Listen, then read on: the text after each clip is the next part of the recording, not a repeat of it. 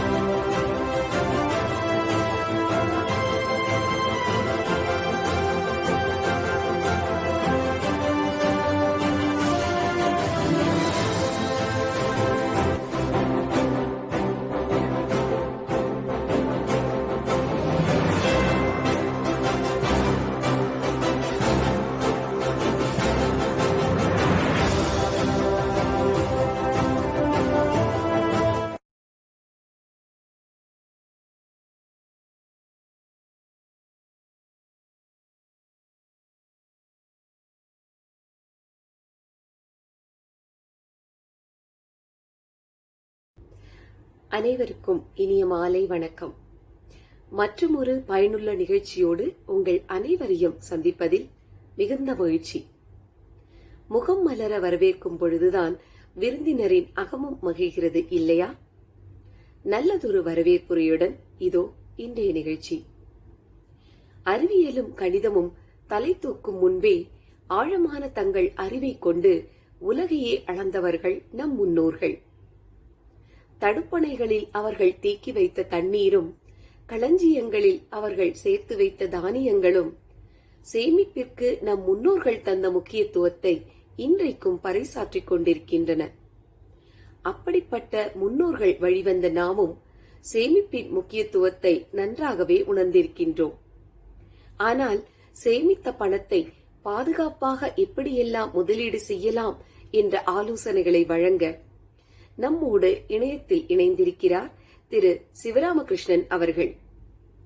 முதலீட்டுத் துறையில் நீண்ட காலம் அனுபவம் பெற்ற திரு சிவராமகிருஷ்ணன் அவர்களை யாழின் சார்பாக வருக வருக என அன்போடு வரவேற்கிறோம். யாழின் ஆலோசனை குழு உறுப்பினர்களையும் நிர்வாக குழு உறுப்பினர்களையும் யாழ் அன்போடு வரவேற்கிறது. இறுதியாக ஒவ்வொரு நிகழ்ச்சிக்கும் தங்கள் ஆதரவின் மூலம் சிறப்பை தேடி தந்து கொண்டிருக்கும் பார்வையாளர்களாகிய உங்களையும் அன்போடு வரவேற்று விடைபெறுகிறேன். நன்றி, வணக்கம்.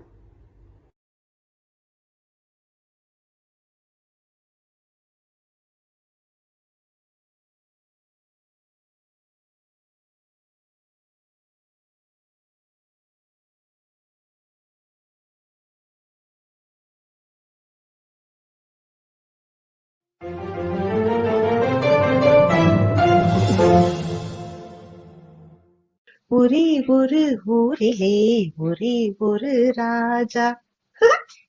சரியா கண்டுபிடிச்சிட்டீங்களே. நான் இன்னைக்கு கதை தான் சொல்ல போறேன். என்னுடைய கதை என்னோட சின்ன வயசுல நடந்தது. அதாவது குட்டி யாழினி கதை. கேக்குறீங்களா? என் சின்ன வயசுல அம்மா என்ன கடைக்கு போய் முட்டை வாங்கிட்டு வர சொல்லுவாங்க. போகும்போது 2 கூடைய கொடுத்து don't put all eggs in one basket அப்படின்னு சொல்லுவாங்க. நானும் கடைக்கு போய் ஒரு கூடையில 6 முட்டையும் இன்னொரு கூடையில 6 முட்டையும் போட்டு வாங்கிட்டு வருவேன். கொஞ்சம் பெருசானதும் 12 முட்டையும் ஒரே கூடையில வாங்கிட்டு வரலாமே, 2 கூடை எதுக்குமா அப்படின்னு கேட்டேன். அதுக்கு அம்மா சொன்ன பதில் நான் வாழ்க்கையை பாக்குற பார்வையே மாத்திருச்சு. 12 முட்டைய ஒரே கூடையில போட்டா நீ சின்ன புள்ள கூடைய ஆட்டிக்கிட்டே வருவ, சரிஞ்சு உடைய வாய்ப்பு இருக்கு. இதே 6 6 போட்டா சரியாது இல்லையா அப்படின்னு சொன்னாங்க. இந்த விளக்கம் என்னோட ஆழ் மனசுல பதிஞ்சு வாழ்க்கையில பல காலகட்டத்துல உண்மையா ஆனது. ஸ்கூல் முடிஞ்சு காலேஜ் போகும்பொழுது ஒரு 5-6 காலேஜுக்கு அப்ளை பண்ணியிருந்ததால எனக்கு பிடிச்ச காலேஜ என்னால தேர்ந்தெடுக்க முடிஞ்சது. கேம்பஸ் இன்டர்வியூல உட்காரும் பொழுது பல கம்பெனிகளுக்கு அப்ளை பண்ணியிருந்ததால எனக்கு பிடிச்ச கம்பெனியை தேர்ந்தெடுத்து என்னால வேலைக்கு சேர முடிஞ்சது. சம்பாதிக்கவும் ஆரம்பிச்சேன். கை நிறைய பணம், தலை கால் புரியல, புத்தியும் ஒரு நிலையில இல்ல. பல பேரோட ஆலோசனையை கேட்டு ஃபாஸ்ட் ரிட்டர்ன்ஸ் தரும் இடத்துல எல்லாம் எல்லா பணத்தையும் போட்டேன். பேராசை பெரு நஷ்டம் அப்படிங்கறதுக்கு அப்பதான் அர்த்தம் புரிஞ்சுக்கிட்டேன். எல்லா பணத்தையும் தொலைச்சிட்டேன். திக்கு தெரியாம நின்னுகிட்டு இருந்தேன்னா சிறுக சிறுக சேமிக்க பழகு, சிறப்பான வாழ்வுக்கு அதுவே அழகு அப்படிங்கறத அடிபட்டுத்தான் புரிஞ்சுக்கிட்டேன். அலமாரியில அப்பா பணம் 1000 தீரும், ஆனா அம்மா சேர்த்து வச்ச 5 பட்டி பணம் அப்பப்போ கை கொடுக்கும். அம்மா சொன்ன அறிவுரையும் அப்பத்தான் நினைவுக்கு வந்து கொஞ்சம் கொஞ்சமா அப்புறம் சேமிக்க ஆரம்பிச்சு என்னோட சம்பாதியத்தை எல்லாத்தையும் ஒரே இடமா போடாம கொஞ்சம் எஸ்ஐபி, கொஞ்சம் ஸ்டாக், கொஞ்சம் எஃப்டி, கொஞ்சம் தங்கம் அப்படின்னு பிரிச்சு இன்வெஸ்ட் பண்ணினேன். இப்போ சந்தோஷமா இருக்கேன். மக்களே, don't put all your eggs in one basket. நான் கஷ்டப்பட்டு புரிஞ்சுக்கிட்டத உங்களுக்கு இன்னைக்கு எளிய முறையில எடுத்துரைக்க வந்திருக்காரு திரு சிவராமகிருஷ்ணன் அவர்கள். வாங்க அவர் என்ன சொல்றான்னு கேட்போமா?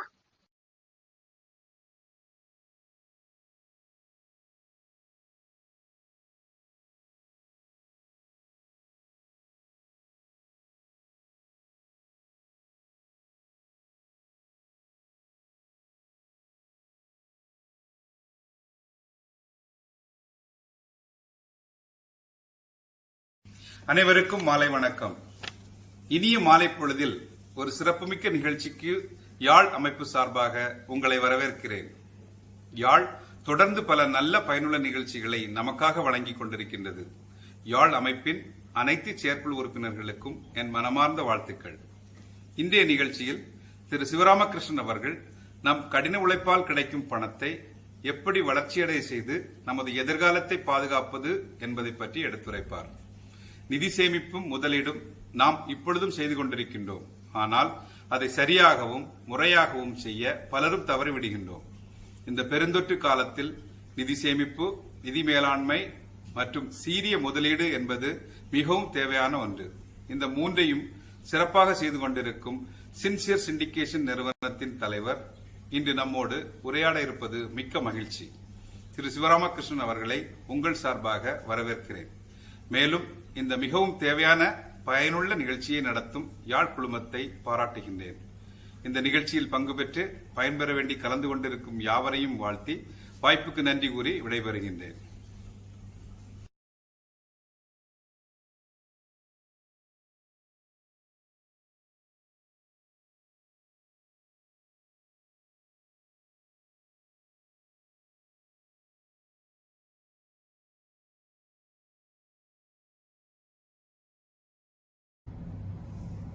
அனைவருக்கும் வணக்கம்.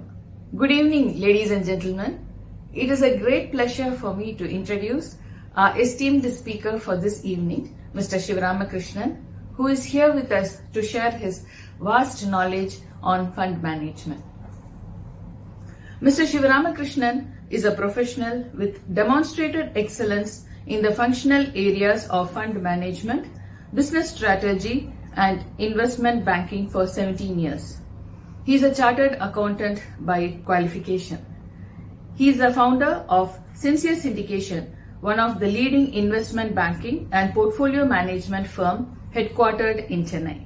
The firm provides end-to-end wealth creation solutions for over 360 families in India and abroad across varied asset classes. Besides, the firm raises about 300 to 400 crores annually in the form of debt and equity. Mr. Sivaramakrishnan has worked with large companies and startups in India Indonesia and Singapore, with business exposure to the geographies of India, Southeast Asia, Middle East, and the US. He has held responsible positions in the sectors of banking, energy, FMCG, manufacturing, plantations, and private equity. During his illustrious career, Mr. Sivaramakrishnan has raised about $900 million in the form of debt and equity in multiple geographies and has been in the forefront of M&A transactions worth over $800 million. He has managed treasury portfolio of about $100 million in the capital markets of India and Indonesia at varied points in time. Mr. Sivaramakrishnan is proficient in identifying emerging trends and adopting the necessary action plans to achieve profitable results. The constant motivation to contribute and make the difference to all stakeholders has been the key strength behind the superlative career.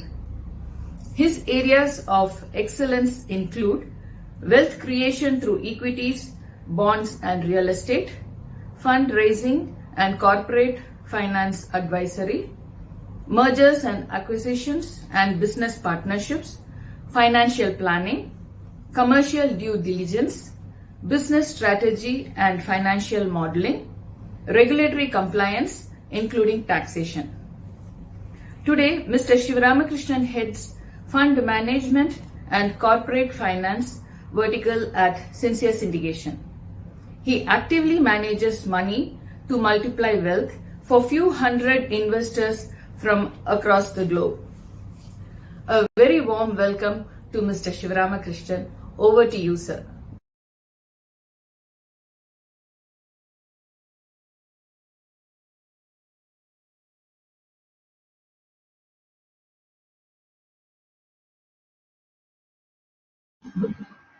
Sir வணக்கம் sir. Vijayalakshmi, நீங்க slide பண்ணாம இந்த கீழே right இதுல வந்து ஸ்லைடுன்னு ஒண்ணு இருக்கு. Right அந்த ஸ்லைடை கிளிக் பண்ணி கீழே வந்து ஆட் அ நியூ பிரசன்டேஷன் இருக்கு. அந்த இடத்துல நீங்க போய் நியூ பிரசன்டேஷன் நீங்க உங்களோட slide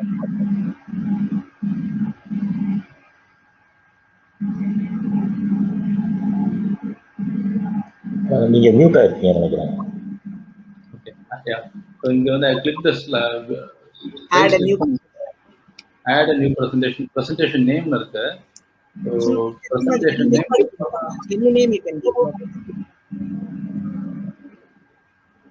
and the sense that how do we showcase a file here or screen sharing பண்ணிட்டோமா? ஸ்கிரீன் ஷேரும் பண்ணலாம். ஸ்கிரீன் ஷேரிங் மேல இருக்கு பாருங்க டர்ன் ஸ்கிரீன் ஷேர் ஆன் இருக்கு. So you can use this screen share also. Okay. File sharing பண்ணா you open up the file open ஆகுமா? இந்த file let me try that or else I'll go for screen sharing. நீங்க அதுல போட்டீங்கன்னா ஆட்டோமேட்டிக்கா அந்த file upload ஆயிடும். So upload ஆன பிறகு you can do I'll do that later. Okay. You can start.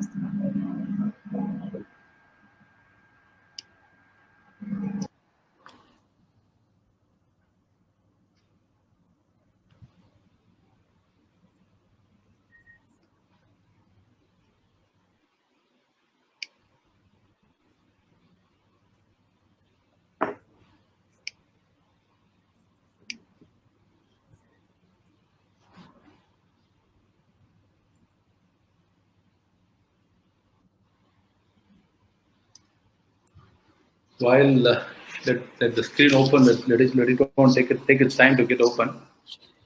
Let me say hello to everybody and let me get started here.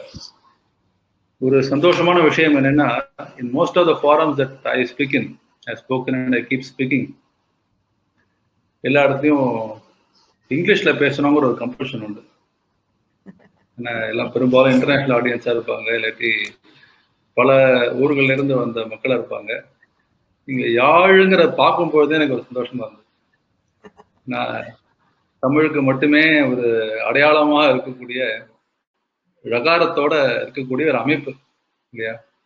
அப்போ ஆனா இது ஆரம்பிக்கும் போது பாத்தீங்கன்னா முதல் இங்கிலீஷ்ல தான் ஆரம்பிக்கக்கூடிய ஒரு அதாவது ஒரு ஆக்சிடென்டலி வரக்கூடிய வார்த்தை. இந்த சொல்லும்போது ஆக்சிடென்டலி தான் வருது பாத்தீங்களா. அதுதான் நான் அதாவது நம்ம இருக்கிற நிலைமை அந்த நிலைமையில இருக்கும்னு நினைக்கிறேன்.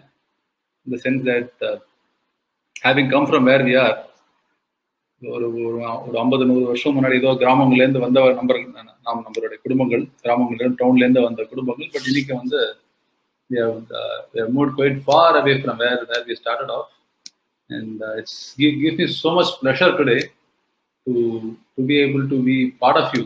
கூட சேர்ந்து எனக்கு கலந்து பேசக்கூடிய ஒரு மிக சந்தோஷமான ஒரு தருணம் அது. அதுவும் தமிழ்ல பேசக்கூடிய ஒரு சந்தோஷமான ஒரு தருணம். ஒரு குறிப்பிட்ட சொல்லணும் அப்படின்னா that I think I'll get started. I think it's a very interesting idea. நீங்க எல்லாம் சேர்ந்து ஆரம்பிச்சது. ஏன்னா இந்த மாதிரி ஒரு community of families.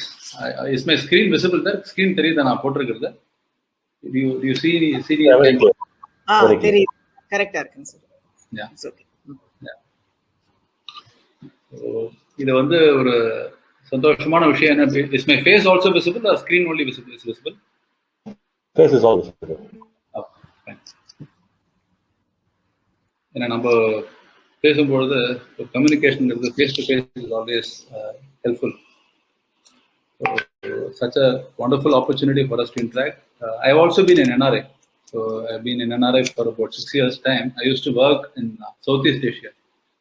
So NRI life என்னங்கிறது I'm reasonably familiar with.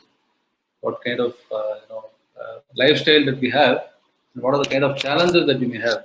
அதாவது எங்கிட்ட நான் ஃபாரின் போய் ஒர்க் பண்ணும்பொழுது எங்கிட்ட ஒருத்தர் சொன்னார்.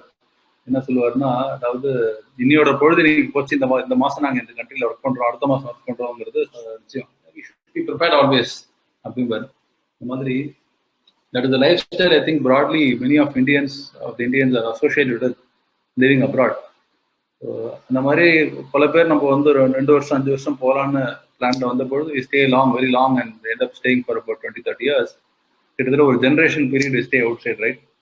ஸோ அந்த ஒரு கம்யூனிட்டி ஆஃப் தமிழின்ஸ், இன்ஃபேக்ட் அங்கே இருக்கிற பாண்டிங் வந்து நீங்கள் தமிழ்நாடுக்கு வந்தால் கூட இருக்காதுங்கிறது நீங்களே உணர்ந்திருப்பீர்கள். அப்படி ஒரு அருமையான ஒரு bonding and such a wonderful name that you have. Wish you all the very best and all doing lot of good things ahead. சேர்ந்து நீங்கள் உங்கள் குடும்பத்தை சேர்ந்து நீங்கள் செய்யறதுக்கு என்னுடைய all my good wishes for that. But in today's meeting I'm going to talk about an important subject of knowledge. என்ன அப்படின்னா, எல்லாருமே நீங்கள் திருச்சியிலே வந்திருக்கீங்களோ, மெட்ராஸ்லேயே வந்திருக்கீங்களோ, திருநெல்வேலியே வந்திருக்கீங்களோ, நீங்கள் அங்கே போய் ஒர்க் பண்ணுறதுனுடைய ஒரு ஒரே ஒரு நோக்கம் என்ன நோக்கம் அப்படின்னா, it is to create a sizeable corpus. இல்லையா? நம்மளுடைய சந்தோஷமான வாழ்க்கைக்கு வேண்டிய வாழ்வாதாரமான ஒரு கார்பஸ் சேர்க்கணுங்கிறது தான் எல்லாருடைய நோக்கம். சில பேர் அந்த கார்பஸ் ஆல்ரெடி சேர்த்திருப்போம், சில பேர் சேர்க்கிற ப்ராசஸ்ல இருக்கும். சில பேர் இதுல பாத்தீங்கன்னா, சில பேர் நமக்கு மட்டும் இல்லை, இன்னொரு 5-6 ஜென்ரேஷன் சேர்த்து கூட சேர்த்ததும் உண்டு. Everybody goes through path of wealth creation. இந்த வெல்த் கிரியேஷன்ல வந்து ஒரு 2 விதமான விஷயங்கள் இருக்கு. ஒண்ணு என்னன்னு பாத்தீங்கன்னா, ஒண்ணு நம்ம சம்பாதிக்கிறதுங்கிறது ஒரு ஆப்ஷன், ஒரு விஷயம், அதுதான் பேஸ். அதுக்கு மேல அந்த சம்பாதிக்கிறதுக்கு மேல அந்த சம்பாதிச்ச பணத்தை நம்ம வளர்க்கறதுங்கிறது அடுத்த விஷயம். Now, largely, in my experience also, today we have had the learning experience of working with several hundreds of families. 400க்கு மேற்பட்ட குடும்பங்களுடைய அவங்களுடைய எல்லா விதமான ஃபைனான்ஷியல் பிளானிங் அதை நாங்கள் மெயின்டைன் பண்ணி அவங்களுக்கு வெல்த் கிரியேட் பண்ணி மல்டிப்ளை பண்ணி தரோம். இந்த ஒரு பல அனுபவங்கள், பல லேர்னிங், அதில் நான் கற்றுக்கொண்ட பாடங்கள்ல என்ன ஒரு விஷயம் நான் பார்க்குறேன்னா, we are all focused entirely on working very hard and earning money. So இதுதான் நம்மளுடைய ஃபோக்கஸ் இருக்கே ஒழிய, இதனால நமக்கு வந்து இந்த ஏர்ன் பண்ண ஃபண்ட்ஸை இதை எப்படி நம்ம வளர்க்கணுங்கிறதுல வந்து there is very limited time and attention paid towards growing the money earned. இதுதான் வந்து தற்போதைய சூழ்நிலை. இது இன்னைக்கு மட்டும் இன்னைக்குமே அப்படிதான் இருக்கு. இது வந்து ஒரு பக்கம். 2வது விஷயம் என்னன்னா, இது ஒரு பக்கம் இருக்கும்பொழுது 2வது பக்கம் we all come with a particular ஒரு தாட் ப்ராசஸ் இன் மைண்ட். என்ன மாதிரி தாட் ப்ராசஸ் அப்படின்னா, எங்கிட்ட ஒரு one of the largest jewellery chain in South India, அவருடைய அந்த ஜுவல்லரி செயினுடைய ஓனர் அவர் அங்கேயும் கூட ஜுவல்லரி ஷாப்ஸ்லாம் வச்சிருக்காரு, துபாயில் அந்த சைடில் வச்சிருக்காரு. அவர் பேசும்போது ஒரு தடவை சொன்னார் என்கிட்ட பல வருஷம் முன்னாடி, என்னுடைய அப்பா என்கிட்ட சொல்லியிருக்காரு. என்ன சொல்லியிருக்காருன்னா, எங்க இன்வெஸ்ட் பண்ணணும்னு சொல்லி கொடுத்துருக்காரு. என்னன்னா, நிலத்துல இன்வெஸ்ட் பண்ணணும், பொண்ணுல இன்வெஸ்ட் பண்ணணும் அப்படின்னு சொல்லியிருக்காரு. இது தங்கத்திலையும் நிலத்திலையும் மட்டும்தான் நான் இன்வெஸ்ட் பண்ணுவேன் அப்படின்னு சொல்லுவார். நான் அவர்கிட்ட ஒரு விளையாட்டா சொல்லுவேன், தங்கத்திலையும் பொண்ணுலையும் மட்டும் தான் இன்வெஸ்ட் பண்ணுவேன்னு சொல்றீங்க, ஆனா நீங்க இன்வெஸ்ட் பண்ணுறது பிசினஸ் தானே பண்ணிருக்கீங்க ஆக்சுவலா. ஏன்னா நடத்துறது அவர் பிசினஸ் தானே இல்லையா? ஆனா அதை வந்து பிசினஸ் தான் நடத்துறோங்கிற மைண்ட் செட் இல்லாம அவர் என்ன நினைக்கிறாங்கன்னா, தங்கத்தை இன்வெஸ்ட் ஜுவல்லரி நடத்தாலும் தங்கத்தை இன்வெஸ்ட் பண்றோம்னு நினைக்கிறாங்க. நடத்துறது தங்கத்தை இன்வெஸ்ட் பண்ணாலும் நடத்துறது பிசினஸ் தான் இல்லையா? அந்த பெர்ஸ்பெக்டிவ்ல வாட் இஸ் அவர் கோல் அப்படிங்கிறது நம்ம வந்து கிளியரா அண்டர்ஸ்டாண்ட் பண்ணிக்கணும். நம்ம கோல் என்ன நினைக்கிறோம் அப்படின்னா, நம்ம we are all used to the very traditional mindsets that we have all been associated with. Particularly South Indiaல இருக்கிற ஒரு ஸ்டிக்மா. அது இந்த ஸ்டிக்மா என்ன அப்படின்னா, உதாரணத்துக்கு நான் வந்து படிச்சு முடிச்சுட்டு என் சார்ட்டர்ட் அக்கௌண்டன்ட் வெளியே வரும்பொழுது எங்க அப்பா கிட்ட கூப்பிட்டு சொன்னார், ஆல் யார் நமக்கு வெல்விஷர் ஃபாதர் மதரோட யார் இருக்க முடியும். ஆனா அவர் அவருடைய நாலேஜில் அவர் சொன்னாரு, பணத்தை ரொம்ப ஜாக்கிரதையா வச்சுக்கோப்பா அப்படின்னாரு, சேவ் பண்ணிக்கோ, ஜாக்கிரதையா வச்சுக்கோனாரு. ஆனா என்கிட்ட அவர் ஒன்று சொல்லாத விஷயம், நான் பிற்காலத்தில் புரிஞ்சிட்ட விஷயம் என்ன அப்படின்னா, பணத்தை ஜாக்கிரதையா வச்சுக்கோன்னு சொன்னாரு, பணத்தினுடைய வேல்யூ ஜாக்கிரதையா வச்சுக்கோன்னு அவர் சொல்லிக் கொடுக்கல. அவருக்கு தெரியல, தெரிஞ்சா அவங்க நிச்சயமா சொல்லி கொடுத்துருப்பாங்க இல்லையா? அதனால பணத்தை ஜாக்கிரதையா வச்சுக்கோங்கிற பொழுது நம்ம, அதுவும் particularly people coming from Middle East and several other geographies, NRIs particularly பார்க்கும்பொழுது ஜாக்கிரதையா வச்சுக்கிறோங்கிற பேர்ல பல லட்சக்கணக்கான ரூபாய்கள் ஆர் சில கோடி ரூபாய்கள் கூட நம்ம சேவிங்ஸ் அக்கௌண்ட்லயோ கரண்ட் அக்கௌண்ட்லயோ வச்சு உட்காந்துருக்கோம். நான் காமனா நான் பார்க்குறேன். ட்ரெடிஷ்னல் அவென்யூஸ் அப்படியே நம்ம இன்வெஸ்ட் பண்ணணும்னு நினைக்கும் பொழுது அதை நம்ம வந்து ஒரு ஃபிக்ஸட் டெபாசிட், என்ஆர்ஐ டெபாசிட் போட்டு வைக்கிறோம். ஒரு பர்டிகுலர் பாயிண்ட்டுக்கு மேலே அந்த பேண்டத்துக்கு மேலே வெளியில வருது. அது இப்படி இருக்கும் பொழுது, ஆனா ஒரு கேள்வி மட்டும் நம்ம ஒன்று கேட்கறது உண்டு. என்ன நம்ம மனசுல எழுப்போம் அப்படின்னா, ஒரு ஒரு ஆங்கிள் பணத்தை ரொம்ப ஜாக்கிரதையா நம்ம வச்சிருக்கோங்கிறது ஒரு பக்கம். ஆனா இன்னொரு பக்கத்துல பாத்தீங்கன்னா, கிரிப்டோ கரன்சியில் இன்வெஸ்ட் பண்ணலாமா இல்லையா? ரெண்டு எக்ஸ்ட்ரீம் தானே. ஒரு பக்கம் ஃபிக்ஸட் டெபாசிட் நினைக்கிறோம், ஒரு பக்கம் சேவிங்ஸ் அக்கௌண்ட்லேயே பணத்தை வச்சுக்கணும்னு நினைக்கிறோம். இன்னொரு பக்கம் வந்து கம்ப்ளீட்டா ஸ்பெகுலேஷன் போலாமான்னு நினைக்கிறதும் உண்டு. அப்போ நம்மளுடைய கைண்ட் ஆஃப் ஒரு ரொம்ப பிளண்டா சொல்லணும் அப்படின்னா, ஒரு குழப்ப நிலைன்னு சொல்லலாம் இல்லையா? ஒரு clarity of thought in terms of where we need to reach, what are our goals. Goals சொல்லும்பொழுது ஃபைனான்ஷியலி டிட்டர்மைன்டு கோல்ஸ். இப்போ கோல் எடுத்தால் எனக்கு சுலபம் தானே, என்ன எல்லாருக்குமே தெரிஞ்ச விஷயம் ரிட்டையர்மெண்ட் அப்படின்னு சொல்லுவோம். ஆனால் ரிட்டையர்மெண்ட்டுங்கிற கோலுக்கு எவ்வளோ கார்பஸ் தேவை அப்படிங்கிறது யாருக்கும் நம்ம பிளான் பண்ணுறது. எப்படி பிளான் பண்ணுறோம், அப்படி பிளான் பண்ணாலும் கூட, இன்னைக்கு மாசத்துக்கு நான் மெட்ராஸ் வந்திருந்தேன்னா, திருச்சியில் வந்திருந்தேன்னா, நான் மாசம் செலவு 1 லட்சம் ரூபான்னு வச்சுக்கோங்க. 1 லட்ச ரூபா மாசம் செலவு, ரிட்டையர்மெண்ட் பீரியட் 30 years அப்படின்னா 1 லட்ச ரூபா மாசத்துக்கு, வருஷத்துக்கு 12 லட்சம் ரூபா. அப்போ 30 வருஷம் ரிட்டையர்மெண்ட் பீரியட் அப்படின்னு வச்சுட்டோம்னா 30 years into 12 lakhs per annum, 3.6 crores. Some medical expenses 30-40 lakhs, 40 லட்சம் ரூபா. 4 கோடி ரூபா. 4 கோடி ரூபா இருந்ததுன்னா ஐ கேன் ரிட்டையர் அப்படின்னு நினைக்கிறோம். It's actually visual thinking. இதுல எல்லாருக்கும் இதுல மறந்த ஒரு விஷயம் ஒண்ணு இருக்கு, மிஸ் பண்ற ஒரு விஷயம் இருக்கு. என்னன்னா இன்ஃபிளேஷன் எலிமெண்ட் இதுல கம்ப்ளீட்டா மறந்துடுறோம், விட்டுடுறோம் இல்லையா? ஏன்னா பணத்தினுடைய விலை வந்து குறைஞ்சிட்டே தான் வரும். இன்னைக்கு செலவு வந்து 100 ரூபானா அடுத்த வருஷம் செலவு இன்க்ரீஸ் தான் போகுது இல்லையா? ஒரு 1 லட்ச ரூபாங்க அடுத்த 2-3 வருஷம் கழிச்சு 1,30,000 ஆகும். It's going to increase from there on. Constantly it's an increasing phenomenon. அப்படி இருக்கும் பொழுது வாட் இஸ் அவர் கோல்ங்கிறது டெட்டர்மின் பண்ணும். இதுல என்ன ஒரு நம்ம பார்க்குறோம் அப்படின்னா, சொசைட்டில people work, but to they enjoy there work அப்படின்னு கேட்டோம்னா, honestly working itself is stress for a lot of people, right? ஏன்னா we have seen people coming to us at the age of 70 also to undertake financial planning. 65 வயசுல வந்து எப்படி financial plan பண்ணணும் அப்படின்னு வந்து அந்த சமயத்தை becomes little late for them. So இது ஏன் இப்படி அமையிறது அப்படின்னா, ஒரு ஃபைனான்ஷியல் ஃப்ரீடம்ங்கிறது நம்ம சொசைட்டியில் கிடைக்கிறது இல்லை.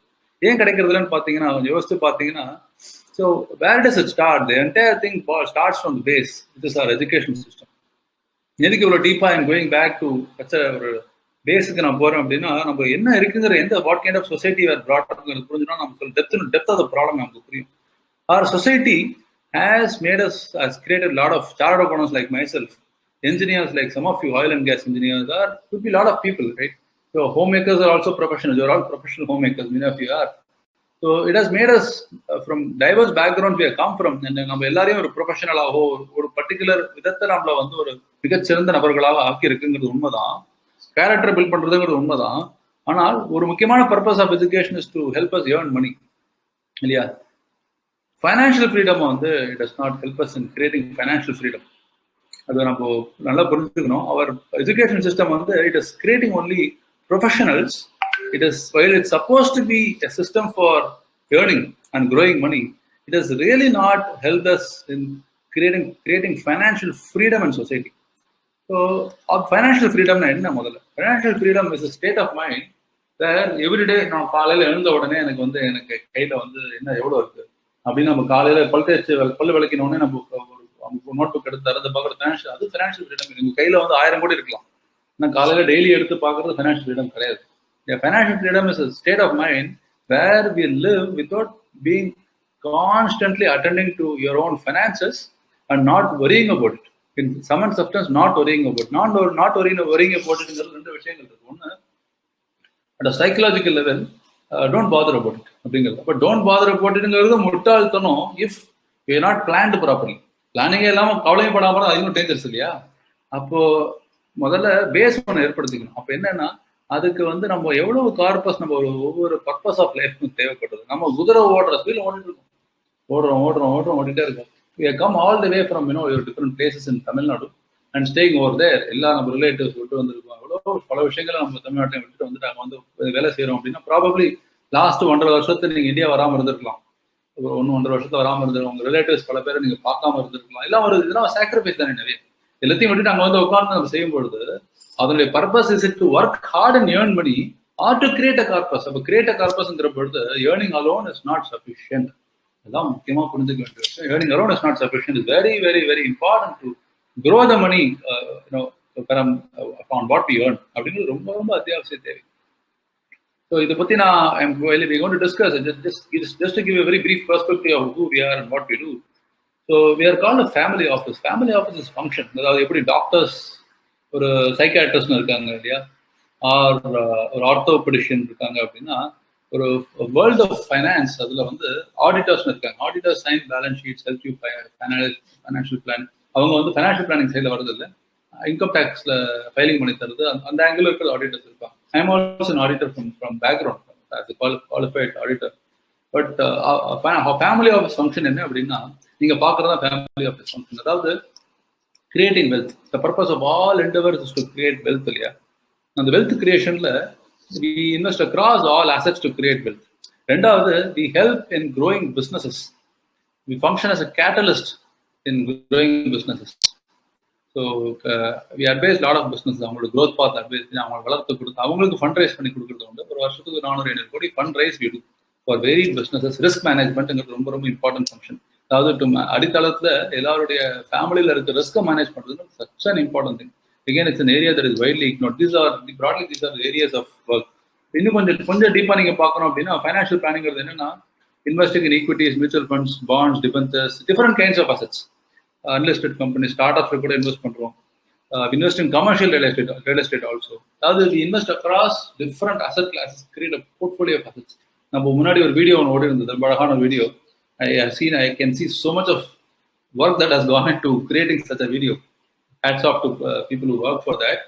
அதாவது எல்லாத்தையும் டிஃப்ரெண்ட் பேஸ்கெட்ஸில் வைக்கணும்னு சொல்லியிருந்தாங்க இல்லையா? that's something important, right? Don't keep everything in a single basket. But the most இந்த பேஸ்கெட் என்னென்ன ப்ரொபோர்ஷன் இருக்குங்கிறது இம்பார்ட்டன்ட் இல்லையா?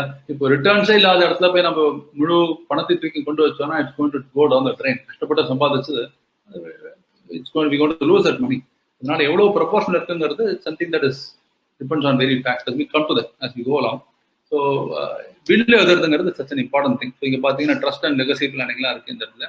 ஸோ எல்லாரும் வந்து we always tell people that once you cross the age of 50, it's very important you start writing your will, write your will, so that you ensure that your next generation does not fight amongst themselves.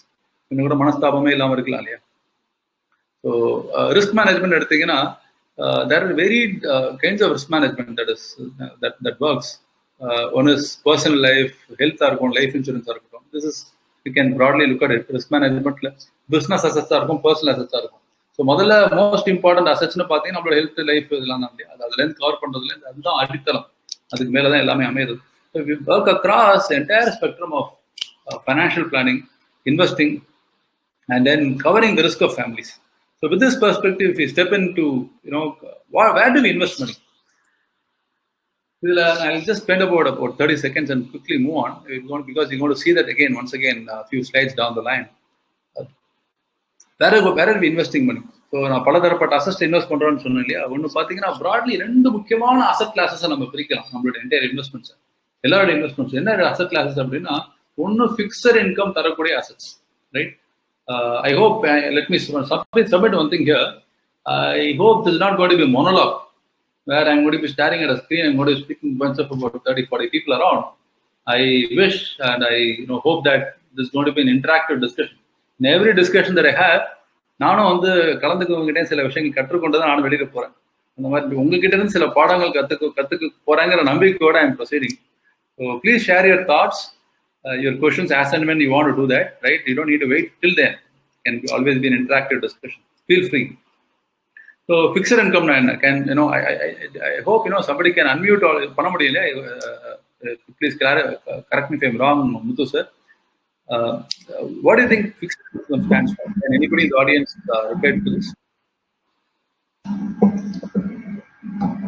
Fixed income. Anybody in the audience can raise their hands so that they can be called into the hall.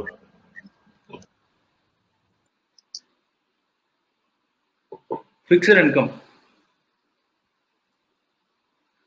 Fixed income என்ன அப்படின்னா, it is nothing but something that can fetch a fixed income irrespective of what happens anywhere around. இல்லையா? எக்கானமியோ இல்லாட்டி ஒரு ப்ராப்பர்ட்டியோ ஒரு ஒன்று படுத்துறதுக்கு நல்லா வளர்ந்துருக்கு எதுவுமே பார்க்காம கண்டிப்பா இந்த ரிட்டர்ன் வரக்கூடியதுங்கிறது ஃபிக்ஸ்ட் இன்கம். ஃபிக்ஸ்ட் இன்கம் சொல்லும் பொழுது உங்களுக்கு பெஸ்டா ஃபிக்ஸ்ட் இன்கம் ஆப்ஷன் இது மனசுல படுது. What do you think is the best of fixed income option in India? Most commonly known. It's fixed deposit, isn't it? Right. So the most commonly known fixed income is fixed deposits. So the fixed deposits வந்து பாத்தீங்கன்னா what do you think is interest rate in fixed deposits? It's something as low as 5.5% இல்லையா? So the best of fixed income options are bonds and debentures. The fixed income ஒரு பக்கம் இருக்கட்டும், இந்த பக்கம் வந்தோம் அப்படின்னா அடுத்த பக்கம் வந்தோம்னா higher yielding avenues. Higher yielding avenuesல கிளாசிஃபைட் into about 5 segments. இதுல முக்கியமான ஒரு விஷயத்தை நாங்கள் விட்டுருக்கோம். அது என்னன்னு நீங்களே கண்டுபிடிக்கிறீங்களா பார்க்கலாம். Equities, mutual funds, structured investments in real estate, business lending, and investments in early stage companies in their early stages. So these are the 5 segments of asset classes. Now I'm going to talk about each one of these quickly as we go along. But ஒரு சில விஷயங்கள் நான் இப்பயே சொல்லிடுறேன், so that perhaps we don't need to spend so much time in those very specific areas. Business lending எல்லாருக்கும் பொதுவான இந்த கடைசி 2 பாக்குறீங்க, investments in startups and business lending எல்லாருக்கும் பொதுவான விஷயம் கிடையாது. ஏன் அப்படின்னா அதுல ரிட்டர்ன்ஸ் அதிகம், ரிஸ்க்கும் அதிகமா இருக்கும். ஆனா முதல் 2 விஷயங்கள் இருக்குல்ல, equities and mutual funds, contrary to common belief, these are the most safest investments. And people always think that as they call the share market, share business அப்படின்னு சொல்றாங்க இல்லையா, அது ரொம்ப volatile, ரொம்ப ஹை ரிஸ்க், அதுல ஒரு நாள் ஏறும் இறங்கும். உண்மையில to tell you the truth, that is one of the low risk investments amongst varied investments that one can look at, right? I make the statement in front of all of you, and I'll also clarify to you, tell you why I am saying this. So these are the varied ways through which these are the very important things. இதுல இன்னொரு முக்கியமான விஷயம் நான் உங்களுக்கு சொல்றேன். It's not about wealth creation வரும்போது, it is not only managing investing properly and managing the money. It's also very important to manage liabilities. Liabilities na enna, what are the most common liabilities that one can consider? It is first of all your home loans. Let us say யாருக்காவது home loan ஒரு 9% இருக்குமானால் இல்லையா, 9% home loan இருக்கும், கண்டிப்பா நீங்க நம்ம ஆபீஸ்ல யாரை ரீச் பண்ணுங்க, டெஃபினட்டா we can get it shifted to about 7%. Yeah. So 2% saving on a home loan rate of about, let's say, crore of rupees, a couple of crores, can be as much as 2 lakhs for every crore. Yeah, மிகப்பெரிய ஒரு saving ஏற்படும். Wealth creation it is not only happening by investing properly, but it also happens by managing liabilities properly. Whether to take a liability or not is also a point. Now, for example, in the context, இன்னொரு example நான் சொல்றேன். அதாவது borrow பண்ணணுமா வேண்டாமாங்கிறது ஒரு பெரிய கேள்வி இல்லையா, அதுவும் ப்ராப்பர் அண்டர்ஸ்டாண்ட் பண்ணிட்டு போகணும். எந்த இடத்துல இன்வெஸ்ட் பண்றோம் பொறுத்து தான் பாரோ பண்ணணுமா வேண்டாமான்னு கேள்வி. இப்போ இதெல்லாம் நான் சொல்லும்பொழுது ஜென்ரலா மக்கள் எங்ககிட்ட கேட்கறது உண்டு, சரி நான் எது சார் போடணும் அப்படின்னு கேட்பாங்க, நான் எங்கே இன்வெஸ்ட் பண்ணணும், how do you decide the portfolio of investors ஜென்ரலா ஒரு கேள்வி வரும். அதுக்கு தான் இந்த ஸ்லைடு ஒரு பதில். அதாவது you understand the profile of the investors, where do they come from, what are they, அவங்களோட இன்கம் ப்ரொஃபைல் என்ன, அவங்களோட இமீடியட் நெசசிட்டிஸ் என்ன இருக்கும் அப்படிங்கிறத அண்டர்ஸ்டாண்ட் பண்ணிட்டு, நெக்ஸ்ட் 5 years 10 years நெசசிட்டிஸ் என்ன இருக்கும் அண்டர்ஸ்டாண்ட் பண்ணிட்டு, வி ஆல்சோ லுக் அட் அதை பேஸ் பண்ணி இன்வெஸ்ட் பண்ணுவோங்கிறது மட்டும் ஆகாது. என்ன காரணம் அப்படின்னா, it is an interplay of these two functions together. என்ன ஃபங்க்ஷன்? ஒன்று வந்து இன்வெஸ்டர்ஸ்னுடைய கன்சிடரேஷன், அவங்களுடைய ஃபேமிலி சிச்சுவேஷன், இன்கம் ப்ரொஃபைல். ரெண்டாவது எக்கனாமிக் கண்டிஷன்ஸ் இல்லையா. ஒரு இன்வெஸ்டருடைய என் கையில வந்து 10 கோடி ரூபா இருக்கலாம், ஆனால் நாளைக்கு வந்து if economy is not in a great shape, அது இமீடியட்டா எப்படி இன்வெஸ்ட் பண்ணணுங்கிறது பார்க்கணும். ஒருத்தர் கையில பணம் குறைச்சலா இருக்கலாம், எக்கானமி வந்து நல்ல ஸ்டேட்ல இருக்கும்போது அதுக்கு தகுந்த மாதிரி மாடிஃபிகேஷன் இருக்கும். It's all coming both ways together. It's an interplay of these two functions. அதை பேஸ் பண்ணிட்டு தான் we create portfolio of investments across diverse assets. இதுல வந்து tax planning is also an important thing. நிறைய பேர் வந்து டாக்ஸ் சேவ் பண்ணணுங்கிற பேரிலே சில இன்வெஸ்ட்மெண்ட்ஸ் பண்றது உண்டு, which is not correct at all, because டாக்ஸ்ங்கிறது it's last thing that one should consider. நம்ம நல்லா நீங்க இன்கம்ல டாக்ஸ் பே பண்றது வேற, நீங்க ஏர்ன் பண்றீங்க அதுல டாக்ஸ் பே, அது எப்படியுமே சேலரி டாக்ஸ். நீங்க இருக்கிற ஊர்ல சேலரி டாக்ஸும் கிடையாது, ஏற்பட்ட ஊர்ல இருக்கீங்க. ஆனால் ஏர்ன் பண்ணி அதை இன்வெஸ்ட் பண்ணி அந்த இன்வெஸ்ட்மெண்ட் மல்டிப்ளை ஆகும் பொழுது அதில் டாக்ஸ் பே பண்ணுறது தவறு இல்லை. In fact we should pay more tax on that, because we can, it means we are earning more இல்லையா. அப்படிங்கிறதுனால the way எங்களோட எக்ஸ்பர்டைஸ் எங்க வருதுன்னா, we are like ஒரு let's say நீங்க மியூச்சுவல் ஃபண்ட் மேனேஜர்ஸ்லாம் நீங்க கேள்விப்பட்டிருக்கலாம், or large fund managers who sit in let's say நியூயார்க்லயோ பாம்பேலயோ உட்கார்ந்திருக்காங்க, we are like them or they are like us. So we are a fund manager combining that with the skills of family financial planner. ரெண்டையும் combine பண்ணீங்கன்னா, as a family financial planner you plan the finances for the family, will integrate that with the experience and knowledge of fund managers. So the result that is produced will be suited to the needs of the family. Fantastic results while suited to the needs of the family. So the combination is what we have also learned along the way. Not that we are born with this expertise. We learned this along the way. I repeat this. At any point in time, if anybody would like to stop and question me, unfortunately, நான் ஸ்க்ரீனை ஃபுல்லாக share பண்ணுறதுனால உங்களுக்கு நீங்கள் hand rice பண்ணி எனக்கு சரியா வராது. So I would request somebody to unmute if somebody is going to raise their arms and would like to say something. Please feel free to do that. From here on, I'm going to show you. ஆக்சுவலா இந்த இதுல வந்து 6 பேர் தான் இருக்கலாம். So question கடைசியில அதுக்காக தான் வச்சிருக்கோம். Sure. Zoom மாதிரி அந்த ஆடியன்ஸ் ஃப்ரீடம் கிடையாது இல்ல.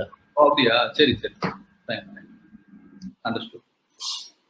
Right. So our governing principles of money management, இது வந்து ரொம்ப ரொம்ப அடிப்படையான ஒரு விஷயத்தை எல்லாரும் புரிஞ்சுக்க வேண்டிய விஷயம். என்ன அப்படின்னா, see, நான் இந்த sentence, as you can see in the slide, this is something that I read for myself about 12 years back. I showed it to some of your friends also who are part of this discussion today. Compound interest is the 8th wonder of the world. He who understands it earns it, and he who doesn't understand it pays it. நான் Singapore ஏர்லைன்ஸ்ல when I was working in Southeast Asia, India வர சமயத்தை நான் படிச்ச ஒரு விஷயம். உண்மையிலே இதை நான் படித்த பிறகு என்னுடைய வாழ்க்கையை திருப்பி போட்ட ஒரு சம்பவம் அந்த பர்டிகுலர் நாள். Actually sometime in 2008. இதுல சொல்லப்பட்ட கருத்து ரொம்ப சுலபமான விஷயம், பட் ரொம்ப ஆழமான ஒரு விஷயம். இதை நான் எப்படி புரிஞ்சுக்கிறேன் நான் உங்ககிட்ட சொல்றேன். உங்களுடைய அண்டர்ஸ்டாண்டிங் வேற மாதிரி அமையலாம். நீங்க can always share with me at the end of this discussion. நான் என்ன இதுல பார்த்தேன் அப்படின்னா, நீங்க சொன்னவர் வந்து ஒரு மிகப்பெரிய ஒரு சயின்டிஸ்ட் இல்லையா. அவர் ஒரு விஷயத்தை 8th வண்டர்னு சொல்றாருன்னா அது ஒரு முக்கியமான விஷயம் புரிஞ்சிருக்கணும் இல்லையா. நான் chartered accountant, I have been sleeping, eating, breathing, numbers, finance. ஆனால் இந்த காம்பவுண்ட் இன்ட்ரெஸ்ட்டை 8th வண்டர் ஒண்டருங்கிறதே நினைச்சது இல்லை. அப்படி இருக்கும்போது இவ்வளவு பெரிய விஷயம் ஒன்று இருக்கா அப்படின்னு யோசிச்சேன். என்ன சொல்ல வர, நான் வந்து ஒரு விதத்துல சொல்றேன் பாருங்களேன். இன்னைக்கு நீங்க வந்து யாராவது ஒருத்தர் let's say you are going to be in India, you go for shopping. நீ வெளியில போயிட்டு ஒரு 100 ரூபாய்க்கு ஒரு பொருள் வாங்குறீங்க. அது வந்து ஒரு பிஸ்கெட் பேக்கெட்ஸா இருக்கட்டுமே, அண்ட் காய்கறி வாங்குறீங்க, வெஜிடபிள்ஸ் வாங்குறீங்க, 100 ரூபாய்க்கு வாங்குறீங்க. அந்த 100 ரூபாயோட வேல்யூ அடுத்த வருஷம், today we are standing on June 18th இருக்கும் இல்லையா, June 18th of 2022, அடுத்த வருஷம் இதே நாள் இந்த 100 ரூபாயோட வேல்யூ எவ்வளவு இருக்கும்னு நினைக்கிறீங்க? It would be something like, would it be anything less than 100? Definitely it will be more than 100 இல்லையா. இந்த more than 100 அதனுடைய வேல்யூ எவ்வளோ இருக்குன்னு பார்த்தீங்கன்னா it will be as much as 108 or 110 இல்லையா, 110 ரூபா. இது 110 ரூபாங்கிற பொழுது நான் 10% இன்ஃப்ளேஷன் வச்சு சொல்றேன். 110 ரூபா. அப்போ முதல் வருஷம் எண்ட்ல 110 ரூபா இருக்கு இல்லையா, ரெண்டாவது வருஷம் எண்ட்ல எவ்வளவு இருக்கும்? இது 110 அப்ளைங் த சேம் 10% ஆன் தட். அடுத்த வருஷம் 121 ரூபா இருக்கும். மூணாவது வருஷம் பாத்தீங்கன்னா 133 ரூபா இருக்கும் இல்லையா. இப்போ நம்ம கையில 100 ரூபா கையில இருக்குன்னு வச்சுக்கோம். You have saved 100 rupees from our earnings. இங்க நம்ம earnings சம்பாதிச்சு சேவ் பண்ணி வச்சிருக்கோம். எங்க பெரும்பாலும் நமக்கு என்ன இன்வெஸ்ட் பண்ணுவோம்? ஃபர்ஸ்ட் ஆஃப் ஆல் மோஸ்ட்லி நம்ம சேவிங்ஸ் அக்கௌண்ட் தான் வச்சிருக்கோம் இல்லையா. அதுக்கு தாண்டி நம்ம இன்வெஸ்ட் பண்ண நினைக்கும் போது காமன் பீப்புள் நான் சொல்றேன், பொதுவா முதல்ல ஒரு டெபாசிட் போடுறோம், ஃபிக்ஸ்ட் டெபாசிட் போடுறோம். அந்த ஃபிக்ஸ்ட் டெபாசிட் போடும்போது அதில் என்ன வருது? 5% வருது. ஸோ 100 ரூபா 105 ரூபா வருது இல்லையா, டாக்ஸ் இல்லைன்னு வச்சுக்கோம், 105 ரூபா. இப்போ முதல் வருஷம் எண்டில் எவ்வளோ வருது? 105 ரூபா வருதா? நம்ம என்ன நினைக்கிறோம் அப்படின்னா, ஆஹா 5 ரூபா நம்ம சம்பாதிச்சிட்டோம் அப்படின்னு நினைக்கிறோம். உண்மையில 5 ரூபா சம்பாதிக்கல, 5 ரூபா நம்ம கோட்டை விட்டுருக்கோம். என்ன காரணம்னா, கடைக்காரர் 110 ரூபா தான் கொடுக்கணும். அப்போ 5 ரூபா சம்பாதிச்சு 5 ரூபா கோட்டை விட்டது தான் உண்மை இல்லையா. ஆனா இது பெரிய விஷயம் இல்லை. ரெண்டாவது 3 வருஷம் என்ன ஆகுதுன்னு பாருங்க. Second year the same 105 becomes 110.5, right? 105 becomes 110.5. அப்போ முதல் வருஷம் எண்டில் what we have lost is 5 rupees. But second year எண்டில் எவ்வளோ லோஸ் பண்றோம் பார்க்கலாமா? 110 ரூபா 110 ரூபா 50 காசு இருக்கு இல்லையா, நம்மளுடைய ஏர்னிங்ஸ், அதனுடைய growth and value. ஆனால் கடைக்காரன் 121 ரூபா கொடுக்கும். அப்போ டிஃபரன்ஸ் எவ்வளோ? 10 ரூபா டிஃபரன்ஸ். முதல் வருஷம் 5 ரூபா தான் டிஃபரன்ஸ் இருந்தது between what we have got on hand compared to what we need to spend to maintain the same lifestyle. The difference was 5 rupees in the first year. So end of second year பார்த்தீங்கன்னா 10 ரூபா. மூணாவது வருஷத்துல எவ்வளோ இருக்கு? 121. மூணாவது வருஷம் ஆச்சரியம் பாருங்க, 121 133 இருக்குமா? நம்ம கையில இருக்கிற காசு எவ்வளோ இருக்கும்? 116 111. Become problem 117. அப்போ டிஃபரன்ஸ் எவ்வளவு? 117க்கும் 133 டிஃபரன்ஸ் 16 ரூபா டிஃபரன்ஸ் இல்லையா, 16 ரூபா டிஃபரன்ஸ். அப்போ நம்ம எந்த இடத்துல இருந்தா அதே லைஃப் ஸ்டைல் லீட் பண்ண முடியுமோ அதற்கும் எவ்வளவு நம்ம ஆக்சுவலா இருக்கோங்கிறதுக்கு டிஃபரன்ஸ் வந்து இந்த ஜியோமெட்ரிக் ப்ரோக்ரஷன்ல பிரியாம அப்படி பிரிஞ்சு வளர்ந்துட்டு போகுது. Is that not true? It's true for everybody.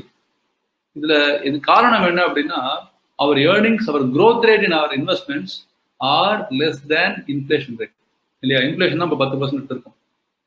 Inflation 10% கீழே இருக்கிறதுனால, நம்மளுடைய ஏர்னிங்ஸ் வந்து 10% கீழே இருக்கிறதுனால இதனுடைய பெனிஃபிட் நம்ம பார்க்கறது கரெக்டா நான் சொல்றது. ஸோ இப்போ அந்த benefit பார்க்காததுனால we are actually month on month we are losing money. இது எதுக்கு ஏன் இவ்வளவு இம்பார்ட்டன்ட் நான் சொல்றேன் அப்படின்னா, நீங்க வந்து let us say we negotiate for smaller and smaller things in life. நீங்க வந்து ஒரு இங்கேயோ இந்த ஒரு இடத்துல போய் நீங்க ஒரு ஸ்டாக் வாங்குறீங்க, முதல்ல என்ன நினைக்கிறோம்? எவ்வளவு brokerage இருக்குன்னு நினைக்கிறோம். 0.1%, 0.8%, 1%, 2% யோசிக்கிறோம். ஒன்னும் இல்லை, ஆட்டோக்காரருக்கு கூட எவ்வளவு 100 ரூபா சொன்னா 90 ரூபா கேட்கும் இல்லையா. இந்தியா நீங்க அங்க இருக்கிறவருக்கு ஒரு மாதிரி இருக்கு, இங்க வந்து 2 வருஷம் தெரியும், அவங்க மனப்பான்மை மாறி போயிடும். இங்க வந்து இருந்தீங்கன்னா ஒரு 100 பூக்கடைக்காரர்ல பூக்கடைக்கார அம்மா வந்து ஒரு 100 ரூபா சொல்றாங்கன்னா நம்ம 90 ரூபாய்க்கு கேட்கும். ஒரு முழம் 20 ரூபானா 4 முழம் போட்டா 50 ரூபாய்க்கு தருவீங்களான்னு கேட்கிறோம் இல்லையா. அப்ப 20 ரூபாய்க்கு 30 ரூபாய்க்கு நெகோஷியேட் பண்ற நம்ம இங்க என்ன மிஸ் ஆகுறது பாத்தீங்கன்னா, ஏதோ ஸ்மால் அமௌண்ட், சின்ன சின்ன அமௌண்ட், மிகப்பெரிய அமௌண்ட் நம்ம மிஸ் பண்ணிருக்கோம். மிகப்பெரிய அமௌண்ட் மிஸ் பண்றது காரணம் என்ன அப்படின்னா, the growth rate in our earnings is far less than inflation rate. As simple as that. இதுதான் வந்து முக்கியமான காரணம். ஸோ அந்த பெர்ஸ்பெக்டிவ்ல பாத்தீங்கன்னா நான் வந்து I'm going to show you something very important. So I invite the attention of the entire audience to look at this particular slide. இந்த slide அவசியம் எல்லாரும் பாருங்க. ஒரு வாழ்க்கை பாடம் இது. என்ன வாழ்க்கை பாடம் அப்படின்னா, இதை இந்த கால்குலேஷனா வந்து ஒரு 12 வருஷம், ஒரு 13 வருஷத்துக்கு முன்னாடி நான் போட்ட கால்குலேஷன். இன்னைக்கு எனக்கு வந்து மனசுல 15 நாள் தான் உங்களுக்கு காட்டுறேன். 1 ரூபா ஒருத்தர் வச்சிருக்காரு. யார் வச்சிருக்க? நம்ம தாத்தாவோட தாத்தா வச்சிருக்காருன்னு வச்சுப்போம். 500 வருஷத்துக்கு முன்னாடி 1 ரூபா அவர் வந்து வச்சிருந்தாரு. எங்க இன்வெஸ்ட் பண்ணிருந்தாரு.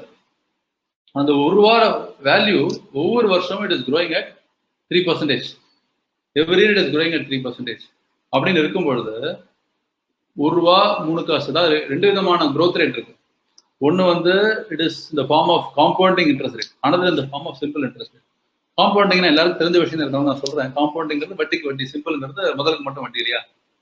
1 ரூபா அடுத்த வருஷம் 1 ரூபா 3 காசு, 1 ரூபா 3 காசு 3% அப்படி எடுத்துட்டு போனா 1 ரூபாயோட வேல்யூ ஒரு 500 வருஷம் ஆயிருக்கு இல்லையா. இது எவ்வளவு ஆயிருக்கும் நினைக்கிறீங்க? I would request your feedback on the chat box. You can, I think chat box, I hope it's accessible to everybody. So if you could actually put it out there, I can read it when you put up there. So 1 ரூபாய் value 500 வருஷத்துக்கு பிறகு compounded பேசிஸ்ல 3% பேசிஸ்ல வளர்ந்துட்டு வருது அப்படின்னு இருக்கும்பொழுது 1 ரூபாய் வேல்யூ எவ்வளவு இருக்கும்னு நினைக்கிறீங்க? Can you throw some numbers there? So this is where we are. இந்த ஸ்டேட் தான் உங்களுக்கு காமிச்சிருந்தேன். அதாவது 1 ரூபாய் value after period of 500 years 1 ரூபாய் வேல்யூ 500 வருஷத்துக்கு பிறகு எவ்வளவு இருக்கும்னு நினைக்கிறீங்க? I will show it here. The value of 3% growth, the value is 17.85 lakhs. 1 ரூபாய் 500 வருடங்களுக்கு பிறகு 3% வட்டியில வளரும் பொழுது அது 18 லட்சம் ஆயிருக்கு. இப்போ என்னோட கேள்வி என்னன்னா உங்ககிட்ட, இது 4% மேனிக்கு வளர்ந்ததானால் 4% மேனிக்கு வளர்ந்ததானால் அதனுடைய வேல்யூ எவ்வளவு இருக்கும்? If somebody would like to throw a number, please do that. Let's have people to participate here. Muthu sir, if somebody would like to share in chat box, somebody can throw it up. I would be happy to. Sir, already போட்டுருக்காங்க. 1 crore 2 crores போட்டுருக்காங்க. Okay, 1 crore. Any other thoughts? 1 crore, 2 crores.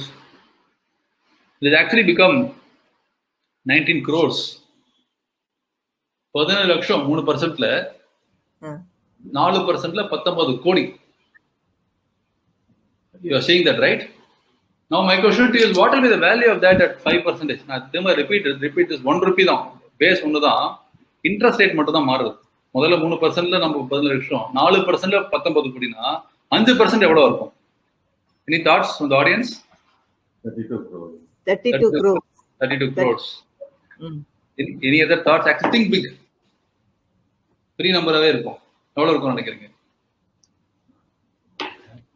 Any other thoughts?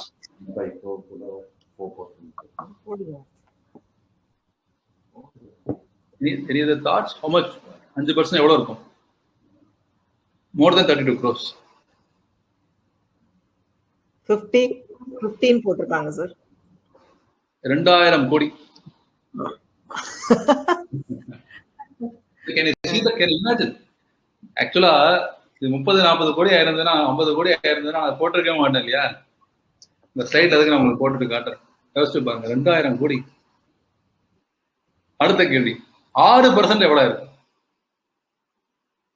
Think big my friends. நண்பர்களே, பெருசா யோசிச்சு சொல்லுங்க, எவ்வளவு இருக்குன்னு நினைக்கிறேன்? 6%, 1 ரூபாய் தான். உங்க தாத்தா 1 ரூபாய் தான் கொடுத்தாரு, அதுக்கு நான் 100 ரூபாய் கொடுக்கல, 10,000 1 ரூபாய் தான் கொடுத்தாரு. தாத்தா 1 ரூபாய் தான் கொடுத்தாரு, 6% வட்டியில வளர்ந்துருக்கு. எவ்வளவு இருக்கும்?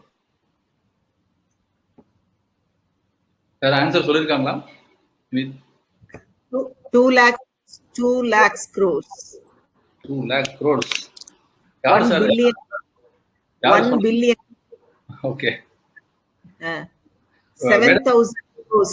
7,000 crores. நீங்க அந்த 2 lakh crores சொன்னா உங்க வீட்டுக்கு நேரா ஃபீட் அனுப்பி விடுங்க. கரெக்டா அடிச்சிருக்காரு. Maheswari Ramesh. Oh, fantastic. Maheswari Ramesh madam, fantastic. 2 lakh crores கரெக்டா அடிச்சிங்க. நீங்க நிஜமாவே நீங்க ஒரு நாட் ஆன் சீரியஸ் நோட், நீங்க அந்த 2G ஸ்கேம்ல பார்த்த அமௌண்ட் நீங்க பார்த்துருக்கீங்க. 2 lakh crores மிகப்பெரிய அமௌண்ட் இல்லையா? எனக்கு கொஞ்சம் யோசிச்சு பாருங்க. All jokes apart, just think about it. நான் உங்களுக்கு காமிச்ச டிஃபரன்ஸ் 3%, 30% காட்டல. I showed you the difference between 3% and 6% only, இல்லையா? 3% 18 லட்சமும் 6 கோடியில 2 லட்சம் கோடி நினைச்சு பார்க்க முடியுமா? such a vast difference, இல்லையா? எதுக்கு நான் அதை காட்டுறேன்னா, the difference is only 1% every time. 1%ங்கிறது makes such a huge impact in our life. நான் இதை சொல்லும் பொழுது I always remember this particular instance. நான் இந்த ஒரு ஸ்லைடை ஒரு சில வருடங்களுக்கு முன்னாடி ஒரு கான்ஃபரன்ஸ்ல நான் டிஸ்கஸ் பண்ணிட்டு இருந்த பொழுது, இப்பதான் இந்த வெபினார்லாம் கிடையாது, நிஜமான கான்ஃபரன்ஸ் இது, நிஜமில்லாத கான்ஃபரன்ஸ் இல்லையா? நிஜமான கான்ஃபரன்ஸ்ல பேசிட்டு இருக்கும் பொழுது ஒரு நபர் எழுந்து நின்று கேட்டார். ஒரு பெரிய ஒரு இண்டஸ்ட்ரியலிஸ்ட் தான். சார், நீங்க 500 வருஷத்துக்கு சொல்றீங்க, நான் 500 வருஷம் இருக்க போறது இல்லை, நான் இருக்க போறது 30, 40, 50 வருஷம் தான் இருக்க போறேன். இந்த 40 வருஷம் டிஃபரன்ஸ் வருமா சார்ன்னு கேட்டார். என்னால இமீடியட்டா பதில் சொல்ல முடியல. நான் அவர்கிட்ட நிச்சயமா வரும் சார், மிகப்பெரிய டிஃபரன்ஸ் வரும்னு சொன்னேன். அவர் கேட்டது ஒண்ணு நல்ல சரியான கேள்விதான் இல்லையா? நான் அதை வந்து நான் வேற விதமா நான் உங்ககிட்ட கேட்ட பதில் நான் உங்ககிட்ட சொல்றேன். இப்போ நான் உங்ககிட்ட கேட்கிற கேள்வி என்னன்னா, இப்போ இதான் காம்பவுண்ட் இன்ட்ரெஸ்ட் ஃபார்முலா, ரைட்? இதான் காம்பவுண்ட் இன்ட்ரெஸ்ட் ஃபார்முலா. இந்த நீங்க ஃபார்முலா நீ போட்டு பார்த்து பதில் சொல்லணும்னு அவசியம் இல்லை. ஆனா உங்ககிட்ட நான் கேட்கறேன், இப்போ லெட்டஸே விஜயலட்சுமி மேடம் நானே நீ கேரியர் ஆரம்பிக்கும்.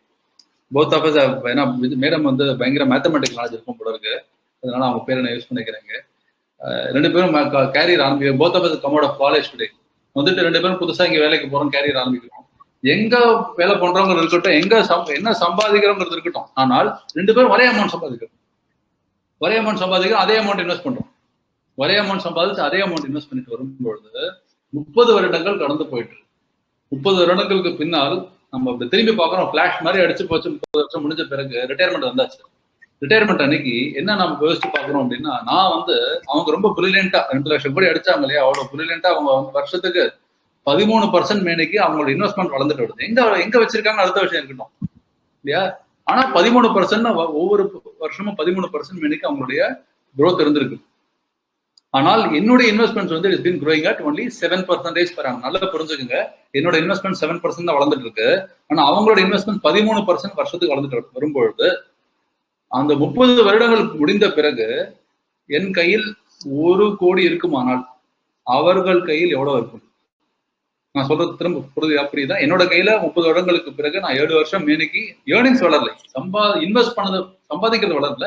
இன்வெஸ்ட் பண்ண அமௌண்ட் ரெண்டு பேர் ஒரே அமௌண்ட் இன்வெஸ்ட் பண்ணிருக்கோம். இன்வெஸ்ட் பண்ண 7% மேனிக்கு வளர்ந்துட்டு வருது. அவங்களுக்கு வந்து 13% மேனிக்கு வளர்ந்துட்டு வருமானால் என் கையில 1 கோடி ரிட்டையர்மெண்ட் கார்பஸ் இருக்கு. அவங்க கையில எவ்வளவு இருக்கும்னு நினைக்கிறீங்க? Any thoughts? Would somebody like to take a call here? I am retiring with a corpus of 1 crore. அவங்க கையில எவ்வளவு கார்பஸ் இருக்கும்? அவங்க 13% மேனிக்கு வளர்ந்துட்டு வராங்க, நான் 7% மேனிக்கு வளர்ந்துட்டு வரும்போது எவ்வளவு டிஃபரன்ஸ் இருக்குன்னு பாத்தீங்கன்னா, காமன் பீப்புள் இந்த 30 crores இருக்காங்க sir. 2 crores. Yeah. 30 so sorry madam, 30 crores. 30 24. Okay. Answer வந்து ஓகே. இப்போ நீங்க வந்து விதமாவே இந்த முன்னாடி காமிச்சோன்னு மிகப்பெரிய தாட் ப்ராசஸிங் போயிட்டீங்க. அவ்வளவு பெருசா இருக்காது, but it will actually you will B 10 times richer than me. Madam வந்து நான் அவங்க கையில 9.81 crores இருக்கு, to be precise. So she's going to be having 9.81 crores while I have only 1 crore. என்ன கான்டெக்ட்னா, both of us have earned the same amount and invested the same amount, but she is retiring 10 times richer than me. நான் சொல்றது புரியுதா? 10 times richer. அப்போ இதெல்லாம் நான் என்ன கேள்வி கேட்க உங்ககிட்ட வரேன் அப்படின்னா, ஏர்ன் பண்றதுங்கிறது ரொம்ப ரொம்ப இம்பார்ட்டன்ட், அடிப்படையான விஷயம். ஆனால் ஏர்ன் பண்றது இம்பார்ட்டன்டா, ஆனா அதை பெட்டரா ப்ராப்பரா இன்வெஸ்ட் பண்றது இஸ் இட் மோர் இம்பார்ட்டன்ட் இல்லையா? ஏர்ன் பண்றது இம்பார்ட்டன்ட், ஆனா அதை விட ப்ராப்பரா அது ஒழுங்கா வளர்த்து வருதுங்கிறது such an important thing that makes one whole world of difference. My friends, it makes one whole world of difference. என்ன காரணம் அப்படின்னா, உங்க ரிட்டையர்மெண்ட் அன்னைக்கு உங்க கையில எவ்வளவு கார்பஸ் இருக்குங்கிற தீர்மானிக்கிறது உங்களுடைய ஏர்னிங்ஸ் கிடையாது. நீங்க ஏர்னிங்ஸ் மூலமா நீங்க வளர்த்துட்டு வந்தீங்கன்னா, probably let's say somebody is earning about, let's say typically I have seen many of people are my friends around in Dubai, Kuwait and Qatar earning about $10,000-15,000 per month. I mean, ஒரு 10 லட்ச ரூபா 12 லட்சம் 15 லட்ச ரூபா சம்பாதிக்கிறாங்கன்னு வச்சுக்கோமே. அந்த amount சம்பாதிச்சு சேமிச்சு வரும்பொழுது இப்போ retiring with about 2 crores 3 crores 5 6 crores 7 crores of corpus ஒரு பக்கம். What if somebody is retiring with about 50 60 70 crores of corpus, 100 crores of corpus? என்ன காரணம் அப்படின்னா, அவங்களுடைய இந்த பீரியட்ல அவங்க ஏர்ன் பண்ண சம்பாதிச்சது காரணம் இல்லை, எங்க இன்வெஸ்ட் பண்ணாங்கிறது தான் காரணம். அப்போ ஏர்னிங்கோட investments are far more important. I knew இது வந்து all the context, since it's a very small audience, let me share my personal life experience. I don't come from an industry where I manage money right from last 20 years. I started my career 20 years back. என்னோட கடைசி employment I was in Indonesia and Singapore, where I used to mine coal, நிலக்கரிய மைன் பண்ணி for a large conglomerate. That's not my own business. A large conglomerate. I was CEO of country head of the business. So நிலக்கரியை மைன் பண்ணி Kalimantan சுமத்ராங்கிற மாதிரி ஐலண்ட்ஸ்லேருந்து அங்கேருந்து எடுத்துட்டு அதை இந்தியாவுக்கும் சைனாவுக்கும் South East Asian market export பண்ற பிஸ்னஸ்னுடைய கண்ட்ரி ஹெட்டாக சிஇஓ இருந்தேன். அங்கிருந்து it's like somebody running an oil and gas company run பண்ற மாதிரி அந்த அங்கிருந்து I have transition to become a money manager அப்படிங்கிற பொழுது I tell you one thought process that I ran through my mind. என்ன அப்படின்னா, நான் கற்றுக்கொண்ட பாடம் என்ன அப்படின்னா, எல்லாத்தையும் கடைசியில பாத்தீங்கன்னா what matters is how we manage capital. Business அதுதான், பர்சனல் ஃபைனான்ஸ் இதுதான். பிசினஸ்ல வந்து நம்ம எங்க இன்வெஸ்ட் பண்றோம்னு பொறுத்து ரிட்டர்ன் இல்லையா, அதே மாதிரி பர்சனல் ஃபைனான்ஸ் எப்படி இன்வெஸ்ட் பண்றோம், எங்க இன்வெஸ்ட் பண்றோம்னு பொறுத்து மணி மல்டிப்ளிகேஷன் நடக்குது. ஆனா நம்மளுடைய ஃபோக்கஸ் எங்க இருக்குன்னு பாத்தீங்கன்னா, it is not how much money you make, as you can see in the slide, but how much money you keep and how hard the money works for you. That matters. Robert கியோசாக்கினுடைய famous words இது. So இதுல பெரும்பாலும் என்ன நம்ம பாக்குறோம் அப்படின்னா, சொசைட்டில we work very hard. நம்ம குதிரை மாதிரி ஓடிட்டே இருக்கும். ஆனா பணம் எங்க இருக்குன்னா, பணம் ஆமை மாதிரி உட்காந்துருக்கு. எப்படி இருக்கணும், அது ஓடணும், நம்மளோட உட்காந்துருக்கலாம். ஆனா ரிவர்ஸ்ல தானே இருக்கு. So what matters is how hard you get your money to work. That matters quite a lot. Such an important thing. We don't get our money to work hard. It's a fact of life. Yeah, and that's the purpose of this discussion also. So investments நீங்க வந்து ignore பண்றதுங்கிறது கிடையவே கிடையாது. Such an important thing where you invest moneyங்கிறது. So யோசிச்சு பாருங்க, நம்ம purpose of investment என்ன அப்படின்னா, it is not to safeguard your money. பணத்தை சேஃப்கார்ட் பண்றதா இன்வெஸ்ட் பண்ண வச்சீங்கன்னா, my friends, you are wrong. Purpose of investments is to earn inflation beating return. என்ன காரணம் அப்படின்னா, உங்களுடைய பணம் வேல்யூ குறைஞ்சிட்டே வருது இல்லையா. எப்படி சொல்லிட்டு இன்னொரு விதமா நான் உங்களுக்கு சொல்லட்டுமா? இப்போ நீங்க வந்து பாத்தீங்கன்னா, இன்னைக்கு ஒன்றும் இல்லை, ரொம்ப ஒரு குழந்தை விஷயமா நான் எடுத்து சொல்றேன் உங்களுக்கு. அமுல் பட்டர் எடுத்துப்போம். நம்ம 2005 நீங்க இந்தியாவில் இருந்தீங்க, வாங்கியிருப்பேன், 15 ரூபாய்க்கு வாங்கியிருப்பீங்க. 2030 ஒருவேளை நீங்க இந்தியா வளர்ந்த பிறகு, I hope you will come back to India some point in time, 130 ரூபா. யோசிச்சு பாருங்க, 10 மடங்கு வளர்ந்துருக்கு இல்லையா. இந்த மாதிரி ஒவ்வொரு விஷயமும் வளர்ந்து தான் வருது. இப்போ ஒருவேளை உங்களுடைய மந்த்லி எக்ஸ்பென்சஸ் இன்னைக்கு நீங்க என்ன நினைக்கலாம் அப்படின்னா, என்னுடைய மந்த்லி எக்ஸ்பென்ஸ் இந்தியாவில் 1 லட்சம் ரூபா நினைக்கலாம். Fair enough, 1 lakh monthly expenses இந்தியாவில், சென்னையில் வந்தீங்கன்னா இருக்கலாம். ஆனா 10 வருடங்களுக்கு பிறகு உங்களுடைய வாழ்க்கை பயணத்துல 10 வருடங்களுக்கு பிறகு இதே 1 லட்சம் ரூபா செலவு 2 லட்சம் ரூபா ஆக போகுது. You can see that on the slide. This is the impact of inflation. I have taken inflation just at 7%. இந்தியாவில் இன்ஃபிளேஷன் ரேட் வந்து 10%. ஸோ அதே மாதிரி இது ரொம்ப ரொம்ப ரொம்ப இம்பார்ட்டன்ட் விஷயம். என்ன அப்படின்னா, பெரும்பாலும் நான் என்ஆர்எஸ்ல பார்க்குற ஒரு விஷயம், we keep idle money. இந்த idle மணிங்கிறது such a dangerous thing. 1 கோடி ரூபாய் உங்க பேங்க் அக்கௌண்ட்ல உட்கார்ந்து உங்க பேங்க் அக்கௌண்ட்ல உட்காந்து 1 கோடி ரூபாய் உங்ககிட்ட இருக்கிற மிகப்பெரிய சுமை அதுதான் உங்க பேங்க் அக்கௌண்ட்ல உட்காந்துருக்கு ஃபண்ட்ஸ். அன்னெசரியா காரணமே இல்லாம ஒரு இன்செக்யூரிட்டினாலேயோ ஏதோ ஒரு காரணத்துல 1 கோடி ரூபாய், 50 லட்சம் ரூபாய், 1.5 கோடி ரூபாய் வச்சு உட்கார்ந்து இருக்கிறத விட முட்டாள்தனம் கிடையாது. Sorry to say this bluntly, it is not correct at all. You are doing injustice to your own earnings, your own hard work. நீங்க தான் ஹார்ட் ஒர்க் பண்றீங்க. அந்த 1 கோடி ரூபாயோட வேல்யூ ஒரு 10 வருடங்களுக்கு பிறகு 50 லட்சம் ஆயிடும். Inflation is eating into this. இப்போ நீங்க யோசிச்சு பாருங்க, இன்னைக்கு காலையில கூட ஒருத்தர் நான் சொல்லிட்டு இருந்தேன், அதாவது நீங்க ஒரு புக்கை எடுத்து ஷெல்ஃப்ல வைக்கிறீங்க, உங்க கண்ணுக்கு முன்னாடி அது செல் அரைச்சிட்டு போயிட்டு இருக்கு, டெய்லியும் இந்த கிருமி வந்து சாப்பிட்டுட்டு போயிட்டு இருக்குன்னு சும்மா இருப்பீங்களா? விட மாட்டீங்க இல்லையா. ஆனா அந்த புக்கை தூக்கி ஒரு ஷெல்ஃப்ல வைக்கிறோம், ஒரு சில வருடங்கள் கழிச்சோ சில மாதங்கள் கழிச்சோ பார்க்கும் பொழுது அந்த வேல்யூ வந்து அது சப்ஸ்டான்ஷியலா குறைஞ்சிருக்கு. சப்ஸ்டான்ஷியலா அது குறைஞ்சு அது வந்து இட் கோஸ் டவுன் சிக்னிஃபிகன்ட்ங்கிற பொழுது தெரிய வரும் பொழுது ஒர்க் இஸ் ஆல்ரெடி டன் இல்லையா, அது வந்து முடிஞ்சிடுது. ஸோ அப்போ அது முடிஞ்ச பிறகுதான் அதனுடைய என்ன ஆயிருக்குங்கிறதே நமக்கு தெரிய வருது. அப்படின்னு இருக்கும் பொழுது இதனுடைய என்ன unfortunate inflation does not happen, it is not in front of our eyes. It is something that happens out there and we realize that after some time. Yeah, it is not in front of our eyes. அதுதான் வந்து மிகப்பெரிய problem. Inflation it's like you are sleeping ஒரு serpent மாதிரி. அதாவது நம்மளுடைய கால்களுக்கு அடியில் இருக்கக்கூடிய ஒரு கார்பெட்டுக்கு அடியில் வந்து ஒரு பாம்பு இருக்குன்னு வச்சுக்கோமே, அது நம்ம கண்ணுக்கு முன்னாடி தெரியறது இல்லை இல்லையா. அதுதான் வந்து இன்ஃபிளேஷன். அந்த இன்ஃபிளேஷன்னால ஏற்படுற ஒரு லாசஸ் வந்து நம்ம கணக்கு வழக்கு இல்லாமல் ஏற்படுறது. So all that I'm coming to tell you is that please do not keep any idle asset. Idle அசெட்னுடைய முதல் ஆரம்ப பாயிண்ட் என்னன்னா, உங்க கையில இருக்கிற கரண்ட் அக்கௌண்ட்ல இருக்கிற ஃபண்ட்ஸுங்கிறது சேவிங்ஸ் அக்கௌண்ட் இருக்கிற ஃபண்ட்ஸ் ஆரம்பிச்சு அங்கிருந்து நீங்க பார்க்க வேண்டிய அடுத்த விஷயம், உங்க கையில இருக்கிற any asset. It could B a property. உங்க வளராத ஒரு ப்ராப்பர்ட்டி இருக்கலாம், அது வளராத ஒரு அமௌண்ட் இருக்கலாம் இல்லையா, அதெல்லாம் வந்து idle assets. It could be anything. ஒரு வளராத ஒரு கம்பெனில போட்ட ஸ்டாக்ஸா இருக்கலாம், ஒரு மியூச்சுவல் ஃபண்டா இருக்கலாம், it could be anything anywhere இல்லையா. அது மட்டும் இல்லாம இது முதல் பாயிண்ட். ரெண்டாவது விஷயம், any asset that is fetching you returns of less than inflation rate. உங்களுக்கு இன்ஃபிளேஷன் ரேட் ஒரு 8% 10% இருக்குமானால் அதற்கு டாக்ஸுக்கு கீழே அதற்கு பிறகு உங்களுக்கு என்ன ரிட்டர்ன்ஸ் 8% கீழே இருக்குமானால் நிச்சயமா நீங்க தெரிஞ்சுக்கோங்க, உங்க அசெட் வளரல, ஒவ்வொரு வருஷம் டெப்ரிஷியேட் ஆகிருக்குன்னு ஒண்ணு இல்லையா. இதை நல்லா புரிஞ்சுக்கணும். அதனால நீங்க இதை நம்ம அவாய்ட் பண்றதுக்கு என்ன செய்யணும் அப்படின்னா, நம்ம வந்து ஒரு முக்கியமான ஒரு விஷயம், நம்மளுடைய ஒரு சின்ன நம்ம ஒரு முதுகுவலினா கூட நம்ம வந்து டாக்டர்கிட்ட போய் கன்சல்ட் பண்றோம் இல்லையா? You need, all of you need, each one of us need proper professional financial guidance.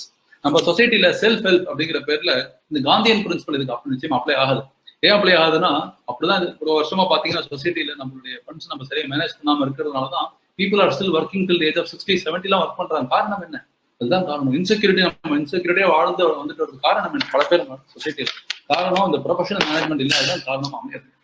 Please do not self-medicate yourself. It's very important that you take professional assistance to grow your money and multiply your assets. அதனால your advisor, whomsoever you choose, advisoruடைய qualities என்னங்கிறது நான் உங்களுக்கு சொல்லிடுறேன். அவங்க அன்பயஸ்டா இருக்கணும். அவங்க எந்த விதமான ஒரு ப்ராடக்டையும் உங்ககிட்ட வந்து கொடுக்க கூடாது. இதை வித்து இதை வாங்கிக்கோங்க, இதை எடுத்துக்கோங்க, இது நல்லதா இருக்கும் அப்படின்னு சொல்லி அவங்களுக்கு கிடைக்கக்கூடிய பெனிஃபிட்னால அவங்களுக்கு ஏதாவது கொடுத்தா இருக்கணும். ஆனால் அவங்க அட்வைசர் கிடையாது, அவங்க ப்ராடக்ட் செல்லர்ஸ். அதாவது இப்படி சொல்லலாமா, நீங்க டாக்டர்கிட்ட போய் கேட்குறீங்க, டாக்டர் எனக்கு கால் வலி, மூட்டு வலின்னு சொல்லி டாக்டர்கிட்ட போறீங்க. டாக்டருக்கு அப்போ வந்து யாரையும் தவறா சொல்ல, இங்க டாக்டர் யாரா இருந்தாங்கன்னா ஒரு உதாரணத்துக்காக நான் சொல்றேன். லிட்டரலா நல்ல டாக்டர் இல்ல, டாக்டர்ஸ் எல்லாம் நல்லவர்கள் தான், அதுக்கே வீட்டு சொல்லிடுறேன். இதுல ஒருவேளை ஒரு டாக்டருக்கு, அந்த ஒரு பர்டிகுலர் டாக்டருக்கு அவரு ஒரு பர்டிகுலர் ப்ராடக்ட் அவர் கொடுத்தாரு, மெடிசன் கொடுத்தாருக்கலாம், அவருக்கு வந்து யூஎஸ் ட்ரிப்பு கிடைக்கிறதுன்னு வச்சுக்கோங்க. இருக்கு, அந்த மாதிரி இருக்கு, சேல்ஸ்ல இன்சென்டிவ் இருக்கு, டாக்டர்ஸ்க்கு சேல்ஸ் இன்சென்டிவ் இருக்கு. அப்போ அந்த காரணத்தை கொண்டு நீங்க மூட்டு வலின்னு போக அவர் கேன்சர் மெடிசன் கொடுத்தா என்னத்துக்கு ஆகுது? அப்படிதான் சொசைட்டியில் ஃபைனான்சியல் ப்ராடக்ட்ஸ் வித்து போறது. ஸோ நீங்க ஒரு பேங்க், நீங்க நான் விளையாட்டா சொல்லுவேன், ஐசிஐசிஐ பேங்க்கோ ஹெச்டிஎஃப்சி பேங்க்குக்கோ நீங்க உள்ள போயிட்டு யாருமே உங்களுக்கு டச் பண்ணக்கூடாது, யாருமே அஃபெக்ட் பண்ணாம முழு முதலா நீங்க உள்ள போயிட்டு அப்படியே திரும்ப வந்துருக்கு. உங்களை சுத்தி யாரும் உங்ககிட்ட பேசக்கூடாது. அதனால இம்பாசிபிள், நடக்கவே நடக்காது. அதுவும் உங்க அக்கௌண்ட் ஒருவேளை சில லட்சக்கணக்கான ரூபாய்கள் அக்கௌண்ட் இருக்குமானால் நிச்சயமாக மினிமம் ஒரு நபர், மேக்சிமம் ப்ராபப்ளி 5-6 நபர்கள் உங்ககிட்ட நிச்சயமா கலந்து பேசுவார்கள். உங்ககிட்ட இந்த ப்ராடக்ட் நீங்க முக்கால்வாசி பாத்தீங்கன்னா ஒரு என்டோமெண்ட் பாலிசி அப்படின்னு நம்ம தலையில கட்டப்படும். ஆர் நம்ம யூலிப் பாலிசியோ இல்லை எல்ஐசி பாலிசி, ஏதோ ஒரு பாலிசி நமக்கு வந்து வித்துட்டு நம்ம அப்பதான் வெளியே அனுப்புவாங்க இல்லையா? இதை யாரையுமே தவறா சொல்லலை, யாரை பத்தி நான் தவறா சொல்லவே இல்லை. இந்த இடத்துல state of affairs of the situation நான் எடுத்து சொல்றேன். இப்போ ஃபைனான்சியல் அட்வைசர் எப்படி இருக்கணும் அப்படின்னா, அவங்க டீப் நாலேஜ் இருக்கணும் சப்ஜெக்ட். அப்பதான் அவங்க முதல்ல ஃபைனான்சியல் அட்வைசர் ஆக முடியும். டாக்டர் இருக்கணும், டாக்டர் மெடிசன் டீப் நாலேஜ் இருந்து டாக்டர் ஆக முடியும் இல்லையா? இல்லாட்டி எப்படி டாக்டர் ஆக முடியும்? அந்த விதத்துல நாலேஜ் இருந்தா மட்டும் போராது, அவங்களுக்கு உங்களுக்கு என்ன தேவைங்கிற அண்டர்ஸ்டாண்ட் பண்ணக்கூடிய கெப்பாசிட்டி இருக்கணும். இது ரெண்டு இருந்து இதை கூட சேர்ந்து அவங்களுக்கு ஒரு மார்க்கெட் அவேர்னஸ், இதுவே ஒரு ஃபோக்கஸா எடுத்து உங்களுக்கு அட்வைஸ் பண்ணி உங்க கூடவே டிராவல் பண்ணி உங்களோட அசட்ஸை வளர்க்கக்கூடிய ஒரு கான்பிடன்ஸ் இருக்கணும். இதெல்லாம் இருந்ததுன்னா அவங்க வந்து they can function as your advisor. So this is the context of financial advisor. This is the kind of person that you should choose to go ahead with seeking financial advice. In the perspective, let me share the different kind. Let's go back and look at the kind of assets where we can park our money. So we'll go back to the same thought process, right? So எங்க invest பண்ணலாம் அப்படின்னு பார்த்தீங்கன்னா, இங்கெல்லாம் தான் நம்ம வந்து திரும்ப invest பண்ணலாம். எங்க அப்படின்னா, as we saw earlier, the investments such as fixed இன்கம்னு பார்த்தோம் இல்லையா? ஃபிக்ஸட் இன்கமாக இருக்கட்டும், ஹை ரேட்டிங் அவென்யூஸாக இருக்கட்டும். ஸோ முதல்ல வந்து நம்ம quickly take each one of those assets எடுத்து நம்ம பார்ப்போம். ஒருவேளை நீங்க இந்த நபர் இந்த குழுமத்துல பிசினஸ் ஆரம்பிக்கணும் ஆசைப்படுற ரெகுலர் இருந்தாங்கன்னா அதை பத்தி spend about a minute or so and how to run your business, right? And then quickly go towards investments. ஏன்னா ultimate purpose is to create wealth. அப்படிங்கிற பொழுது running a business one of the best ways to create wealth. So ஒருவேளை நீங்க வந்து running ஒரு hospital ஆரம்பிக்கிறீங்க வச்சுக்கோங்க, ஒவ்வொரு எக்ஸ்பென்சஸும் நீங்க பார்த்து செலவழிச்சு கொண்டு வரணும். இதுல most important, these are the two important things to look at to decide on whether to invest in your own business. என்ன அப்படின்னா, முதல் விஷயம் ரிட்டர்ன் ஆன் கேபிட்டல் எம்ப்ளாய்ட், ரெண்டாவது பேபேக் பீரியட். இது ரெண்டு தான் determining factors. Return on capital employed அப்படிங்கிறது என்ன அப்படின்னா, நீங்க போட்ட இன்வெஸ்ட்மெண்ட்ஸ்ல உங்களுக்கு என்ன ரிட்டர்ன்ஸ் வருது இயர் ஆன் இயர் அப்படின்னு simple concept return on capital employed. Return on capital employed வந்து it is relative to the country in which where you're investing money. அதாவது அந்த கண்ட்ரியில் என்ன காஸ்ட் ஆஃப் பாரிங் இருக்குங்கிறது ரிலவெண்ட் தான் பார்க்கணும். இந்தியாவில் எடுத்தீங்கன்னா மினிமம் 15% ரிட்டர்ன் ஆன் கேபிட்டல் இருந்தால் தான் ஒரு பிஸ்னஸ் என்டர் பண்ணணும். 15-20% return on capital employed margin and பிஸ்னஸ்ங்கிறது வேறு இல்லையா? ரெண்டு வேறு. ரிட்டர்ன் ஆன் கேபிட்டல் 15-20% தான் இன்வெஸ்ட் பண்ணணும். ஒருவேளை நீங்கள் துபாயில் பிஸ்னஸ் ஆரம்பிக்கிறீங்கன்னா, since cost of lending is quite low, maybe 12% return on investment இருந்தாலும் கூட, ரிட்டர்ன் ஆன் கேபிட்டல் இருந்தாலும் கூட could be looked at as being little viable. 15-16% தான் definitely viable out there. அதே மாதிரி பேபேக் பீரியட். பேபேக் பீரியடுங்கிறது என்னன்னா, இன்வெஸ்ட் முதல் எவ்வளவு நாள் திரும்ப வருதுங்கிறது தான் பேபேக் பீரியட். ஒருவேளை ஒரு பிசினஸ்ல 4 கோடி ரூபா ப்ராஃபிட் வருது அப்படின்னா, நீங்க போட்ட பணம் 10 கோடி அப்படின்னா 2.5 வருஷம் பேபேக் period. It's simple and straight. So இது ரெண்டும் பேஸ் பண்ணி தான் நீங்க வந்து எந்த விதமான என்ன இன்வெஸ்ட்மெண்ட் பண்ணணும், என்ன எங்க பண்ணலாமா வேண்டாமா இந்த செட் பண்ணணும். No I want ask you one question. கடன் வாங்குறது தப்பா? நீங்க கடன் வாங்கி வேல்யூ கிரியேட் பண்ண ஒன்று உண்டு இல்லையா? சில பேர் கடனை வாங்க கூட நினைக்கிறது உண்டு. It's all perspective. ஆனா கடன் வாங்குறது ஃபைனான்சியலி தவறா ரைட்டா? வாங்கலாமா கூடாதா? What is your thought? Any thoughts? கடன் வாங்கலாமா கூடாதா? My answer to this is not borrowing is bad. Forget whether to borrow or not. Not borrowing is bad. என்னடா அவன் கடன் வாங்கன்னு சொல்றானே அப்படின்னு நீங்க யோசிக்கலாம். இது காரணம் இருக்கு. என்ன காரணம் அப்படின்னா, எப்போ கடன் வாங்குறது உச்சிதம் அப்படின்னா, எப்போ நீங்க கடன் வாங்கின இன்ட்ரெஸ்ட் ரேட்டை விட உங்களுடைய ரிட்டர்ன் ஆன் இன்வெஸ்ட்மெண்ட் கூடுதலாக இருக்குமானால் அப்ப நீங்க வாங்குறது சரி. Return on capital employed should be more than the cost of borrowing. இது இருக்குமானால் கடன் வாங்குறது தவறே இல்லை. இந்த கடன் வாங்குற விதத்துலாம் இன்னைக்கு ரிலையன்ஸ் இண்டஸ்ட்ரீஸ்ங்கிற ஒரு இந்தியாவில் மிகப்பெரிய கார்பரேட் இல்லையா, அவங்க கடன் வாங்கலாம் இந்த விஷயம் இந்த இடத்துக்கே வந்திருக்க மாட்டாங்க. கடன் வாங்குறது தப்பு இல்லை, கடன் வாங்க எங்க இன்வெஸ்ட் பண்றோங்கிறது தான் முக்கியம். இதுக்கு நான் இதை சொல்றேங்கிறது அடுத்த 2 ஸ்லைடு வரும்போது உங்களுக்கு புரியும்.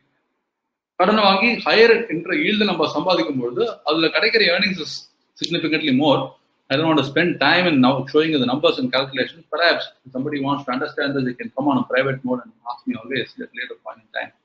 So therefore, take financial assistance in going through this process of doing your own business. Business viability, அதாவது ப்ரொஃபஷனல் வச்சு அண்டர்ஸ்டாண்ட் பண்ணிட்டு அதுக்கப்புறமா நீங்க பிசினஸ் என்டர் பண்றது ரொம்ப ரொம்ப உச்சிதம், அவசியம் அது.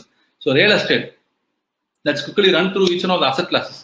ரியல் எஸ்டேட்டுங்கிற அசெட்ஸ்ல இது நான் காமிச்சிருக்க ஸ்லைட் நல்லா நீங்க கவனிச்சு பாருங்க. இது வெரி இம்பார்ட்டன்ட் ஸ்லைட். ஏன்னா பெரும்பாலும் இந்தியாவில் இருக்கிற அசெட்ஸ் வந்து பாத்தீங்கன்னா எங்க இருக்குன்னா ரியல் எஸ்டேட் தான் பெரும்பாலும் ஸ்ப்ரெட் ஆயிருக்கு இல்லையா.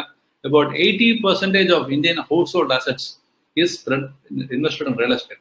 80% வந்து ரியல் எஸ்டேட் தான் Indian household assets real எஸ்டேட்ல இருக்கு. அப்படிங்கிற போது இது நம்ம தெரிஞ்சுக்க வேண்டியது ரொம்ப அவசியம் இல்லையா. 80% இருக்கா 90% இருக்காங்கிறது உங்களுடைய அசெட்ஸ் நீங்க எடுத்து நெட்வொர்க் எடுத்து கால்குலேட் பண்ணி பார்த்தாலே உங்களுக்கே தெரியும். இது வந்து நான் இப்போ இந்தியாவில் வந்து எவ்வளவு ரெண்டல் ஈல்டு இருக்கும்னு நினைக்கிறீங்க? ரெண்டல் ஈல்டுன்னா என்ன? ரெண்டல் ஈல்டுங்கிறது இன்னைக்கு ஒரு சென்னையில ஒரு ப்ராப்பர்ட்டி வாங்குறீங்க, 1 கோடி ரூபாய்க்கு ஒரு ப்ராப்பர்ட்டி வாங்குறீங்க, எவ்வளவு ரெண்ட் வரும்? 1 கோடி ரூபாய்க்கு நீங்க 2 பெட்ரூம் வாங்குறது கூட கஷ்டமா இருக்கும். மெட்ராஸ்ல ஒரு 20,000 ரெண்ட் வருதுன்னு வச்சுக்கோங்க. அப்போ வருஷத்துக்கு ஒரு 2 லட்சம் வருமா? அப்போ ரெண்டல் ஈல்டு 2.5%. ரெண்டல் ஈல்டு 2.5%னா ஹோம் லோன் ரேட் எவ்வளவு இருக்கு இந்தியாவில்? Home loan rate stands at about around 7-8% வச்சுக்கோங்க. 8% ஹோம் லோன் இருக்கு, 7.5%. 7.5% ஹோம் லோன் எடுத்து 2.5% தான் வருஷத்துக்கு ரெண்டல் ஈல்டு வருதுன்னா ஒவ்வொரு வருடமும் we are losing 5% இல்லையா? 5% நம்ம லூஸ் பண்றோம். யோசிச்சு பாருங்க. call this negative arbitrage, right? The borrowing at 7.5% and buying a property, அதுதான் வர 2.5% தான் ஈல்டு. 5 வருஷம் ஒவ்வொரு வருஷம் லூஸ் பண்ணிட்டு இருக்கோம். ஆனால் இது எப்படி புரிஞ்சுக்கணும் அப்படின்னா, நீங்க மற்ற கண்ட்ரிஸ் என்ன இருக்குன்னு பார்க்கலாமா? உங்களுடைய பக்கத்துல இருக்கிற கண்ட்ரி UAE பார்ப்போமே, 5% ரெண்டல் ஈல்டு. எவ்வளவு காஸ்ட் ஆஃப் பாரிங் உங்களுக்கே தெரியும். இது சம்திங் ஆஸ் லோ அஸ் 3-4% இல்லையா? 3-4% கடன் வாங்கி ஒருவேளை ஒருத்தர் ப்ராப்பர்ட்டி 5% வாங்குவார்கள். ஆனால் அப்போ ரெண்டல் 5% வாங்க, rental yield is equal or more than the cost of borrowing இல்லையா? அப்போ சிங்கப்பூர் எடுத்து பாருங்க, ரெண்டல் அங்க வந்து மார்கேஜ் காஸ்ட் என்ன? 2.5% 3%. Rental yield is also around the same rate. அதாவது அக்ராஸ் தி வேர்ல்ட் எல்லா கண்ட்ரிலும் எடுத்து பார்த்தீங்கன்னா rental yield is equal to or more than the cost of borrowing. ஆனால் நம்மளுடைய நாட்டில தான் rental yield is far less than the cost of borrowing. இப்போ நான் உங்ககிட்ட இதோட கொராலரி என்ன அப்படின்னா, இந்தியாவில் ஏன் ப்ராப்பர்ட்டி பிரைஸ் கடைசி 7 வருஷமா ஏறல? நீங்க உங்களுக்கே தெரியும். இது வந்து யாரோ நான் அதோ ஹார்வர்ட்ல படிச்சுட்டோன்னு சொல்லணும் அவசியம் இல்லை, எல்லாருக்குமே தெரிஞ்ச விஷயம் தான், பொதுப்படையான ஒரு நாலேஜ் தான் அது. பெரும்பாலும் ப்ராப்பர்ட்டி சிட்டிஸ்ல மேஜர் டவுன்ஸ்ல எங்கேயும் ஏறவே இல்லை ப்ராப்பர்ட்டி பிரைஸ். காரணம் என்ன அப்படின்னா, இது சேச்சுரேட் ஆகுதுன்னு சொல்றோம். What is saturation? What is it mean? அப்ப இனிமே யாரும் ப்ராப்பர்ட்டி சடனா பாப்புலேஷன் இறங்கி போச்சா? கன்ஸ்ட்ரக்ஷன் வந்து பயங்கரமா வந்தாச்சா 7 வருஷத்துல? அப்படிலாம் இல்லையே. எப்படி இருந்தோ அது 10-20 வருஷத்துக்கு முன்னாடி எப்படி இருந்தோ அது அப்படிதான் இப்போ இருக்கு இல்லையா? இந்த கேள்வி எந்த கான்டெஸ்டா நான் சொல்றேன் அப்படின்னா, 98ல இருந்து 2011-13 வரைக்கும் சுமார் அந்த ஒரு 13-15 ஆண்டுகள்ல property prices did not grow, it multiplied. எவ்வளவு? 50 மடங்கு, மினிமம் 10 மடங்கு. 10 மடங்குல இருந்து ஆரம்பிச்சு 500 மடங்கு மல்டிப்ளை ஆன கதைகள்லாம் உண்டு, நீங்களே பார்த்துருப்பீங்க இல்லையா? 10 மடங்குல இருந்து 200 மடங்கு மல்டிப்ளை இருக்குன்னு வச்சுக்கோமே. இங்க சாத்தியமா? கண்ட்ரிஸ்ல நீங்க வந்து 200 மடங்கு மல்டிப்ளை ஆன ப்ராப்பர்ட்டி பிரைஸ் மல்டிப்ளை ஆனதுலாம் பார்த்துருக்கீங்களா? நம்ம பாப்புலேஷனா 200 மடங்கு மல்டிப்ளை ஆச்சா? அந்த 15 வருடங்கள்ல. அப்படிலாம் இல்லையா? அப்ப 15 வருடங்கள்ல சடனா ஒரு 100 மடங்கு 200 மடங்கு மல்டிப்ளை ஆச்சு. ஆனா 2014 இந்த இன்னி வரைக்கும் ப்ராப்பர்ட்டி பிரைஸ் ஏறல, பெரும்பாலும் ஏறல. 7-8 வருஷம் ஆச்சு. நானே 2013 இந்தியா வந்த பொழுது அசோக் நகரில் நான் ப்ராப்பர்ட்டி பார்த்து வந்து 10,500 rupees per square feet. இன்னைக்கு அந்த ப்ராப்பர்ட்டி போய் நான் கேட்டாலும் கூட 10,500 தான் சொல்றாங்க. ப்ராப்பர்ட்டி போய் அதே நிலைமையில தான் இருக்கு. 11,000 மேக்ஸிமம் சொல்றாங்க இல்லையா? அப்ப 8 வருஷமா ஏறல காரணம், அப்ப ஏறினதுக்கு பேராத காரணம் என்ன? It went up significantly. Now it is not going up at all. What is the reason? The answer to this is that the property prices did not go up because you and me bought properties those days. இன்னைக்கு நம்ம வாங்காதனால property price ஏறாம இல்லை. காரணம் வந்து black money, இல்லையா? கருப்பு பணம். அதனுடைய டிரைவ்னாலதான் அந்த property prices went up shot up so significantly during that time. And after 2013-14 gradually, இப்போ நீங்க வந்து ஒருத்தர் ஒரு ப்ராப்பர்ட்டி விற்கிறாருன்னு வச்சுப்போமே, ஒரு 2 கோடி ரூபாய் ப்ராப்பர்ட்டி விற்கிறாருன்னா நீங்களே யாராவது விற்பிருக்கலாம்னா நீங்களே பார்ப்பீங்க எவ்வளவு அமௌண்ட் நீங்க கேஷ் எடுத்துக்க விருப்பப்படுவீங்க. ஏன்னா அதுவே பெரிய பிரச்சனை, கேஷ் எப்படி ஹேண்டில் பண்ணணும். நீங்க ஒரு ப்ராப்பர்ட்டி வாங்கும் போதும் கூட 100% வெயிட்டா தான் கொடுக்குறாங்க இல்லையா? Or at least very significant portion of amount வெயிட்டா கொடுக்குறாங்க. இதே வந்து 15 வருஷம் முன்னாடி ப்ராப்பர்ட்டி வாங்கி இருந்திருக்கலாம், ஆனால் உங்களுக்கே தெரியும் எவ்வளவு % வெயிட், எவ்வளவு % பிளாக். இல்லை நீங்க என்ன தெரிஞ்சுக்கலாம்னா, இந்த சர்க்குலேஷன் ஆஃப் பிளாக் மணி இந்த economy has gone down. Black money இருக்கா, அது டிஸ்கஷன் பண்ணதா டே. Black money circulation has gone down. Property prices are not moving. It's good thing to happen because property prices become more affordable to the common man. இல்லையா? Income levels ஏறிட்டே இருக்கு, கொஞ்சம் கொஞ்சமா ஏறிட்டு இருக்கு. ஆனா ப்ராப்பர்ட்டி பிரைஸ் ஏறாம இருக்குங்கிற பொழுது it becomes more affordable for the common man. That's something good. So இது இப்படிதான் கண்டினியூ ஆகும். எங்களோட வியூ என்ன அப்படின்னா, நெக்ஸ்ட் ஒரு 5-10 வருடங்களுக்கு ப்ராப்பர்ட்டி பிரைஸ் பெருசாக ஏறப்படுது. நீங்க ப்ராப்பர்ட்டி இன்வெஸ்ட்மெண்ட் நான் சொல்றேன், இந்த ரெண்டல், அதாவது ரெசிடென்ஷியல் ப்ராப்பர்ட்டிஸ் நான் பிரைமரியா நான் பற்றி பேசுறேன். இந்த கமர்ஷியல் ப்ராப்பர்ட்டி பத்தி நான் பிரைமரியா பேசல. ஆனா கமர்ஷியல் ப்ராப்பர்ட்டிஸ் ரெண்டல் ஈல்டு வந்து ரெசிடென்ஷியல் 2-3% வருதுன்னா, கமர்ஷியல் ப்ராப்பர்ட்டிஸ்ல 4-5% தான் வருது. It doesn't make sense again. ஏன்னா cost of borrowing is more than that. So அதுக்கு நீங்க ஃபிக்ஸட் டெபாசிட்ல போட்டாங்களோ வட்டி வருமே உங்களுக்கு, இல்லையா? இது வந்து இது ரெண்டல்ல டாக்ஸ் இருக்கு. ஃபிக்ஸட் டெபாசிட் நிறைய போட்டீங்கன்னா அதுக்கு ஃபிக்ஸட் டெபாசிட்டே பெட்டர். ஆனால் ஃபிக்ஸட் டெபாசிட் சரியில்லைங்கிறத அடுத்து நான் சொல்ல போறேன். இப்போ இந்த கான்டெக்ட்ல ஒரு ரொம்ப இன்ட்ரெஸ்டிங்கான ஒரு விஷயம், இந்தியாவில் கடைசி 100 வருடங்கள்ல ப்ராப்பர்ட்டி பிரைஸ் எந்த ஏறி இருக்கு இறங்கி இருக்குன்னு நமக்கு தெரியாது. There is no such data available. But US market இருக்கு. அதை வந்து ஒரு உதாரணம் எடுத்து நம்ம பார்க்கலாமா? ஒரு 1900ல ஒரு $100 ஒருத்தர்கிட்ட இருந்து 2 ஆப்ஷன் அவருக்கு. முதல் ஆப்ஷன், ப்ராப்பர்ட்டிஸ்ல நீங்க நல்லா இன்வெஸ்ட் பண்ணுங்க. 2வது option, invest in the top 30 companies of the US. Top 30 companies. இப்போ டாப் 30 கம்பெனிஸ்க்கு மாறிட்டே தான் இருக்கும் இல்லையா? ஒரு 20 வருடங்களுக்கு முன்னாடி யூஎஸ்ல டாப் 30 கம்பெனி பார்த்தீங்கன்னா ஜெனரல் எலக்ட்ரிக் இருக்குது. இன்னைக்கு மைக்ரோசாஃப்டோ அமேசானோ கூகுளோ இருக்கலாம் இல்லையா? ஒவ்வொரு பீரியடையும் மாறிட்டே தான் இருக்கும் இல்லையா? ஒரு பாயிண்ட் ஆட்டோ கம்பெனி எடுத்துக்கலாம். அந்த மாதிரி ஒவ்வொரு பீரியடும் டிரான்சாக்ஷன் ஆகும் பொழுது அந்த டிரான்சாக்ஷனோட சேர்த்து டாப் 30 கம்பெனிஸ் ஒருத்தருடைய பணம் இருக்கு. அது எப்படி சொல்லலாம் அப்படின்னா, that is what is called Dow ஜோன்ஸ்னு பேர். Dow Jones is representing the top 30 companies in US. இன்னொரு ஆப்ஷன் ரியல் எஸ்டேட் இன்வெஸ்ட் பண்றது. $100 அவருக்கு ரியல் எஸ்டேட் இன்வெஸ்ட் பண்ணியிருந்தார்கள் யூஎஸ் மார்க்கெட்ல, it would have become $161 in about it's about 116 years down the line. $161 inflation adjust பண்ண பிறகு, US inflation adjust பண்ண பிறகு, நல்லா புரிஞ்சு, யூஎஸ் இன்ஃபிளேஷன் அட்ஜஸ்ட் பண்ண பிறகு $161. ஆனால் அவர்கள் டோ ஜோன்ஸ்ல இன்வெஸ்ட் பண்ணி, அதாவது டாப் 30 கம்பெனிஸ்ல இன்வெஸ்ட் பண்ணி அது கூட வளர்ந்து வந்தார்கள். ஆனால் எவ்வளவு இருக்குன்னு தெரியுமா? $30,000 இருக்கு. எங்க ஏணி வச்சா கூட எட்டாதே. ஏன்னா இந்த இடத்துல சொல்ல கருத்து என்ன அப்படின்னு, இதுல புரிஞ்சுக்க வேண்டிய கருத்து என்ன அப்படின்னா, என்னைக்குமே பிசினஸ்ல தரக்கூடிய ரிட்டர்ன்ஸ் எந்த அசெட் கிளாஸும் தராது.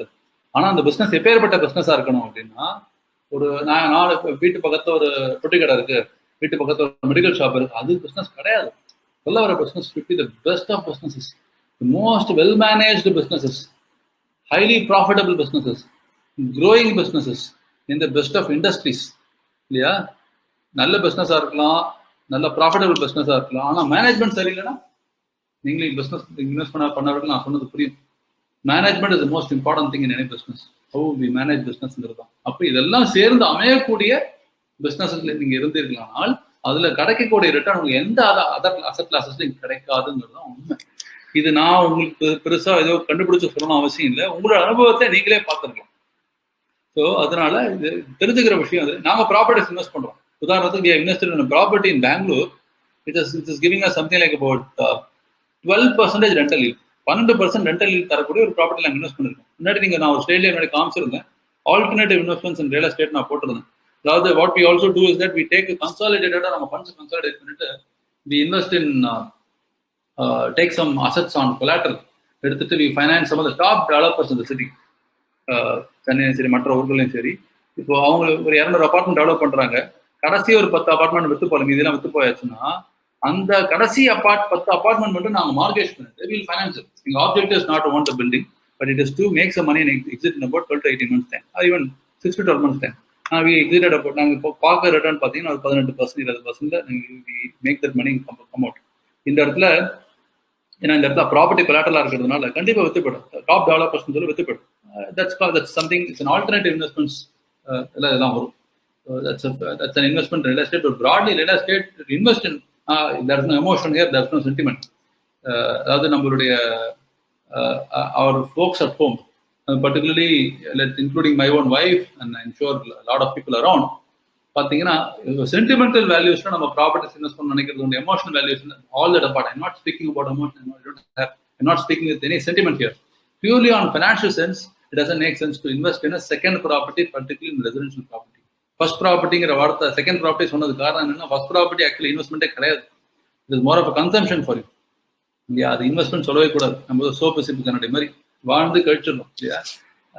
ஸோ அடுத்து நம்ம பார்க்க வேண்டிய விஷயம் fixed income options in India. எல்லாருக்கும் ஃபிக்ஸட் இன்கம்ங்கிறது ஒரு எல்லாருக்கும் ரொம்ப அவசியமான விஷயம்.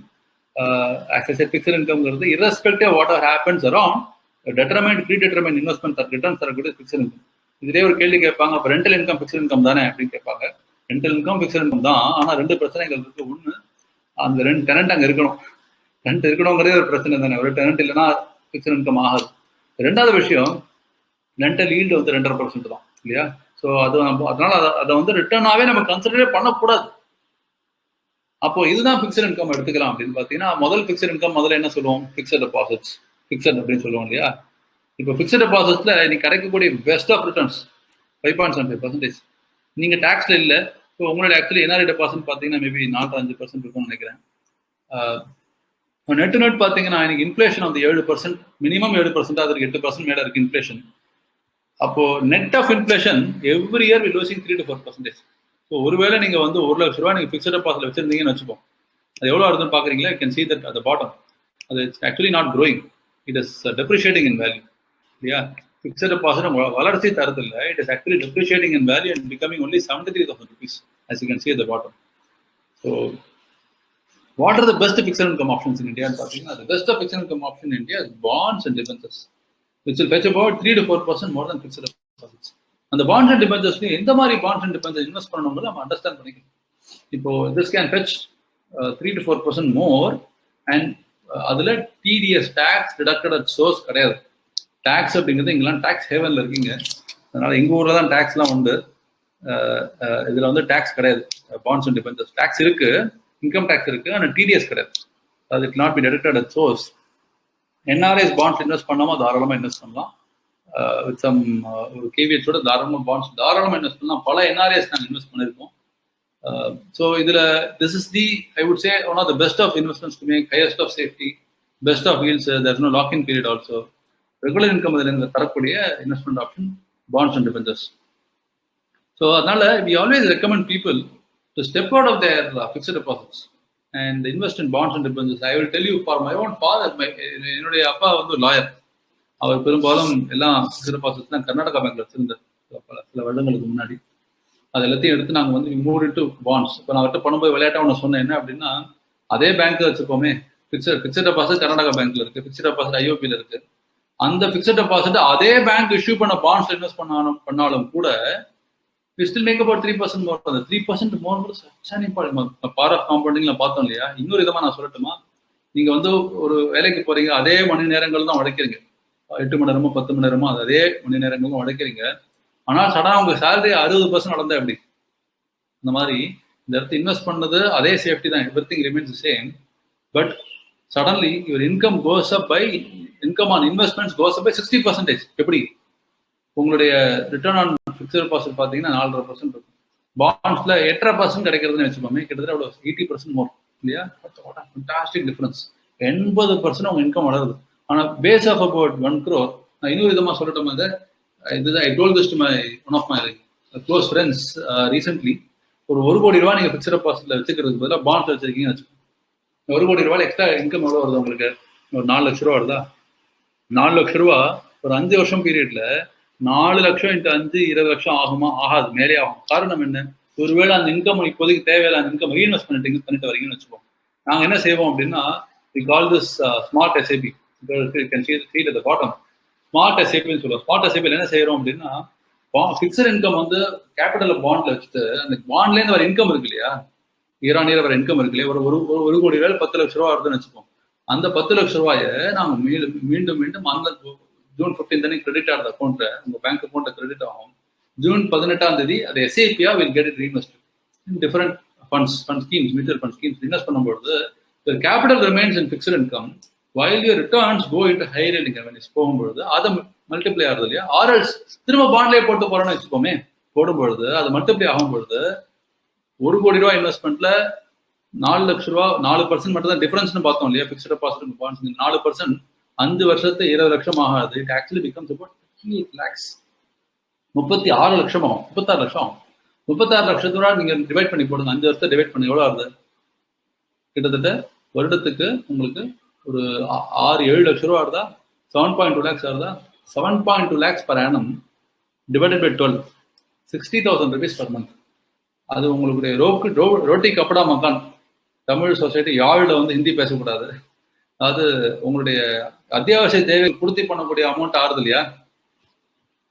அப்போ இந்த 4% டிஃபரன்ஸ் மட்டுமே it take care of life style, leading life style. அது முழுக்க அந்த 4% மட்டுமே பார்த்துக்கணும் அப்படின்னா such a huge difference it makes. Next thing, எந்த மாதிரி பாண்ட்ஸ் அண்ட் டிபென்ச்சர்ஸ் நம்ம பத்தி பேசுறோம் அப்படின்னா, ஒரு சில bonds and debentures list out ஆயிருக்கு. You may not have the time to go through each one of them. அதை பத்தி நம்ம பார்க்க போறது இல்லை. நீங்க ரெகுலரா டீல் பண்ற பேங்க்ஸா இருக்கலாம், லார்ஜ் கார்பரேட் ஹவுசஸா இருக்கலாம் இந்தியாவில், சேஃபஸ்ட் ஆஃப் இன்வெஸ்ட்மெண்ட் தைரியமா இன்வெஸ்ட் பண்ணணும். ஆனா சேஃபஸ்ட் ஆஃப் இன்வெஸ்ட்மெண்ட் சொல்லும்பொழுது இதுக்கும் அட்வைஸ் பண்றது வச்சுன்னு பண்றது இம்பார்ட்டன்ட். பெஸ்ட் பேங்க்ல ஒரு பிரச்சனையாச்சு இல்லையா, இந்த மாதிரி இதில் பார்த்து இதுலேயும் அட்வைஸ் பண்ணி பண்றது ரொம்ப ரொம்ப இம்பார்ட்டன்ட். என்ன பார்க்க வேண்டியது அப்படின்னா, இதுல வந்து I would post question to you. இது வந்து லெட்டஸே நீங்க வந்து ஒரு பாண்டோ ஃபிக்ஸட் டெபாசிட்டோங்கிறது எப்படின்னா, அது வந்து நீங்க ஒரு லெண்டிங் டு கம்பெனி. நீங்க ஃபிக்ஸட் டெபாசிட் மூலமா உங்க பேங்க்கு நீங்க கடன் கொடுக்குறீங்க, பாண்டு மூலமா நீங்க ஒரு பேங்க் கடன் கொடுக்குறீங்கன்னு வச்சுக்கோமே. அவர் கடன் கொடுக்கும்பொழுது எந்த ஆஸ்பெக்ட்ஸ்லாம் பார்ப்பீங்க? Can see it here.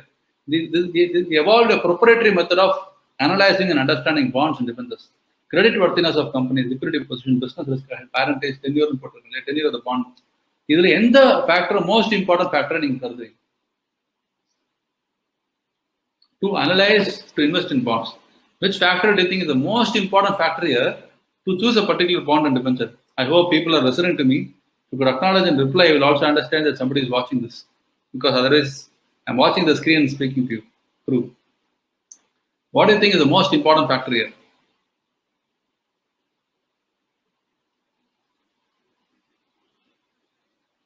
In analyzing and choosing a particular bond. Credit worthiness போட்டிருக்காங்க sir. Yes, credit worthiness. Thanks for acknowledging that somebody is watching me. Credit worthiness, well, very important factor, but our experience taught us that business risk ahead. Business. Okay. But the most important factor that we have learned is this, which is அதாவது parentage. Parentage என்ன அப்படின்னா, இன்னைக்கு நீங்க வந்து madam parentage question கேக்குறதுக்காக உள்ள ஒரு வந்திருக்காங்க, யாருன்னு தெரியல. Okay, somebody. Right. So please feel free to ask questions. Shambhavi sir கிட்ட கேக்குறதுனா கேளுமா?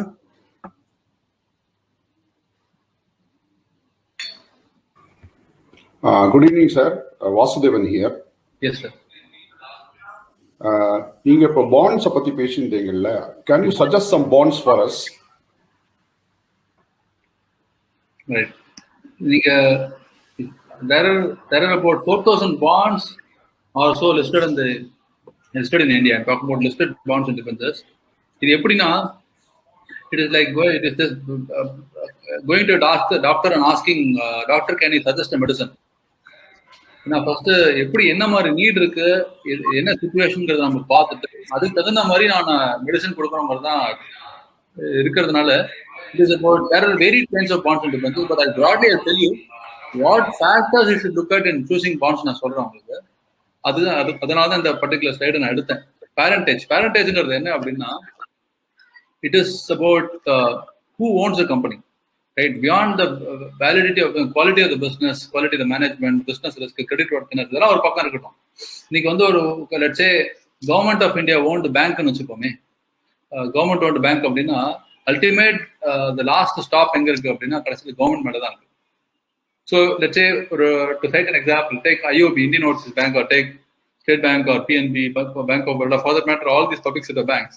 If any of these public sector banks default on bonds issued or fixed deposit default பண்ணார்கள், then it is entirely reflect on the government of India, the credit rating of government of India. அதனால கண்டிப்பா public sector units default பண்ண மாட்டாங்க. காரணம் என்ன?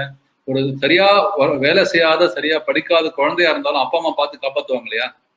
அந்த மாதிரி problematic இன்ஸ்டிடியூஷன்ஸ்ல கூட கவர்மெண்ட் சப்போர்ட்னால definitely they will come out. Likewise let's say something from the stable of Tata Group company or TVS Group company or Cholamandalam, the Murugappa Group company or Mahindra Group company, some of the largest corporates in India, right? So got highest ethical values, right? So நீங்க கேட்ட கேள்விக்கு பதில் இதுதான். இந்த மாதிரியான institutions, of course credit worthiness is something that we review. We read balance sheet, we read P&L, அதை பார்த்துட்டு we constantly do that.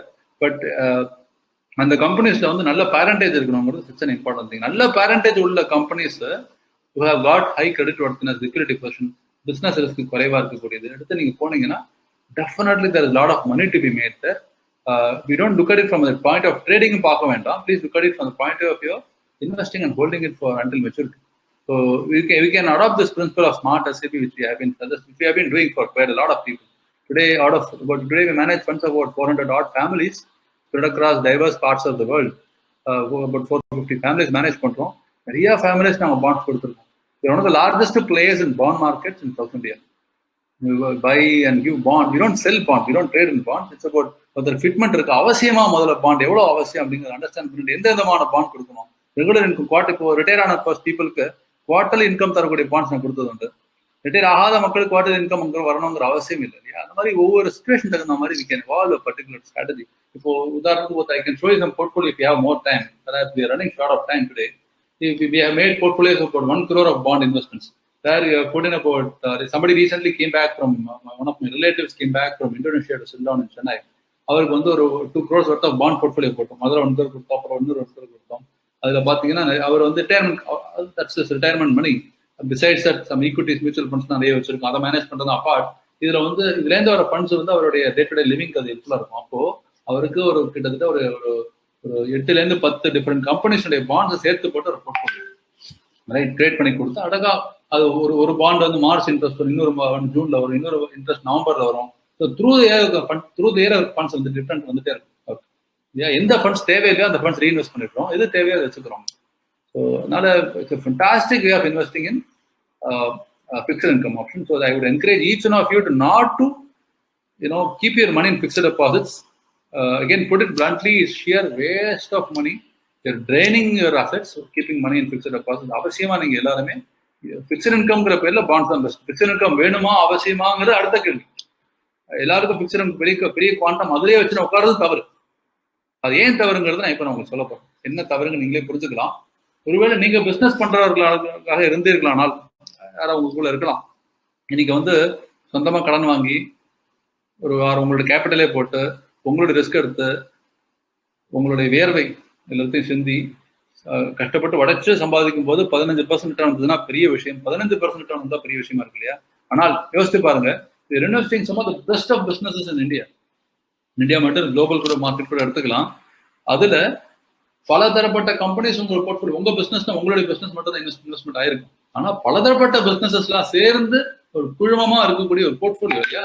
அந்த போர்ட்ஃபோலியோல if let's say I used to say this always, if you are invested in let's say in Infosys, Narayanamurthy sir is also working for you, right?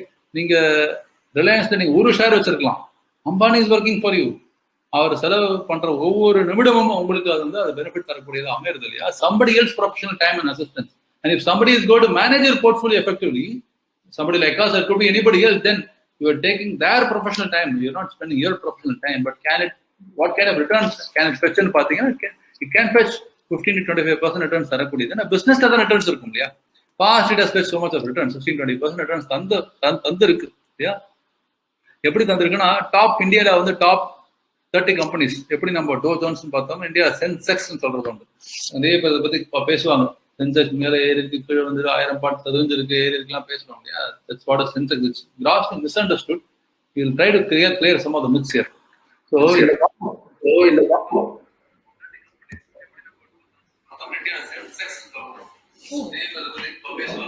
I would request you to mute so that we can continue the discussion.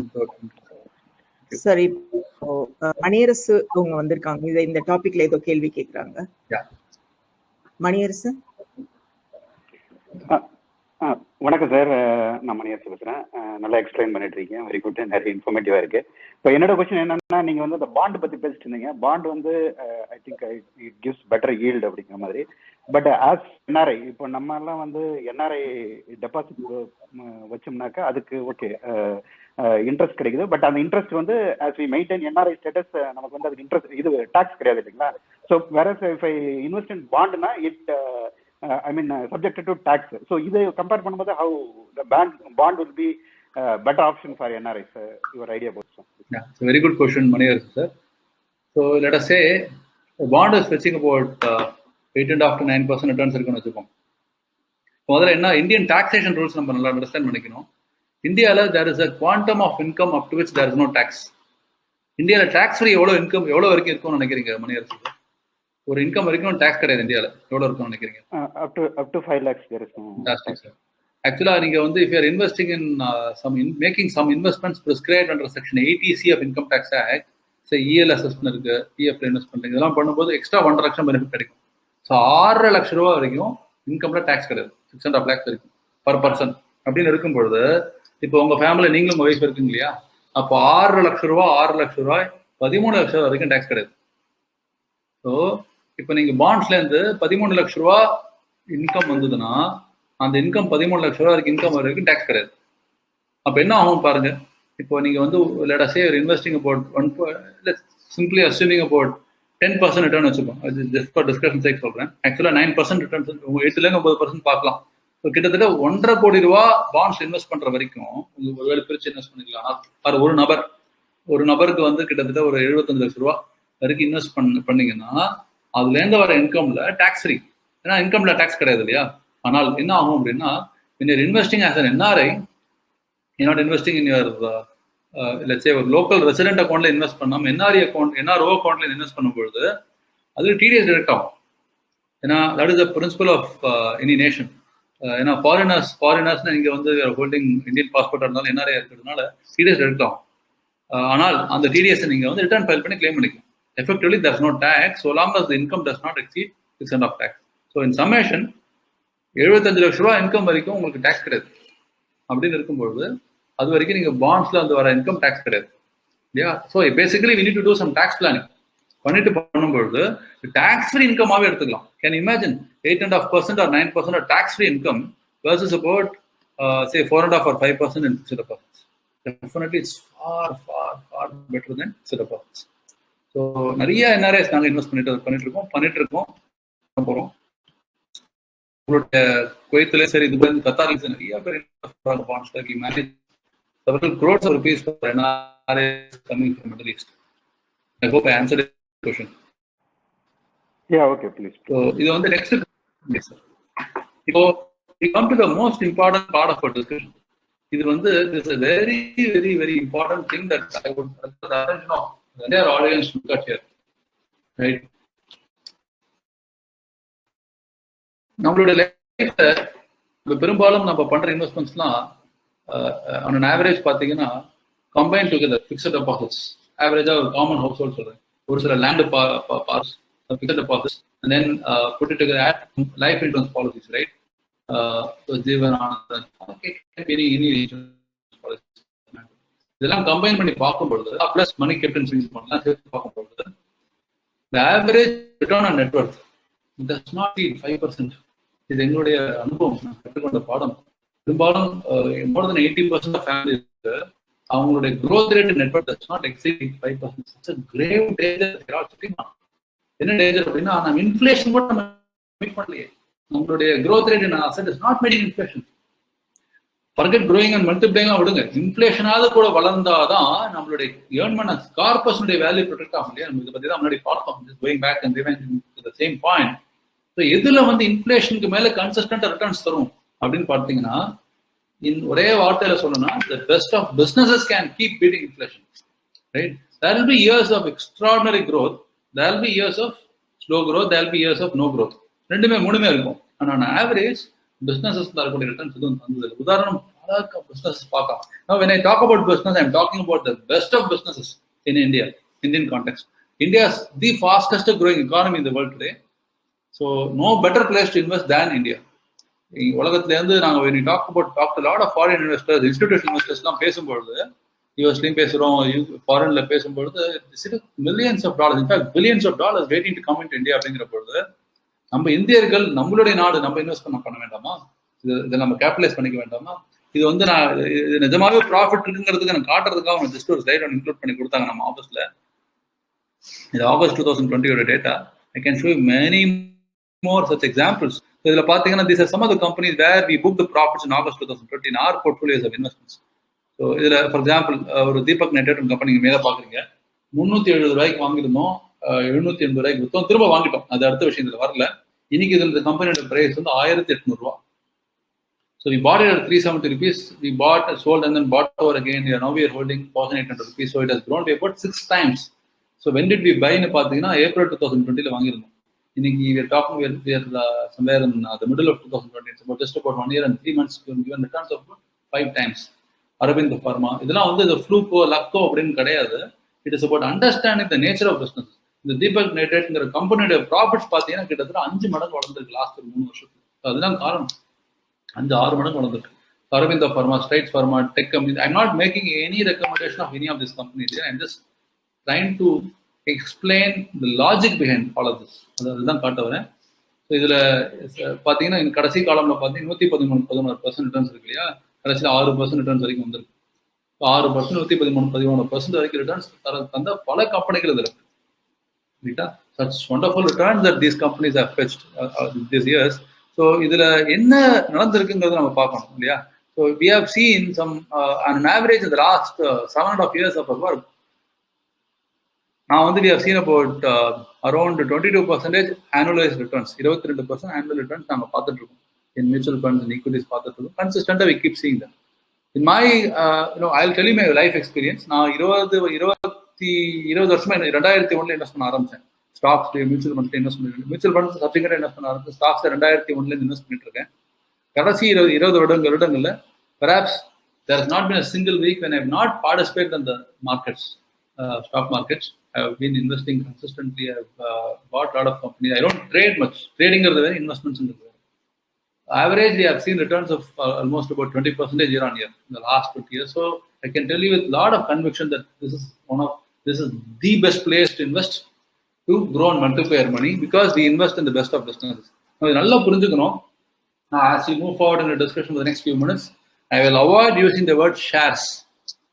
என்ன காரணம் அப்படின்னா, நம்மளோட சொசைட்டில share business அப்படிங்கிறதே நம்ம வந்து நம்ம மைண்ட்ல ஒரு இன்கல்கேட் ஆன ஒரு விஷயம். ஷேர் பிஸ்னஸ் என்ன நினைக்கிறோம் அப்படின்னா, இன்னைக்கு வாங்கி நாளைக்கு வாங்கி நாளைக்கு உள்ளே வெளியே கேம் இல்லையா, ஸ்பெகுலேஷன். ஒரு அண்டர்ஸ்டாண்ட் பண்ணாம ஏதோ எல்லாரும் வாங்குறாங்க, சரி நம்மளும் வாங்குறோம் அப்படின்னு வாங்குறது ஷேர் பிஸ்னஸ்.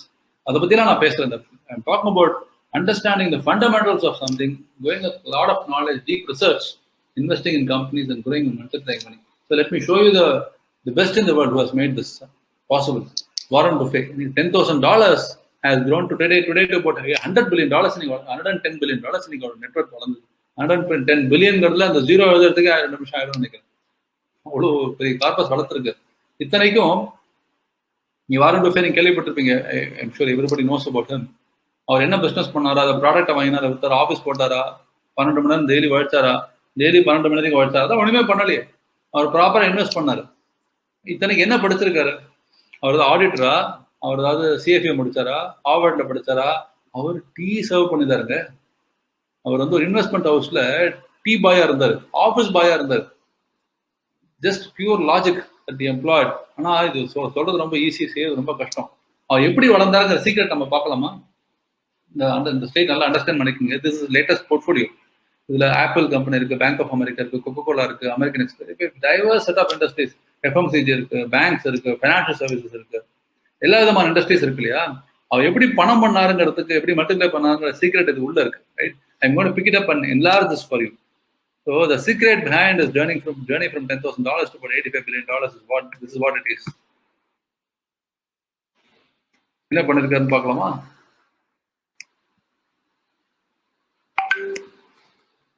அதாவது in America, if you bank, fly, shop, drive or make a payment, there is a good chance that you're using a brand at least partially owned by Berkshire Hathaway, a company owned by Warren Buffett. அதாவது நீங்க யூஎஸ்ல போயிட்டு உட்காந்துட்டு you're going to be spending $100 for there. நீங்க gasoline pumpல போய் petrol gasoline போடுங்க, go to Walmart and spend some money, or swipe your card in Starbucks, whatever you do. நீங்க செலவு பண்றது 100ல ஒரு 0.01 goes to Warren Buffett's pocket. என்ன ஆச்சரியம் பாருங்க. He has lived through the American dream. As people spent more and more, he became richer and richer because he is part of all those companies.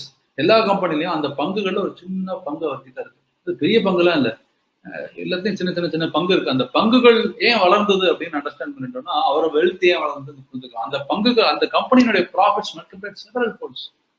அதனால அவருடைய wealth also multiplied several folds.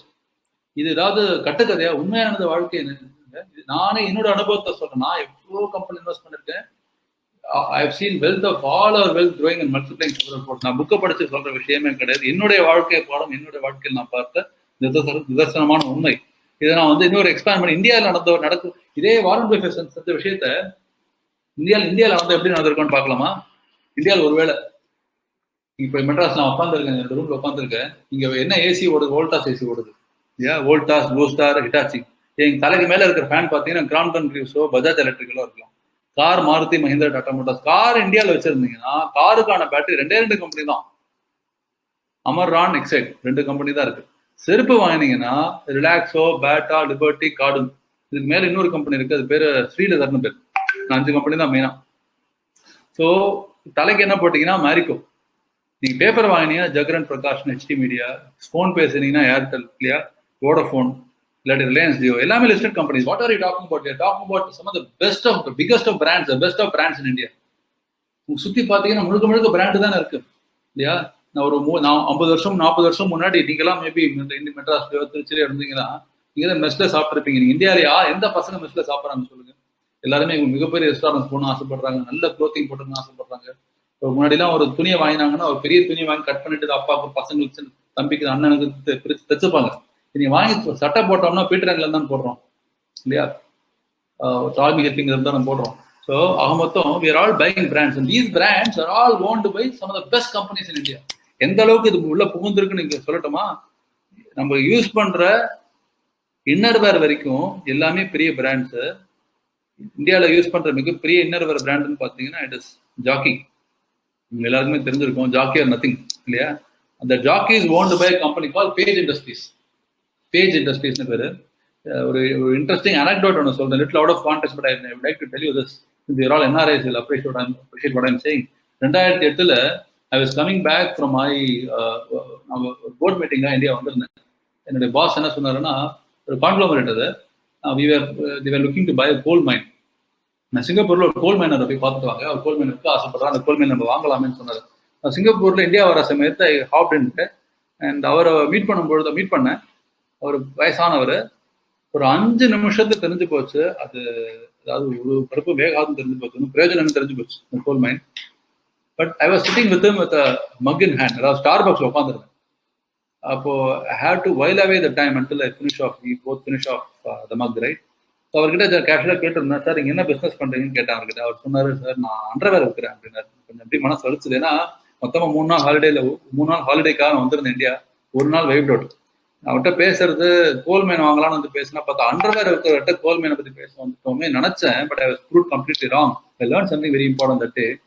அவர் மேலும் பேசும்பொழுது அவர் வந்து ஜாக்கியினுடைய distributor சிங்கப்பூர்ல. அதை பத்தி பெரும்பாலும் நிறைய சொல்லிட்டு வந்தாரு. எப்படி எப்படி பிராண்ட் சப்போர்ட் இருக்குன்னு நிறைய சொல்லிட்டு வந்தாரு. கடைசியில கிட்ட சொன்னாரு, முடியும் போது சொன்னாரு, hey son, you're asking lot of questions, you know who is selling Jockeys in India? தெரியல sir. Company called Page Industries அப்படின்னாரு. பேஜ் இண்டஸ்ட்ரீஸ் வந்து இந்தியாவில் வந்து லிஸ்டட் கம்பெனி. நான் கேள்விப்பட்டது ரேங்க் பெல், பிகாஸ் லிஸ்டட் கம்பெனியா இருந்ததுங்களுக்கு தெரியும். ஆனா அவங்க ஜாக்கி வைக்கிறாங்க எனக்கு தெரியாது. ஜாக்கி வைக்கிற கம்பெனி தெரியாது. அடுத்த நாள் இந்தியா வந்த உடனே start researching this company. Those are days without our mobile phones are இதெல்லாம் ஆப்லாம் கிடையாது. அப்போ ஏதோ கிடைச்ச புக்ஸ், ஆனுவல் ரிப்போர்ட்ஸ்லாம் எடுத்து படித்தேன். அனலிஸ்ட் டிவி பார்த்தேன். I spoke to some of the investors. I realized that this company is doing extremely well. அப்போ I spoke to a friend of mine who was a leading fund manager those days in Bombay. அவர்கிட்ட நான் கேட்டேன், sir நீங்கள் வந்து ஏன் இந்த Jackie company அவங்களுடைய ஒரு இன்வெஸ்ட்மெண்ட்ஸில் வாங்கியிருந்தாங்க, ஏன் நீங்கள் ஜாக்கி பிராண்ட் நீங்கள் இந்த பேஜ் இண்டஸ்ட்ரீஸ் இந்த கம்பெனி வாங்கியிருந்தீங்கன்னு கேட்டேன். ஃபண்டாஸ்டிக் லாஜிக் ஒன்று சொன்னார், மறக்க முடியாத லாஜிக். என்ன சொன்னார்னா, அதாவது நீ வந்து உலகத்துல எல்லாமே டெக்னாலஜினால பல விஷயங்கள் மாறிட்டே வரும். இன்னைக்கு ஒன்று வரும், நாளைக்கு இன்னொன்று வரும், அதுக்கப்புறம் இன்னொன்று வரும். ஆனா மாறாத ஒரு விஷயம் ஒன்று இருக்கு. என்ன தெரியுமா அப்படின்னு? என்ன அப்படின்னு? People will always continue to wear underwears அப்படின்னாரு. அப்படியே மண்டல் அடிச்ச மாதிரி இருந்தது. What simple logic, wonderful logic. Underwear படம் இருக்கு, போட தான் போறோம் இல்லையா? இன்னர் வேர் இல்லாம இருக்க போறது இல்லையே. அந்த இன்னர் வேர்லேயே the fastest growing inner wear brand was Page Industries. அந்த காலத்துல 2008. இன்னைக்கு வந்து பேஜ் இண்டஸ்ட்ரீஸ் இல்லாத ஒரு இடமே கிடையாது. மெட்ராஸ் வந்தீங்கன்னா, மெட்ராஸ் இருக்கிறது விட்டோம், அடையாறு ஒவ்வொரு அண்ணா நகர்ல இருந்து கோடம்பாக்கத்துல எல்லா இடத்துலையும் page industries shop, exclusive shop இருக்கு. They have seen such a growth. அப்போ 2008 நான் எதுக்கு இதெல்லாம் சொல்றேன்னு இதான் கன்க்ளூடிங் பாயிண்ட் சொல்ல வரேன். 2008 end 2009 பிகினிங்ல I bought into the stocks of page industries for myself and for a portfolio of six families portfolios that I was managing those days. கமர்ஷியலா பண்ணல, நான் வந்து ஒரு ஃப்ரெண்ட்லி பேசிஸ்ல மேனேஜ் பண்ணிட்டு இருந்தப்போ அந்த ஒரு 6 பேருக்கு நான் வாங்கின பிரைஸ் வந்து 500 ரூபா. 500 ரூபா பர் ஸ்டாக்ங்கிற பிரைஸ்ல வாங்கினேன். நான் சொல்லும் போதே நீங்க போய் ஒரு மணி கண்ட்ரோல்லையோ வெப்சைட்லயே போய் பார்க்காம நான் கேட்கற கேள்விங்க பதில் சொல்லுங்க பார்க்கலாம். 500 ரூபாய்க்கு அந்த ஸ்டாக் பிரைஸ் வாங்கினேன். ஒரு ஸ்டாக்குடைய விலை 500 ரூபா இருந்து சொன்னேன் இல்லையா? 2008 எண்டுல. இப்போ 2021 அந்த கம்பெனியோட வேல்யூ எவ்வளவு இருக்கும்னு நினைக்கிறீங்க? 500 ரூபாய்க்கு வாங்கினேன் ஒரு ஸ்டாக்குடைய பிரைஸ் இன்னைக்கு எவ்வளவு இருக்கும்? Please help me confirm that I'm not speaking to the screen but to people around. 500 ரூபாய்க்கு வாங்கின ஒரு ஸ்டாக் ஒரு பிரைஸ் 2021 எவ்வளவு இருக்காங்க? 5,000 போட்டிருக்காங்க. Okay, it is 30,000 rupees. 30,000 ரூபாய் எனக்கு இருக்கு. இது வாழ்க்கை அனுபவம், நான் புக்கில் படிச்செல்லாம் சொல்லல. 500 ரூபாய் நீங்க 30,000 60 மடங்கு வளர்ந்து. அது காரணம் என்ன? இது என்ன ஃப்ளூக்கா? ஆனா உண்மையில நான் வாங்கும்போது 60 மடங்கு வளரணும்னா எனக்கு தெரியாதுங்கிறதா உண்மை. அது உண்மைதான். ஆனா வளர்ந்தது காரணம் என்ன நான் உங்களுக்கு சொல்றேன். அந்த கம்பெனியோட ப்ராஃபிட் வந்து கிட்டத்தட்ட 35-40 மடங்கு வளர்ந்து கடைசி 12 வருஷம் இல்லையா? நீங்க பேஜ் இண்டஸ்ட்ரி இல்லாத இடமே இல்லை, நீங்க அப்படிதான் சொன்னேன். அப்போ அந்த மாதிரி வளரும் பொழுது கம்பெனியோட வேல்யூ வளரும் இல்லையா? நீங்க இது மேலும் பாருங்க. Just going further quickly. எங்கிட்ட சில பேர் கேட்கறது ஒன்று, கோல்கேட் நல்லா வாங்கலாமா, ஜிலெட் வாங்கலாமான்னு கேட்பாங்க. நமக்கு எங்களுக்குலாம் இங்க வளர வரைக்கும் ஜிலெட் ஓடிதான் இருக்கும் இல்லையா? ஜிலெட்டும் வந்து எப்படி போட்டோ காப்பிங்கிறதும் ஜெராக்ஸ்ங்கிறதும் ஒரே மாதிரி சினானிமஸா பாக்குறோமோ, ஜிலெட் இஸ் பிளேட்ஸ் இல்லையா? ஹிந்துஸ்தான் இல்லையா, ஒரு இந்தியன் கான்டெக்ட், கோல்கேட்டா இருக்கும், தாபூரா இருக்கட்டும், this are all ever green brands. நீங்க I'm sure you know the women folk at home know what I'm talking about. இந்தியாவில் வந்து குக்கர் பிராண்ட்னு எடுத்தீங்கன்னா 3 பிராண்ட் தான் மொத்தமா இருக்கு, 3-4 பிராண்ட் தான் இருக்கும். Top most is TTK Prestige, Hawkins, அதுக்கு வெளியில வந்து பட்டர்ஃப்ளை இல்லையா? இது 3மே listed companies. So TTK Prestige wife நான் சொல்றது உண்டு. சொல்லி திட்டி வேற வாங்கினேன். என்ன சொன்னேன்னா, அவங்க வந்து கடைக்கு போகும்போது குக்கர் வாங்கியிருந்தாங்க. அவங்ககிட்ட நான் விளையாட்டா சொன்னேன், குக்கர் வாங்குற காஸ்ட்ல நம்ம 2,000 ரூபாய்க்கு 2,000 ரூபாய் குக்கர் வாங்குறோம். அந்த செலவு, அந்த அமௌண்ட் தூக்கி நம்ம குக்கர் ப்ரொடியூஸ் பண்ண கம்பெனி நான் போட்டோம்னா ஒரு 15 வருஷத்துக்கு 40-50 குக்கர் வாங்கிருந்தேன். சாப்பாடு கிடைக்குமா அப்படின்னாங்க, அது வேற விஷயம். ஆனா உண்மையில டிடிகே பிரஸ்டீஜ் கடைசி ஒரு 15 வருஷத்துல பாத்தீங்கன்னா கிட்டத்தட்ட 40 மடங்கு வளர்ந்துருக்கு. இங்க ரிட்டர்ன் கிடைக்குமா? 10% தான் டாக்ஸ் வருதுல. டாக்ஸ் 10% தான், ப்ராஃபிட்ல 10% தான் டாக்ஸ். 2017 வரைக்கும் டாக்ஸே கிடையாது. அப்புறம் தான் டாக்ஸ் வந்து 2019 வரைக்கும் டாக்ஸ் கிடையாது. அப்போ 40 மடங்கு வளர்ந்துருக்கு. இப்போ இந்த பிராண்ட்ஸ் எல்லாம் பாத்தீங்கன்னா 67 பிராண்ட்ஸ் ஐ ஷோன் இந்த லாஸ்ட் 2 slides. இந்த காமனா இருக்கிற ஃபேக்டர் என்ன? மிகப்பெரிய பிராண்ட்ஸ்ங்கிற ஒரு விஷயம். 2வது விஷயம், இதெல்லாம் all these companies are all listed on the national stock exchange, Bombay stock exchange. 2வது விஷயம். 3வது விஷயம், நீங்க முக்கியமா பார்க்க வேண்டிய விஷயம், 3வது விஷயம் என்ன அப்படின்னா, all these companies have grown by nothing less than 15% per annum. அதாவது கடைசி 15 வருஷத்துல 15% குறையாத விகிதம் வளர்ந்த கம்பெனிஸ் இந்த 67 கம்பெனி. அப்ப என்ன ரிட்டர்ன்ஸ் கொடுத்துருக்கு நினைச்சு கூட பார்க்க முடியாது. அவ்வளோ மல்டிபிளிகேஷன் கொடுத்துருக்கு இந்த கம்பெனிஸ்லாம். நான் இன்னைக்கு எழுதி தரேன். இந்த கம்பெனில பெரும்பாலும் நிறைய கம்பெனிஸ் வந்து குழந்தை கேட்டாலும் அந்த பிரான்ச் தான் தெரியும். இந்த கம்பெனிஸ் வந்து பல மடங்கு வளரதான் போறது. I not recommending any company specifically, I'm just giving அந்த லாஜிக். இப்போ இது மட்டும் இல்லை, இந்த மாதிரி எவ்வளவோ இருக்கு. இதை நான் இன்க்ளூட் பண்ணாது பாருங்க. டெக்னாலஜி கம்பெனி இன்க்ளூட் பண்ணவே இல்லையே. Some of the biggest wealth creators in India is known for technology. இல்லையா? Infosys இருக்கு. Infosys எங்க இருந்து இப்போ எங்க இருக்கு? PCs எங்க இருந்து இன்னைக்கு எங்க இருக்கு? இன்னைக்கு நம்ம இதுல ரிஸ்கா போயிடுமா, சரிஞ்சிடுமா, போயிடுமா எல்லாம் யோசிக்கணும் இல்லையா? நீங்க ரொம்ப சிம்பிளா யோசிச்சு பாருங்க. இந்த கம்பெனி பிராண்டை வாங்குறது யோசிக்கிறோமா, டிடிகே பிரஸ்டீஜ் குக்கரை வாங்குறது யோசிக்கிறோமா? கண்டிப்பா வாங்குறோம். நம்மளால தான் கம்பெனி வளருது இல்லையா? அந்த பிராண்டை வாங்க யோசிக்கும் பொழுது ஏன் அந்த கம்பெனி ஸ்டாக் வாங்க நம்ம யோசிக்கணும்? யோசிச்சு லாஜிக் தானே. உங்களால தான் சம்பாதிக்கிறாங்க. இதுல ஏன் வாங்க யோசிக்க கூடாதுங்கிறத நான் காரணம் சொல்றேன். இந்த ஸ்லைட பாத்தீங்கன்னா உங்களுக்கு புரியும். Important slide again. Please look at the last column here. இதுல வந்து growth in annual profits. Ajanta ஃபார்மாங்கிற கம்பெனில 53 மடங்கு ப்ராஃபிட்ஸ் வளர்ந்துருக்கு 5 வருடங்கள். அதாவது 100 ரூபாய் இருந்த ப்ராஃபிட் 5300 ரூபாய் இருக்கு அப்படின்னா 53 மடங்கு வளர்ந்துருக்கு இல்லையா? அந்த கம்பெனியினுடைய வேல்யூ ஸ்டாக் பிரைஸ் 63 மடங்கு வளர்ந்துருக்கு அதே பீரியட்ல. அதாவது இப்ப கடைசியில வாங்க அரவிந்தோ ஃபார்மா 8 மடங்கு வளர்ந்துருக்கு ப்ராஃபிட்ஸ். கம்பெனியோட பிரைஸ் அதுவும் 8 மடங்கு வளர்ந்துருக்கு. இந்த இடத்துல என்ன சொல்ல வரேன்னா, கம்பெனியோட ப்ராஃபிட்ஸும் கம்பெனியோட வேல்யூவும் ஒரே டைரக்ஷன்ல தான் மூவ் ஆகும். நம்மளால புரிஞ்சுது. ப்ராஃபிட்ஸ் இருந்ததுன்னா கண்டிப்பா கம்பெனி வேல்யூ சரியும். கம்பெனி மூடிட்டாங்கன்னா கம்பெனியா கண்டிப்பா அதனுடைய கம்பெனியோட ஸ்டாக் மூடப்படும் இல்லையா? அப்போ கம்பெனி வளரும் போது நிச்சயமா வளரும். இப்போ உங்ககிட்ட நான் கேட்கிற கேள்வி, HDFC பேங்க் கடை மூட போறாங்களா? ஸ்டேட் பேங்க் ஆஃப் இந்தியா கடை மூடுவாங்களா? இல்லாட்டி மாருதி தான் கடை மூடுவாங்களா? இல்லையா? கொஞ்சம் யோசிச்சு பாருங்க. இந்தியாவில் இருக்கிற டாப் 100 பிரான்ச் எடுத்து பாருங்க. நம்ம பார்த்த பிரான்ச் எடுத்து பாருங்க. ஏதாவது மூடதான் வாய்ப்பு இருக்கா? எப்படி லாஸ் ஆக முடியும்? ஆனா இது என்ன புரிஞ்சுக்கணும்னா, இது ரிஸ்க் இருக்கா? ரிஸ்க் என்ன ரிஸ்கா? வொலாட்டிலிட்டி. வொலாட்டிலிட்டி என்ன? மூமெண்ட்ஸ். எனக்கு வந்து வாழ்க்கையில நான் எந்த விதமான அப்சைடு டவுன் சைடு நான் பார்க்கவே கூடாது. Even for small period of time, ஒரு வாரத்துக்கு, ஒரு நாளுக்கு, 2 நாளுக்கு கூட பார்க்க கூடாது. ஒரே மாதிரி வளர்ந்துட்டே வரணும் அப்படின்னு நினைச்சீங்கன்னா அப்போ நீங்க இந்த பக்கமே வரக்கூடாது. நீங்க உங்களுக்கு பாண்ட்ஸ் மட்டும் தான் சரி. இல்ல I am willing to take on volatility இருக்கும். ஆனால் I want more return. This is the right way to look at. எல்லாத்துக்கும் ஒரு பிரைஸ் பே பண்ணணும் இல்லையா? the price that we pay to earn higher returns is to take on volatility. Volatility and the movements இருக்கு இல்லையா? இது பாத்தீங்க, இதுலயே பாருங்க, எக்ஸாம்பிள் பாருங்க. இந்துஸ்தான் லிவர் கிட்டத்தட்ட 20 மடங்கு மேல வளர்ந்து 25 மடங்கு மேல வளர்ந்துருக்கு.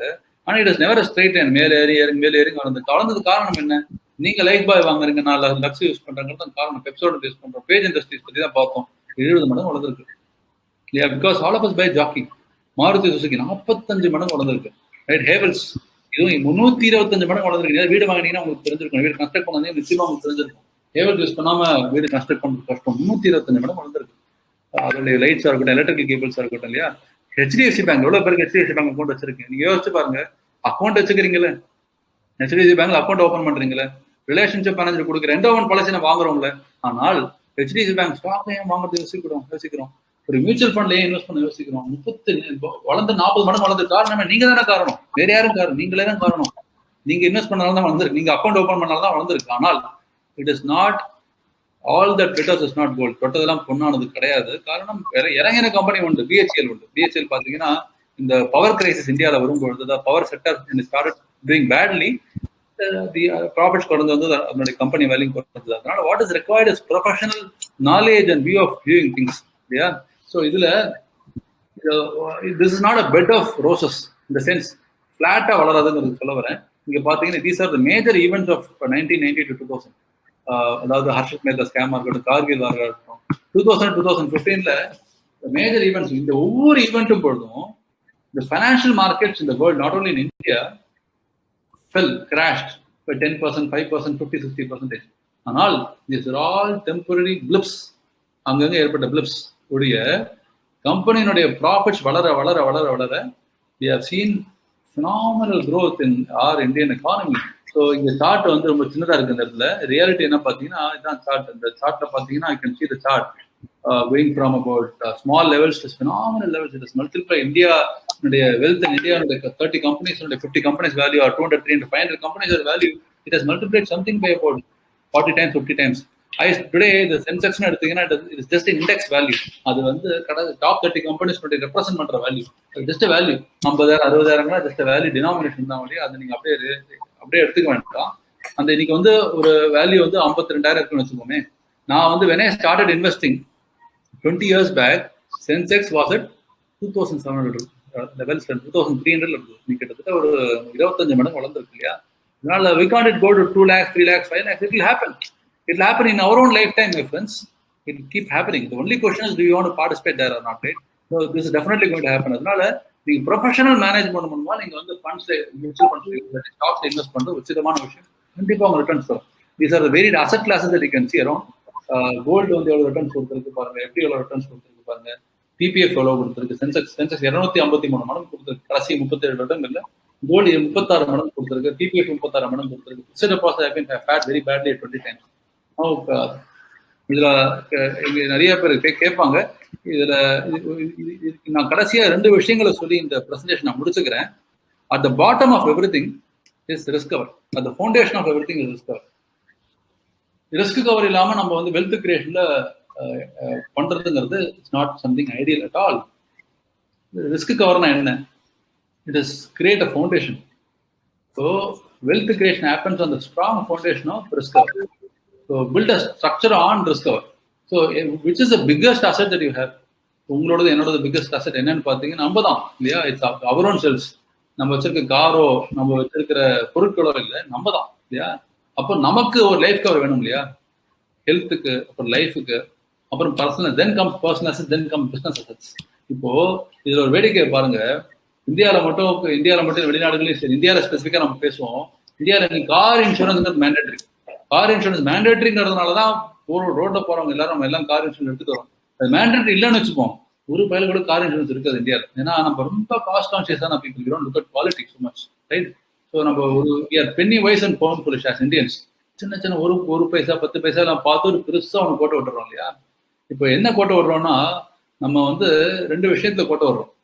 என்ன கோட்டை விடுறோம்னா, நம்ம ப்ராப்பரான கவர் நம்ம எடுத்துக்கிறது. என்ன கவர் எடுத்துக்கணும் நம்ம அப்படின்னா, நம்ம ஹெல்த்துக்கு ப்ராப்பர் கவர் இருக்கும். இந்தியாவுக்கு வந்தீங்கன்னா உங்களுக்கு காஸ்ட் ஆஃப் ஹெல்த் இன்சூரன்ஸ், ஹெல்த்தோடைய காஸ்ட் ஹியூமங்கஸ். இன்னைக்கு அப்போலோல போய் ஒருத்தர் வந்து ஒரு 10-15 நாள் 20 நாள் எடுத்துட்டு வந்தாங்க. God forbid something happens, then the treatment cost could be as much as 10, 20, 30, 50 lakhs. I speak from my own experience. In the initial days of our work, we didn't focus on risk cover at all. 2016-17 அப்புறமா எங்களுடைய லேர்னிங்னால மாற்றி கொண்ட 2 விஷயங்கள் நடந்தது. I lost my sister in cancer after spending about 70 lakhs. That was one turning point for me personally. இன்னொரு விஷயம், 2016 floods, அப்புறம் வரதா புயல். இது 2த்துலயும் எங்களுடைய கிளைண்ட்ஸ் எல்லா கிளைண்ட்ஸும் எங்களுக்கு ஒரு ஃபேமிலி மெம்பர்ஸ் மாதிரி தான். Plus you know Dhar family so well, they know us so well. So அதில் சில பேர்கள் வந்து பிஸ்னஸ் ரொம்ப மோசமாகி ஏதாவது ஃப்ளட்ஸில் லூஸ் பண்ணி ரோடுக்கு வந்த சம்பவங்கள் பார்த்தோம். சில பிஸ்னஸ் ஓனர் அவங்க இன்னைக்கு நான் ஒரு ஃபேமிலி மேனேஜ் பண்ணும்பொழுது நிறைய அசம்பாவிதங்கள் நடக்கிறதையும் பார்க்குறோம். அதெல்லாம் பார்க்கும்பொழுது தான் எங்களுக்கு விழிப்பு ஏற்பட்டது. அதாவது நம்ம பணத்தை மல்டிப்ளை பண்றதை எங்க ஃபோக்கஸ் இருந்ததே ஒழிய we didn't focus on creating this foundation in initial stages of our life. Today எல்லாருக்கும் முதல்ல ஒரு ஃபவுண்டேஷன் கிரியேட் பண்றோம். என்ன ஃபவுண்டேஷன்னா, சாலிட் ரிஸ்க் கவர். இப்போ ரிஸ்க் கவர் எடுக்கும் பொழுது முதல் விஷயம் என்ன யோசிக்கிறோம் அப்படின்னா, நமக்கு ஹெல்த் இன்சூரன்ஸ், லைஃப் இன்சூரன்ஸ் அப்படிங்கிற போது உடனே எல்ஐசி பாலிசின்னு இருக்கு. எல்ஐசிங்கிற அந்த ஆர்கனைசேஷன் பத்தி நான் பேசவே இல்லை. நான் சொல்ல என்டோமெண்ட் பாலிசிங்கிற கான்செப்ட் பத்தி தான் பேசுறேன். Endowment or money back. Endowment பாலிசிங்கிறது என்ன அப்படின்னா, நான் வாழும் காலத்துல ஒரு சம்பவம் நம்ம அதாவது ஒருத்தர் இறக்கல அப்படின்னா அந்த பணம் திரும்ப வருதுங்கிறது endowment policy, money back policy. இப்போ காருக்கு நீங்க பிக்ஸட் டெபாசிட் போடுவீங்களா, கார் இன்சூரன்ஸ் எடுப்பீங்களா? இன்சூரன்ஸ் தான் எடுப்பீங்க இல்லையா? Will not make a fixed deposit car. Car ஏதாவது தொலைஞ்சு போச்சுன்னா, அடிப்பட்டதுன்னா அதுக்கு அந்த பிக்ஸட் டெபாசிட் எடுத்துட்டு யூஸ் பண்ணிக்கலாம். பிக்ஸட் டெபாசிட் போடுறது இல்லையா? அந்த மாதிரி இதான் காரை வச்சுக்கோங்களேன். இதுக்கு என்ன தேவைன்னா இன்சூரன்ஸ் தான் தேவை. புரியுதா? இன்சூரன்ஸ் தான் தேவை. அப்போ அந்த இன்சூரன்ஸ்க்கு பேர் தான் டேர்ம் லைஃப் இன்சூரன்ஸ்னு பேர். இது வந்து அத்தியாவசிய தேவை, ரொம்ப ரொம்ப பேசிக்கான necessity for every family member. இந்த டேர்ம் லைஃப் இன்சூரன்ஸ் எவ்வளவுக்கு தேவை அப்படின்னா, நம்மளோட ரீப்ளேஸ்மெண்ட் காஸ்ட் அளவுக்கு தேவை. நம்ம replacement cost is to cover the cost of education of our children and retirement corpus in case we are not there அப்படிங்கிற பொழுது அது கண்டிப்பா ஒரு 3-6 கோடி வரைக்கும் இருக்கும் இல்லையா? அந்த அமௌண்ட்டுக்கு தான் நமக்கு ரிஸ்க் கவர் தேவை. அதுக்கு நம்ம என்டோமெண்ட் பாலிசி இருக்கிறது ஒரு முட்டாள்தனமான ஒரு டிசிஷன். அதுக்கு வேண்டியது டேர்ம் இன்சூரன்ஸ் தான். ஏன், என்ன காரணம் அப்படின்னா, இந்த என்டோமெண்ட் பாலிசி கிடைக்கக்கூடிய ரிட்டர்ன் எவ்வளோன்னு பார்த்தீங்கன்னா 4-5% தாண்டி வராது.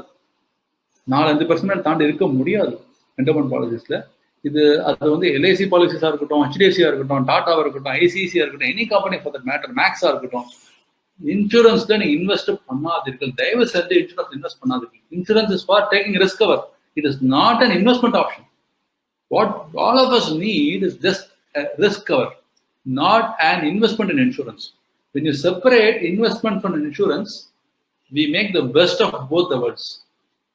But when you combine investment with insurance, we make the worst of both the worlds. என்ன காரணம் அப்படின்னா, insurance as an investment, the endowment policy இருக்கட்டும், யூலிப்பா இருக்கட்டும், யூனிட் லிங்க்ட் இன்சூரன்ஸ் பாலிசின்னு சொல்றது உண்டு. endowment பாலிசிஸ், மணி பேக் பாலிசிஸ்ல 5% ரிட்டர்ன் வருது. அது ஃபிக்ஸ்டு பர்சன்ட் ரிட்டர்ன் தானே, அது பிரயோஜனமே கிடையாது. ரெண்டாவது ரிஸ்க் கவர் எவ்வளோன்னு பார்த்தீங்கன்னா 10 மடங்கு தான் ரிஸ்க் கவர் இருக்குது.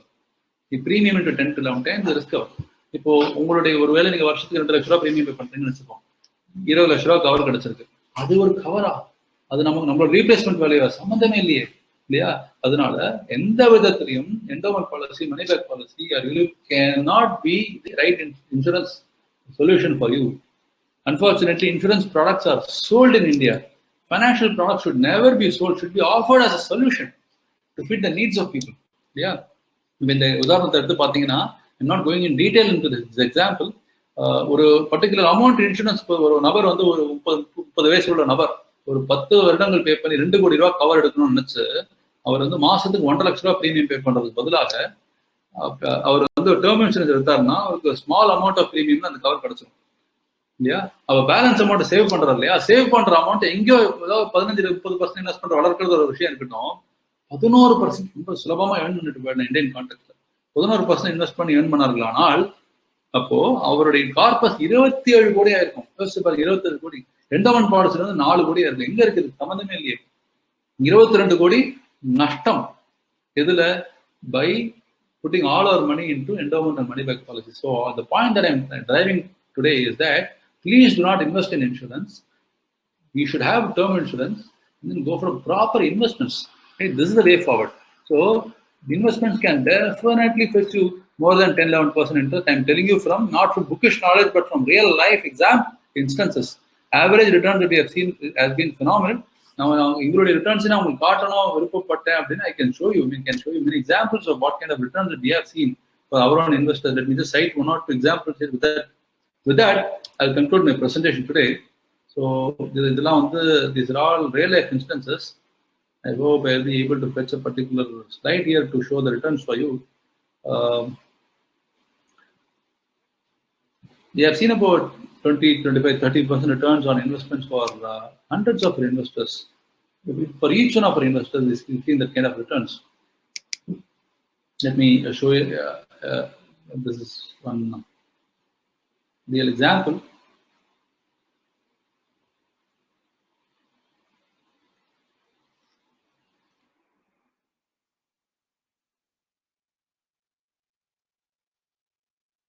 So as we speak, let me try to fetch that some of our slides to show you the returns that we have seen in business.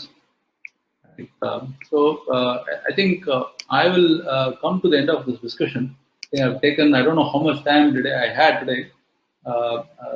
I was trying to check out with somebody, but before I could get the answer, I proceeded. I was thinking about 1 hour 45 minutes today.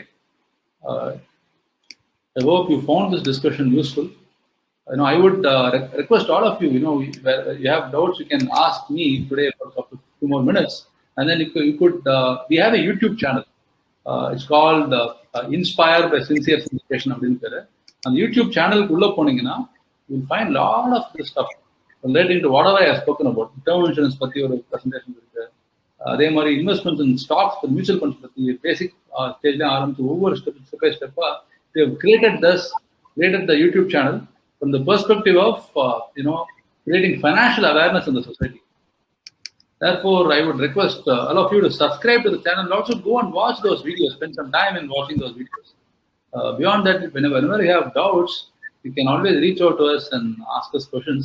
So with that, I will come to the end of this presentation. So here again, I will just show you some of the returns. See, inspiring on one of the returns of one of our investors. See, this gentleman who was a senior to me in my school days. We have just slashed the name here.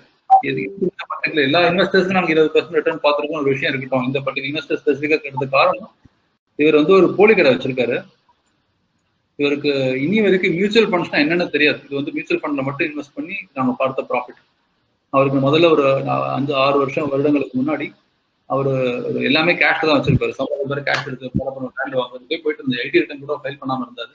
Our proper சிஸ்டம்ல கொண்டு வந்து we started filing high insurance for got him into proper shape in basics. அது கொண்டு வந்து then we started investing his money. இனி வரைக்கும் அவர் தெரியாதுன்னு சொன்னேன், மியூச்சுவல் ஃபண்ட்ஸ் என்னன்னு தெரியாது சொன்னேன். ஆனால் அவர் ரிட்டர்ன்ஸ் என்னன்னு பாருங்க. ஐ hope you can see that on the screen. He has seen about 31% returns in his 31% per annum returns in his investments, and he has created a corpus of 50 lakhs over a period of last probably about 4 years or 4-5 years. We follow a methodology called SIP plus. It's a very unique strategy of investing through systematic investments, where we don't invest in equity funds directly, but we invest in debt funds. Debt funds are fixed income options. Fixed income தரக்கூடிய investments invest பண்ணிட்டு அது மூலமாக அங்கிருந்து நாங்கள் equity funds எடுத்துட்டு போறோம். இது மூலமாக as great 50 lakhs of corpus, 31%. அவர் கூட விளையாட்டை நான் சொன்னேன், இந்த பேண்டமிக் பொழுது he wanted to open one more shop. Property வித்திருந்தாரு, அந்த பணத்தை வச்சு புதுசாக கடை போடலாம்னு பேசிட்டு இருந்தார். அவர்கிட்ட விளையாட்டை சொன்னேன், உங்க பிசினஸ்ல கிடைக்கிற ரிட்டர்ன் இந்த இன்வெஸ்ட்மெண்ட்ஸ் ரிட்டர்ன்ஸ் பெட்டரா இருக்கு, இன்வெஸ்ட் ஏன்னு சொல்லியிருந்தேன். என்ன காரணம்னா அவர் படிச்சு வளரல, ஏதோ ஸ்டார்ட் நாலேஜ்ல ஒன்று கிடையாது. 3 விஷயங்கள் அவருக்கு இங்க can see that here what you have returned. The needed elements to see magic in returns are choose a right, qualified and unbiased professionals to advise you. Very very important, very important. அதாவது கரெக்டான doctor இருக்கணுங்கிறது ரொம்ப important இல்லையா? And repose your trust, find such kind of advices, repose your trust, keep patience, because patience is something very important. It will not be an overnight magic, and when you find such people, please hold on to them, because அது வரப்பிரசாதம் உங்களுக்கு. இன்னொரு example, this is ஈக்விட்டிஸ்ல returns இருக்குமா கேட்கறது உண்டு இல்லையா? நீங்க பார்க்கலாம் 62% ரிட்டர்ன்ஸ். இது வந்து ஒரு company taken name of the company out. 62% returns அவங்க பார்த்துருக்காங்க. அவங்க கார்பஸ் 4 கோடி இருக்கு. இங்க பாத்தீங்கன்னா இங்கே 62% இருக்கு. அது வருடங்கள் ஒவ்வொரு வருடம் 62%. இது ஆனா 62% நாங்க யாருக்கும் வரும்னா சொல்லவே மாட்டோம். We will not expect that kind of returns. அன்னைக்கு இவருக்கும் சரி என்னைக்குமே இல்லை, எல்லா காலத்துலையுமே we always say more than 15% returns is definitely achievable. Annualized returns 15% achievable. யாரு நான் இதுக்கு ஹைலைட் பண்ணி காமிச்சேன்னா, இவர் வந்து one of senior person in Indian banking industry. இந்த ரைட் சைடில் பார்க்குறவர் அவரோட போர்ட்ஃபோலியோ, அவரோட பெரிய ஒன் லீடிங் பேங்கர்ஸ். அவரோட போர்ட்ஃபோலியோ இன்னைக்கு 4 கோடி சுத்தம் இருக்கு அவருக்கு. எப்படி இதெல்லாம் நடந்தது அப்படின்னா, by choosing and investing in the best of Indian companies. அதான் most important. Fundamental research is what needs to be done. இதற்கு மேல நாங்க இன்வெஸ்ட் பண்ற சில பிசினஸஸ் எல்லாம் இருக்கு. என்னன்னா, invest in startups, invest in early stage companies where multiplication potential is very high, but risk is also high. So அதெல்லாம் வந்து எல்லாருக்கும் பொருந்தாது. ஒரு ஸ்மால் அமௌண்ட் ஆஃப் கேபிட்டல் அங்கே இன்வெஸ்ட் பண்ணி வளர்க்கறதும் உண்டு. ஆனால் இதுல வந்து உங்களுக்கு லாசஸ் வர்றதுக்கான வாய்ப்பு கிடையாது. இதை நிறைய பேர் சொல்லுவாங்க, மார்க்கெட்ஸ் ஆர் சப்ஜெக்ட் டு, அதாவது investments are subject to market risk சொல்லுவாங்க இல்லையா? பல ஃபாரம்ஸ்ல சொல்லுவேன், investments are subject to market ரிஸ்க்குங்கிறத விட investments are more subject to behavioural risk. ஏன்னா பயத்தினாலே இன்வெஸ்ட் பண்ணாதவங்க இருக்காங்க. போயிடுமோ, வந்துடுமோ, கீழே இறங்கிடுமோ தெரியாது, அவேர்னஸ் இல்லை, வேற ஒன்றும் இல்லை. அவங்க மேல தவறு இல்லை, அவேர்னஸ் இல்லை. ஆர் இன்வெஸ்ட் பண்ணிட்டு ஒரு கீழே இருந்தவோ பேனிக் ஆகவும் இருக்காங்க. மேலே போன அப்புறம் மேலே மிஸ் பண்ணி ஒரு கிரீடுனால மேலே போடுறவங்க இருக்கு. அதாவது பிஹேவியரல் ரிஸ்க் தான் காரணம் பணம் பண்றதுக்கும் பணம் பண்ணாததுக்கும். அதனால what I submit you in essence is that find the right financial advisor who is a qualified person who will advise in your own interest, not in their interest. Fixed income அவசியம், but fixed இன்கமே வாழ்க்கையை ஆதாரமா ஆச்சுன்னா ஆனால் அவங்களுக்கு value creation ஏற்படாது, wealth creation ஏற்படாது. அவசியமா எல்லாருமே இந்த இந்தியன் growth ஸ்டோரியில அவசியம் எல்லாம் இன்வெஸ்ட் பண்ணுங்க. Next 10 years is going to be golden period for India. Can say with lot of conviction. Every year I meet finance minister when she comes down to Chennai for a trip after the budget. இந்த வருஷமா நான் meet பண்ணேன். With all conviction, I'll tell you that we are in a very fantastic zone in the next 10 years ahead, irrespective of pandemic. Pandemic has been a game changer in many ways. So please capitalize on Indian growth story by investing in some of the best businesses in India. தைரியமா invest பண்ணுங்க, பயப்படுறதுக்கு ஒண்ணுமே இல்லை. You can multiply money several folds. Cover your risk. The sound health insurance, which will fetch your cover of 20 lakhs to 50 lakhs hard cover அவசியம். இதை வந்து divide your health cover into base policy plus top up பாலிசின்னு பிரிச்சுக்கோங்க. அதுக்கும் professional advice நீங்கள் எடுத்துக்கலாம். Term insurance எடுத்துக்கோங்க. Earning member of family term insurance அத்தியாவசிய தேவை எடுத்துக்கோங்க. With this is a comprehensive way of addressing the entire need of wealth protection in the form of health insurance and term insurance, and wealth creation in the form of creating wealth by investing in some of the best businesses, and also creating a solid fixed income platform by investing in bonds. With this, I come to the end of this presentation. மிக்க மகிழ்ச்சி உங்க ஒவ்வொருத்தர் கூட interact பண்றது. I think since it's not Zoom, I have not heard much from you. If there is time, I'm okay to take some questions from the audience here. Thank you, Mr. Siva. It was a great presentation. Actually, 90 odd people are in, but though it shows about 40, we have 2 modes of registration. About 90 people are there in, and probably everybody has a large stake in it, right from a value of compounding to defeating inflation to the buzzword on the make the money run, then you keep running. A lot of stake. To set the question answer session in motion, I have 3 questions to start with. One on the last presentation regarding term insurance.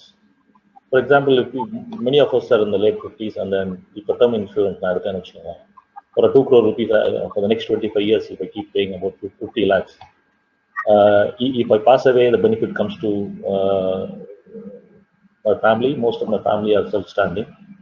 Is it really useful for a person like us who are in the 50s, term insurance? Yeah. Will that surely be a foundation with the way you explained? Yeah. So, well, good question. If the term insurance, I got a term insurance of 5 crores on myself.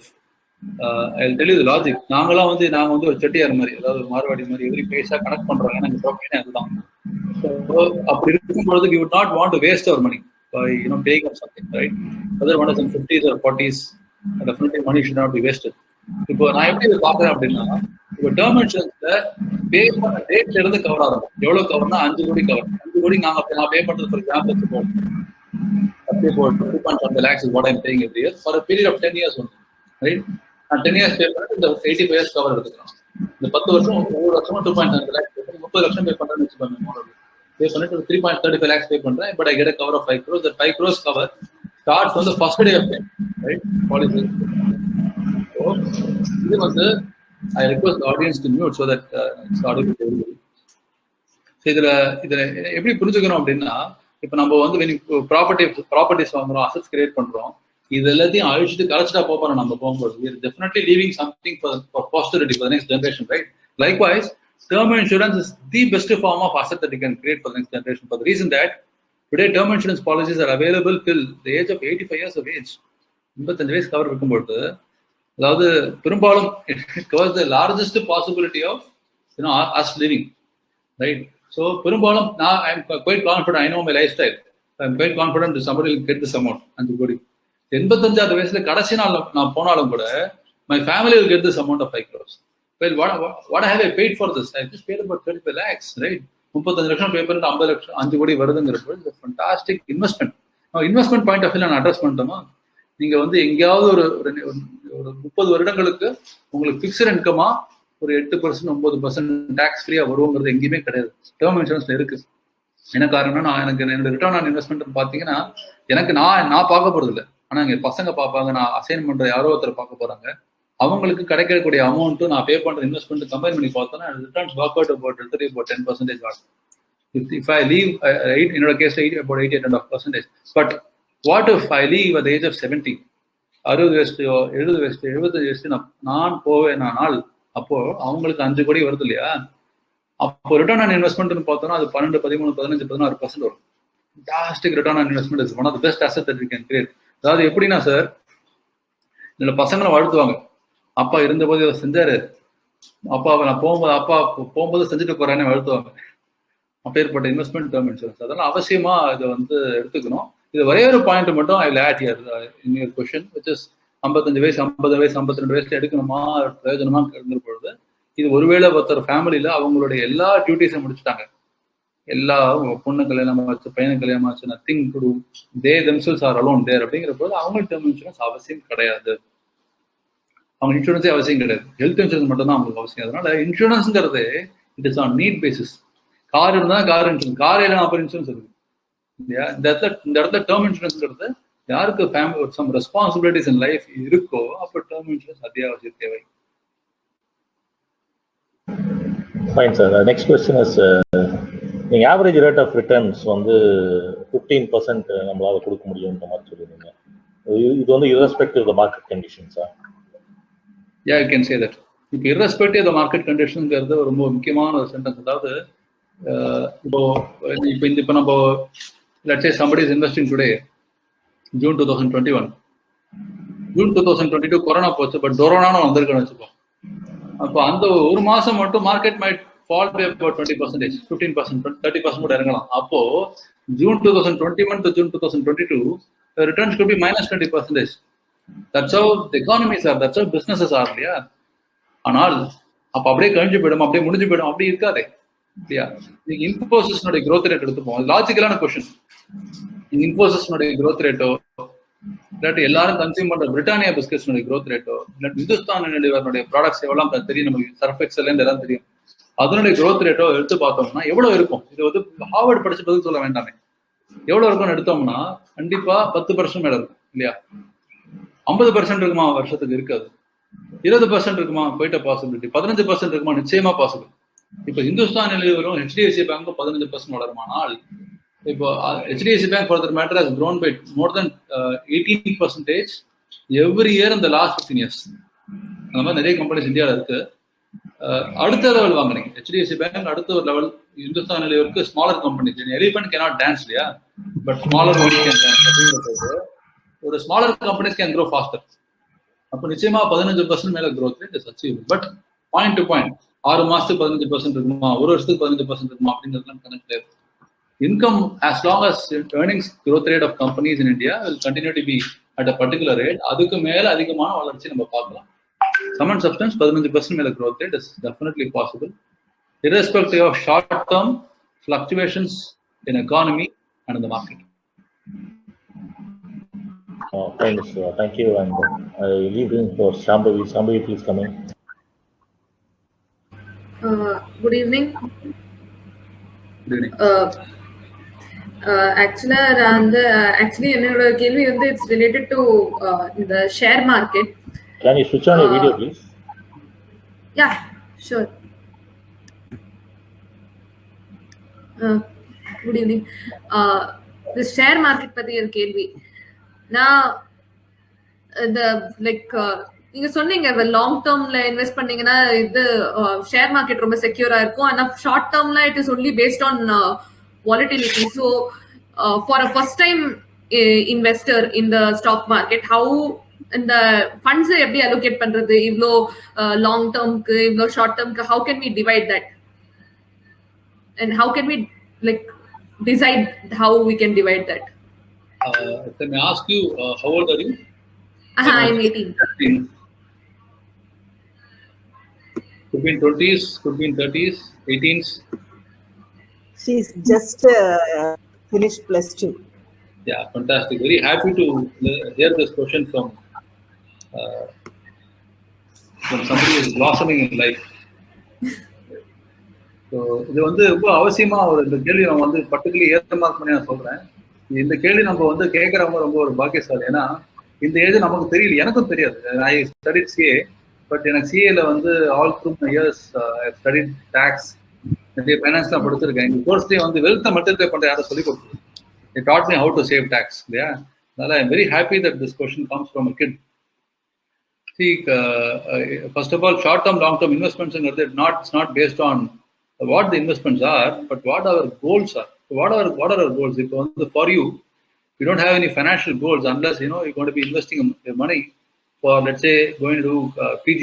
நான் யூஎஸ்ல போய் நான் படிக்க போறேன் அப்படின்னா next 3 இயர்ஸ்ல UG முடிச்சதுக்கு அப்புறமா ஒரு பிஜிக்கு ஃபண்ட்ஸ் தேவைங்கிறது ஒரு கோல் இல்லையா? அப்போ money is required after 3 years. இந்த money that is required for 3 years, within 3 years, 2 years, 1 year அப்படிங்கிறது first of all short term தான். ஃபர்ஸ்ட் 1 yearங்கிறதுனால ஷார்ட் டேர்ம் தான் இல்லையா? நெக்ஸ்ட் இயர் ஃபீஸ் பே பண்றதுக்கு பணம் வேணும், ஷார்ட் டேர்ம் தான். ஈக்விட்டிஸ்லேயே கொண்டு வரக்கூடாது. என்ன மக்கள் தப்பு பண்றாங்கன்னா, இன்னைக்கு இன்வெஸ்ட் பண்ணி நாளைக்கே மில்லியனர் ஆகணும்னு ஆசைப்படுறாங்க. 6 மாசத்துக்குள்ள எனக்கு ஃபண்ட்ஸ் தேவை. அந்த 6 மாசத்துக்கு பெரட்டி டபுள் பண்ணி மல்டிப்ளை பண்ணணும். அப்படிலாம் அந்த மேஜிக்லாம் ட்ரை பண்ணக்கூடாது. லாஜிக்கல். அதெல்லாம் நாங்க பண்ணுவோம். ஏன்னா எங்களோட தொழில். நாங்க வாரம் இன்வெஸ்ட் பண்ணுவோம், மாசம் இன்வெஸ்ட் பண்ணி try to multiply. But that does not apply to everybody, right? So from a common man's perspective, the money that is required within the first within 1 year or 1.5 years, 2 years வச்சுக்கோமே, 1 year, within 1 year should not be invested in equity. That is for bond, that's for fixed income. First of all, classify money according to the need based பண்ணி தான் classify பண்ணும்போது தான் நான் சொல்ல வரேன். ஆனால் when people start building assets for retirement, right, for next 10 years கழிச்சு வந்து, so I don't know if your parents are around with you, I hope they are with you. If they're going to be investing money, let's say, for your marriage, I don't know how marriages are going to be done 10 years later. There's going to be a corona, maybe it's going to be done with a set of 50 people alone, right? Or it could be an internet marriage. அப்போ அப்படின்னு தான் செலவு இருக்காது. Real life marriage நடந்ததுன்னா அதுக்கு இப்போ சேர்க்கணும் இல்லையா? So that is another probably several years away, maybe 2 years to 10 years away, right? So அப்போ லாங் டேர்ம்ல வரும்போது அப்போ you have more time. Definitely money should be invested in equities there, equities, mutual funds. But if the goal is 10, 15, 20 years away, no, I would put it this way. Ipo, which city are you from in India? Chennai. இப்போ சென்னையிலேருந்து கிளம்பிட்டோம், வெளியூர் போனோம், கிளம்பிட்டோம். பாம்பே போகணுமா இல்லாட்டி கன்னியாகுமரி போகணுமா முதல்ல டிசைட் பண்ணி. பாம்பே போனோம் டைரக்ஷன் வேறு, கன்னியாகுமரி போகிற டைரக்ஷன் வேறு இல்லையா? அது 1 வருஷத்துக்கு தேவையா இல்லாட்டி 10 வருஷத்துக்கு தேவையா டிசைட் பண்ணி. 2வது, இப்போ ஒருவேளை பாம்பே தான் போகணும்னு டிசைட் பண்ணியாச்சு. பாம்பேக்கு வந்து 4 நாள்ல போய் சேரணுமா, ஒரே நாள்ல சேரணுமா? முதல் கேள்வி. அடுத்த கேள்வி, போறதுக்கு 4 நாள் இருக்குன்னா கார்ல கூட போலாமே. ஆனா 1 நாள்ல தான் போனோம்னா the only option is the flight or the train. Correct. Likewise, how many more years do you have to retire? Right? It can only be traveled by flight. Right? So India bullet train வரல, வந்தா ஒரு நல்ல ட்ரெயின்ல போயிடலாம். So 10 வருஷம் retirement இருக்கா, 20 வருஷம் retirement இருக்கான்னு தீர்மானம் பண்ண பிறகு, ரிட்டையர்மெண்ட் இவ்வளவு கார்பஸ் ரீச் பண்ணணும்னு தீர்மானம் ஆன பிறகு என்ன ஸ்பீட்ல போகணுங்கிறத பார்க்கணும். அந்த ஸ்பீடுங்கிறது தான் return on investment. Okay, it is 50% return on investment. 22% earn பண்ணாதான் அங்கே போய் சேர முடியுமா, 10% ரிட்டர்ன் பண்ணாலே போக முடியுமா அப்படிங்கிற அடுத்த factor. Combination of multiple factor. As a first time investor, I think one solution that I'll definitely tell you, first of all, don't indulge yourself in a lot of these trading activities and all that. Start investing by investing regularly in mutual funds. It's a great starting point. And take professional advice in doing that. And start learning more as you invest along. You will have a wonderful future ahead in building wealth. Okay. So it is. So we can't start with like blue chip funds or those the companies which are more. Start with it could be blue chip funds, it could be multi-cap funds, it could be mid and small cap funds. Start investing to that. Take advice and do that. Don't try yourself and hard earn the money, right? Don't splurge your money without knowing what it is. It's like going and buying medicines from the medical shop. You have 2 options: go to the doctor, get yourself diagnosed, and then go to the medical shop and take the medicines, right? Or you go to the medicines and buy the medicines directly. Both options are there. True. If you want to risk it, go to the medical shop. But ideally, go to the doctor and get the medicines prescribed by the doctor. Okay, thank you very much. All the best. அடுத்து விஜயபிரியா இருக்கீங்களா? விஜய் இதோ இருக்கு. விஜய் பேசு, கேளுங்க sir. Good evening sir. என் பேர் ரமணன். என் பேரு very fantastic presentation. Basically வந்து நான் ஃபைனான்ஸ் சைட் கிடையாது, அதனால இன்ஜினியரிங்லும் பெருசா தெரியுமான்னு கேட்டிங்கன்னா அதுவும் அவ்வளோ சொல்ல தெரியாது. பட் ஒரு லேமேனுக்கு புரியுற அளவுக்கு நீங்க ரொம்ப நல்லா சொன்னீங்க. Fantastic and very interesting. உங்களோட presentation was very interesting and very positive. 2 questions, one related to finance, one related to mind setup. SIPs, நீங்க சொன்ன மாதிரி I could take from you to invest in SIPs. அந்த SIPsலாம் நிறைய போட்டிருக்கோம். அந்த மாதிரி மாசம் 2000, 3000 அந்த மாதிரி இயர்லி போட்டுனே வந்து when we go to home, அந்த இந்தியாவுக்கு வரும்போது அந்த சமயத்துல வந்து பார்த்துட்டு ஏதாவது நம்மளுக்கு ஃபைனான்சியல் நீட்ஸ் இருந்ததுன்னா நம்ம கன்சல்டன்ட் கிட்ட போய் கேட்டு கொடுத்துட்டு நெக்ஸ்ட் இதுக்கு இன்வெஸ்ட்மெண்ட்டுக்கு போட்டுருக்கோம். ஆக்சுவலா நான் வந்து ஊர்ல வேலை செஞ்சது வரைக்கும் ஒரு 5-6 பேர் சேர்ந்து ஷேர்ல போட்டோம். பட் எனக்கு ஷேர் எல்லாம் ஃப்ரெண்ட்ஸ் எல்லாம் செய்வாங்க. So I just invested my money. அந்த டைம்ல தான் அர்ஷத் மேத்தாவோட இதுவாச்சு. ஸோ அந்த டைம்ல பெரிய லாஸ் ஆச்சு. தென் அப்போ வந்து பாத்தீங்கன்னா நம்ம வாங்குற சம்பளமும் கம்மி, போட்டது கொஞ்சம் அந்த டயத்துக்கு அதிகம்.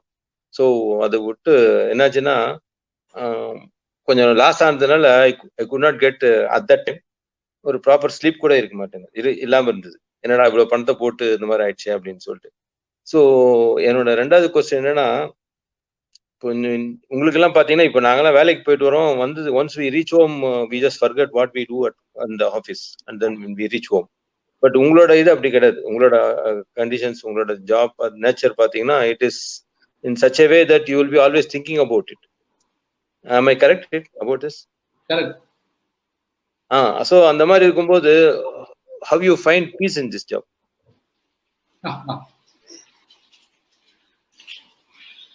இதுல ஃபர்ஸ்ட் வந்து நீங்க இதுல வந்து நீங்க நினைக்கிற மாதிரி இது வந்து அவ்வளவு அபாயகரமான விஷயமே கிடையாது. And to tell you bluntly, I have never lost money in stock markets. People lose money because இப்போ நீங்களே வந்து இப்படி வச்சுப்போமே, நீங்க வந்து இப்போ நான் முன்னாடி சொன்ன அந்த பொண்ணுக்கு சொன்ன விஷயத்தை அந்த அதுல cue from what I just mention to her. நேரா மெடிக்கல் ஷாப் போறோம், பக்கத்து வீட்டுக்காரர் நம்மளோட அட்வைஸ் யாரும் தெரியுமா? ஜென்ரலி நம்ம பக்கத்து வீட்டுல இருக்கிறவங்க, நம்ம ஃப்ரெண்ட்ஸு, மொபைலில் வர இன்ஃபர்மேஷன், இன்டர்நெட்ல பார்க்குற விஷயங்கள், அப்புறம் மாமா மச்சான், இவங்களாம் தான் நம்ம அட்வைசர்ஸ். ஸோ அவங்க சொல்ற அட்வைஸை கேட்டு நீங்க வந்து ஒரு முக்கியமான ஒரு கேன்சர் ட்ரக் எடுத்துப்பீங்களா? இல்லை யோசிச்சு பார்ப்போம். அவங்க ட்ரக் ஒன்று சொல்றாங்க, உடம்புக்கு வியாதி இருக்குன்னு வச்சுக்கோங்க, டாக்டர்கிட்ட போய் தான் மெடிசன் எடுத்துக்க முடியாது. அதுக்கும் ஒரு எக்ஸ்பர்டைஸ் இருக்கு. அந்த எக்ஸ்பர்டைஸை நம்ம வந்து வேல்யூ பண்றது இல்லைன்றது அந்த ஃபர்ஸ்ட் ஆஃப் ஆல். ஸோ அதனால இதை வந்து ஸ்டாக் மார்க்கெட்ஸுங்கிறது first of all it's not a business. எப்படி உங்க பிஸ்னஸ்ல நீங்க இன்வெஸ்ட் பண்ணி பணத்தை பார்க்கலாமோ, நீங்க நான் இன்னொரு கேட்கிறேன் உங்ககிட்ட, நீங்க இந்தியாவில் மிகச்சிறந்த பிஸ்னஸஸ்ன்னு எந்த பிஸ்னஸ் கன்சிடர் பண்ணுங்க நெக்ஸ்ட் ஒரு 10 years பீரியடுக்கு?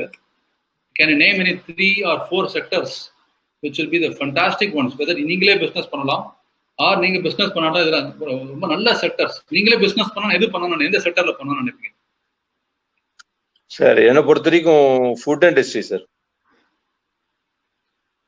Number 1. Number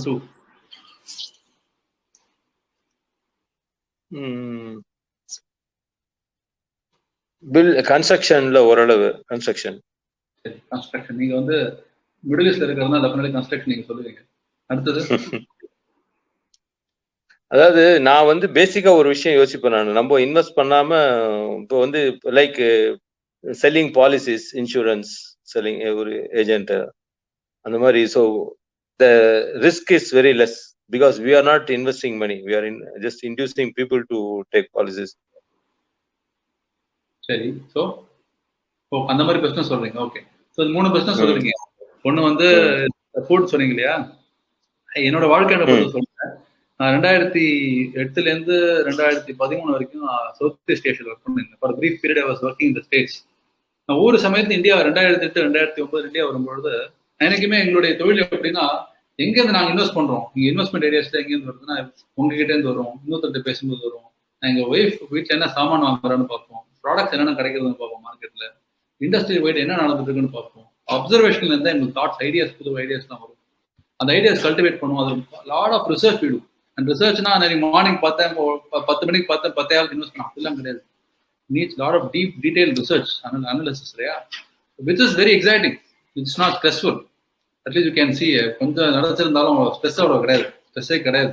stress free business. 2013 I decided that for life I will not do any business. The same that there were people who were willing to park money on me personally because I was running a commodity business those days. But I decided not to do business because there are so many fantastic people who are running businesses. Why not invest in ride along, grow and grow rather than invest? Why should I invest in my own? Yeah. என்ன சொல்ல வந்தேன், 2008-09 ஒவ்வொரு வருஷமும் நான் India வரும்பொழுது ஒரு சின்ன நிறைய சேஞ்சஸ் பார்த்துட்டே வந்தேன். ஒரு சேஞ்ச் வந்து 2007 பார்த்தீங்கன்னா அண்ணா நகர்ல அடையாறுல மட்டும்தான் டொமினோஸ் பிஸா இருந்தது. 2 கடை, ஒரு 2 கடை, ஒரு கடையே தான் இருந்தது. ஆனால் ஒவ்வொரு வருஷமும் வர வர வர எங்கள் வீட்டு பக்கம் அசோக் நகர்ல வந்தது, கேகே நகர்ல வந்தது, டி நகர்ல வந்தது, இப்போ 2009-10 நான் என்ன ரியலைஸ் பண்ணேன்னா இது ஒரு wave expanding big time. So நீங்க ஒரு ரெஸ்டாரண்ட் பிஸ்னஸ் எடுத்தீங்கன்னா இந்தியாவில் மிகப்பெரிய ரெஸ்டாரண்ட் பிஸ்னஸ் எந்த ரெஸ்டாரண்ட் நினைப்பீங்க? இந்தியாவில் பார்த்தீங்கன்னா vegetarian wise we can say Saravana Bhavan. அது நீங்க தமிழ்நாடு தானே, நீங்க இந்த பஞ்சாப் லெவல் பஞ்சடபவன் என்னன்னு கேட்பாங்க.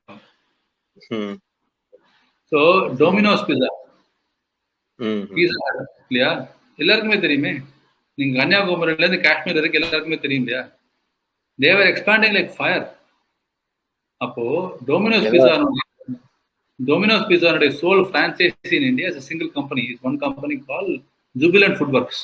ஸோ நீங்க வந்து இப்போ ஸ்கிரீன்ல இருக்கிறதுனால I hope I think you can watch my screen as I'm showing you. Again இதெல்லாம் வந்து real life examples of my life instances. இது நீங்க டென்ஷன் சொல்றீங்க இல்லையா. இப்போ நான் Jubilant Foodworks I saw them expanding very big time. அதனால expand பண்ணேன். ஸோ அவங்க எக்ஸ்பேண்ட் பண்ற சமயத்துல அவங்களுடைய பிசினஸ்ல நான் 2009 இன்வெஸ்ட் பண்ணேன். But I made a mistake of coming out of the company earlier, but I will show you the growth rate. இப்போ வந்து இன்னைக்கு வந்து இதை ஷேர்னு பார்க்க கூடாது, ஷேர்ல ஒரு ஃபண்டமெண்டல்ஸ் இருக்குங்கிறத நம்ம புரிஞ்சுக்கணும். இப்போ 3200 பாக்குறீங்களே, அதை can you see on the screen? So I can see only you, sir, your face. I cannot see other. Okay, I need to share the screen. I'm just a moment. Share screen. So now you can see the screen. Yeah, I can see it. Yeah. So Jubilant Foodworks is the whole franchisee of Domino's Pizza in India, right? So I am showing you. This is 2021. Okay. This is 2013. 2013ல 2018 போலாம், போயிட்டே இருக்கலாம் அது. So 2011 வச்சுப்போமே.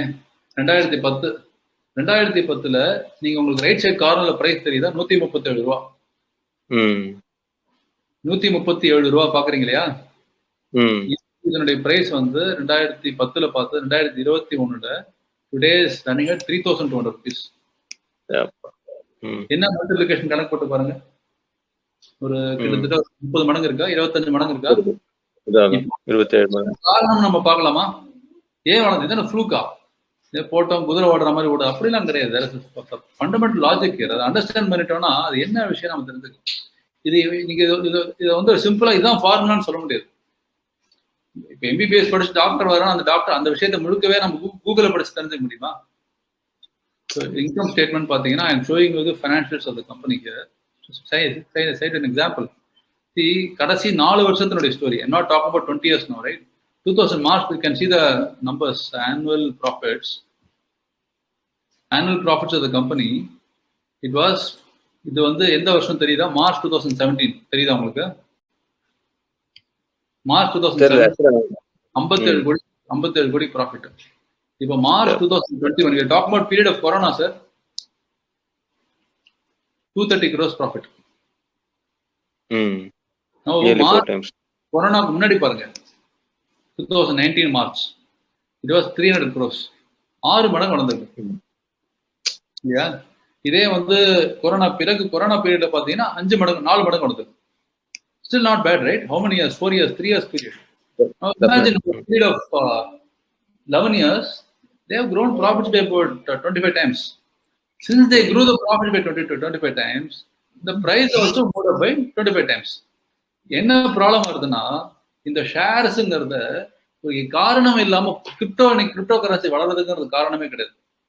அந்த மாதிரி ஷேர்ஸை பார்க்குறாங்க, புரியாதவங்க பார்க்குறாங்க. அப்படி பார்க்கும்போது ஸ்ட்ரெஸ் தான். எதுக்கு அந்த ஸ்ட்ரெஸ் எடுத்து அதுக்கு இன்வெஸ்ட் பண்ண வேண்டாம்.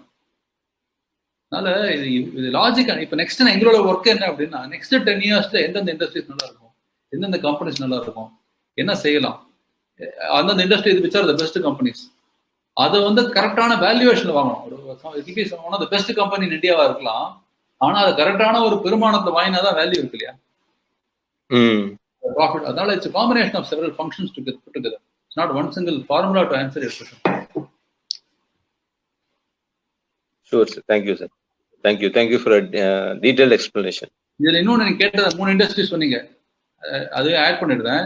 3 இண்டஸ்ட்ரி. ஒன்னு ஃபுட் சொன்னீங்களா, ஜுபிலண்ட் காமிச்சன் இல்லையா, construction L and T, no brainer. L and T இங்க கடையை மூடுவாங்களா?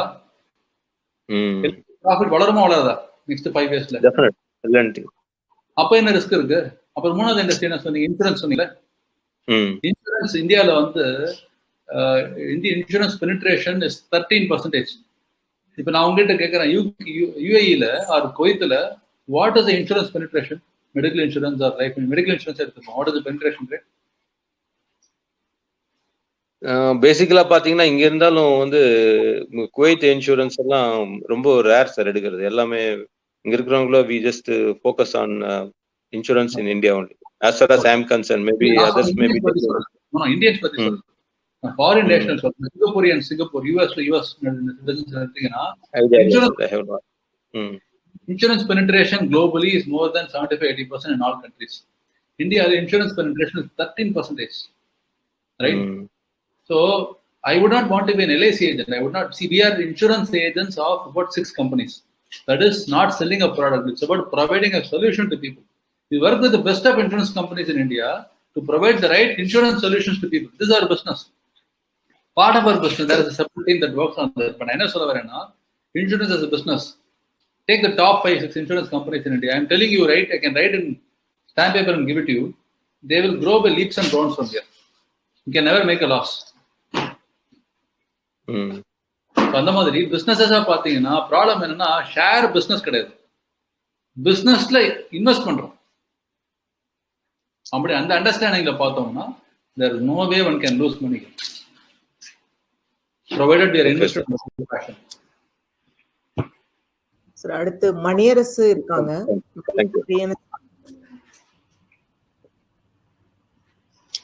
மணியரசு மைக் ஆன் பண்ணுங்க, வீடியோ ஆன் பண்ணுங்க. வணக்கம் சார். வணக்கம் சார், எப்படி இருக்கீங்க? ஓகே, முன்னாடி பேசுற மாதிரி தான் எல்லாமே இன்ட்ரெஸ்டிங்காக இருந்தது. இப்போ என்னோட கொஸ்டின் வந்து ரியல் எஸ்டேட் பற்றி சார். ஆக்சுவலாக நீங்கள் முன்னாடி மென்ஷன் பண்ணியிருந்தீங்க, அந்த ரியல் எஸ்டேட் வந்து as you said up to 2013-14 there was a phenomenal growth and more block monies were there. So though I mean எங்களோட மணிலாம் வந்து NRI அக்கௌண்ட்ல இருந்தாலும் நம்ம வந்து ரியல் எஸ்டேட்ல இன்வெஸ்ட் பண்ணும்போது பார்த்தீங்கன்னாக்கா லெட்ஸ் சே ஒரு 10x ப்ரைஸ் அப்படின்னாக்கா ஒரு எக்ஸ் அமௌண்ட் மட்டும் நம்ம அந்த லீகலா நாங்கள் மென்ஷன் பண்ணிட்டு அதுக்குள்ள ஸ்டாம்ப் டியூட்டி வாட் எவர் பே பண்ணிட்டு மிச்சத்தை வந்து கேஷாக எங்கள் அக்கௌண்ட் இருந்து எடுத்து யாருக்கு வாங்கணுமோ அவங்ககிட்ட கொடுத்துட்டோம். Means it become unaccounted. Now as I mean இப்போ பார்த்தோம்னாக்க ஓகே, இப்போ ஒரு லெட்டஸே அந்த 10xங்கிறது வந்து ஒரு 10 இயர்ஸ்ல லெட்டஸே ஒரு 15x வரைக்கும் அது போல இருந்திருக்கு. பட் ஓகே, நாட் ஈவன் ஒரு 10-12 or whatever, it is not real but speculation வச்சுங்களா. ஸோ அந்த மாதிரி கண்டிஷன்ல இருக்கு. இப்போ ஃபர்தரா வந்து க்ரோ ஆகிறதுக்கு ஒன்றும் வாய்ப்பு இல்லை அப்படிங்கிறது வந்து தெளிவாக தெரியுது. ஸோ இப்படிங்கிற கண்டிஷன்ல வந்து இப்போ எங்களோட ஒரு லெட்டஸே 60-70% ஆஃப் மணி வந்து அது போல தான் இருக்கு. So in this case how to proceed? Means we understand அந்த ஷேரோ இல்லை மியூச்சுவல் ஃபண்டோ இது லீகலாக வந்து ஒரு எல்லாமே ஒரு ஸ்ட்ரக்சர்டா இருக்கு. அப்படிங்கும் போது ஒன்று அந்த மணியை வந்து எப்படி we can regularise or what's your advice?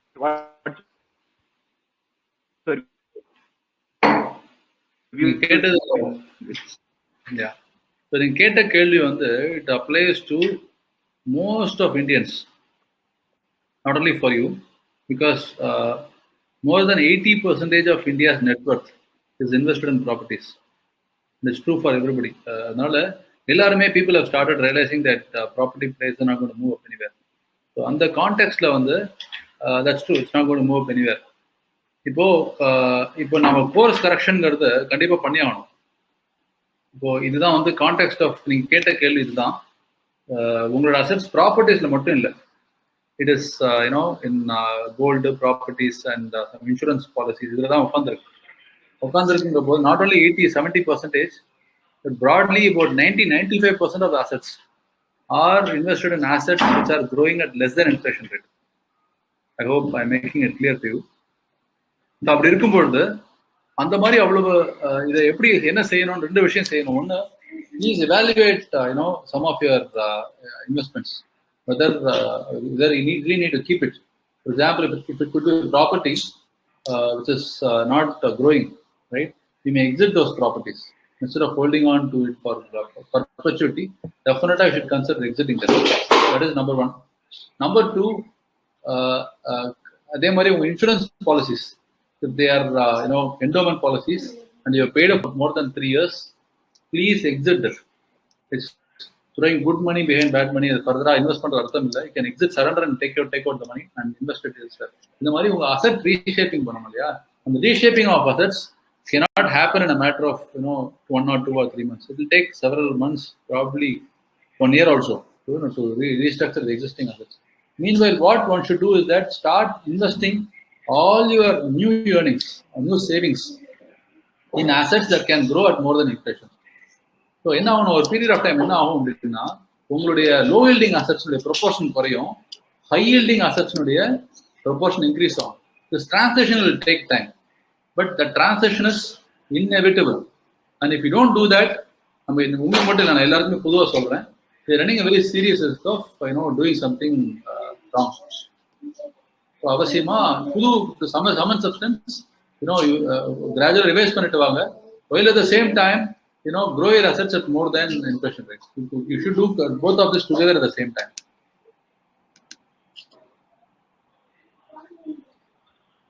Okay sir. Actually அதான் இப்போ என்னோட அடுத்த அதே சேம் தான் இதுல வந்து அந்த இப்போ அந்த ப்ராப்பர்ட்டி டிஸ்போஸ் பண்ணும்போது லெட்டஸே நான் வந்து ஒரு 15x அந்த அமௌண்ட் வருது இல்லைங்களா, அதை வந்து is it possible to legalize?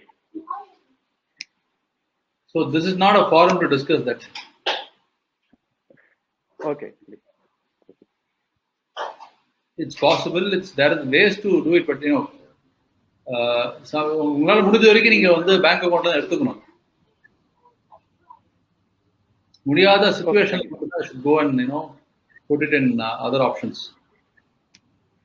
நான் உங்களுக்கு இதோட வீரியத்தை நான் காட்டுறதுக்கு I just want to, are you able to see one Excel sheet that I am showing up here? தெரியுதுங்க sir. Okay, let me just show you one factor which is very important for people to consider. This is financial assets of one individual. I don't want to unfortunately I have to show somebody else's portfolio இருந்தாலும் it's unknown people ங்கறதுனால I think I can this prepared just about a week back, right? This is a family, ஒரு middle class family. They are also NRIs. அவங்களோட asset வந்து 2.9 crores இருக்கு. You can see that here, right? அவங்க எங்க இருக்குன்னு பாத்தீங்கன்னா largely in properties. இது வந்து properties, real estate.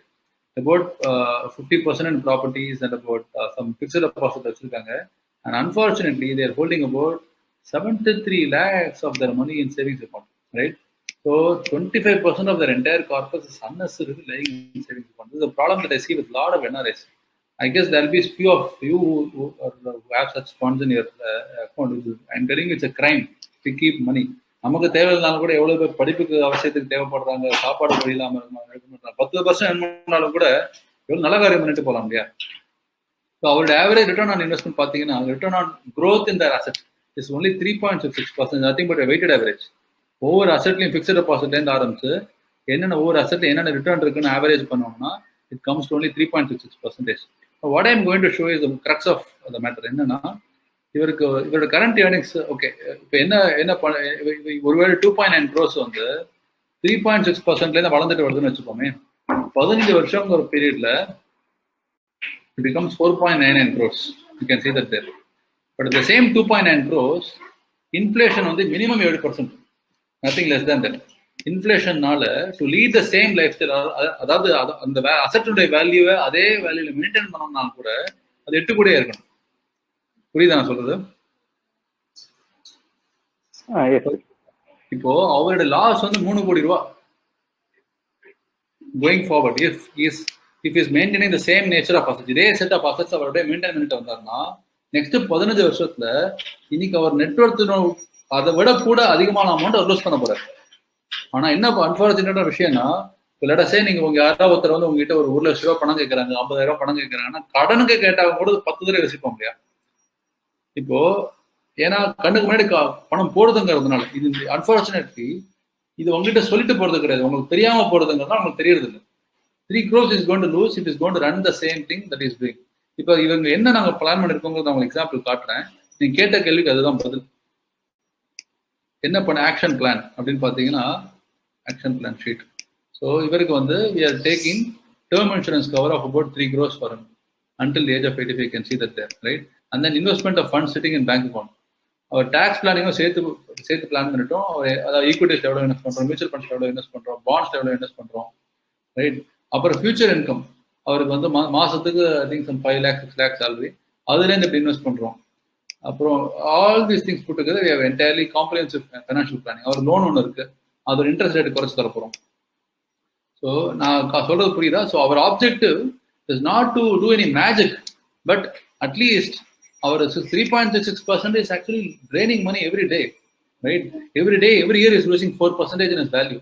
3 கோடி ரூபாயில அவருக்கு தெரியாம வருஷத்துக்கு 10 லட்சம் ரூபாய் 12 லட்சம் ரூபாய் லூஸ் பண்ணிட்டு இருக்காரு, ஏர்ன் பண்றதுக்கு லூஸ் பண்ணிட்டு இருக்காரு. இப்போ இதுல ஒர்க் என்னன்னா, இந்த 3.66% can we make it 8%?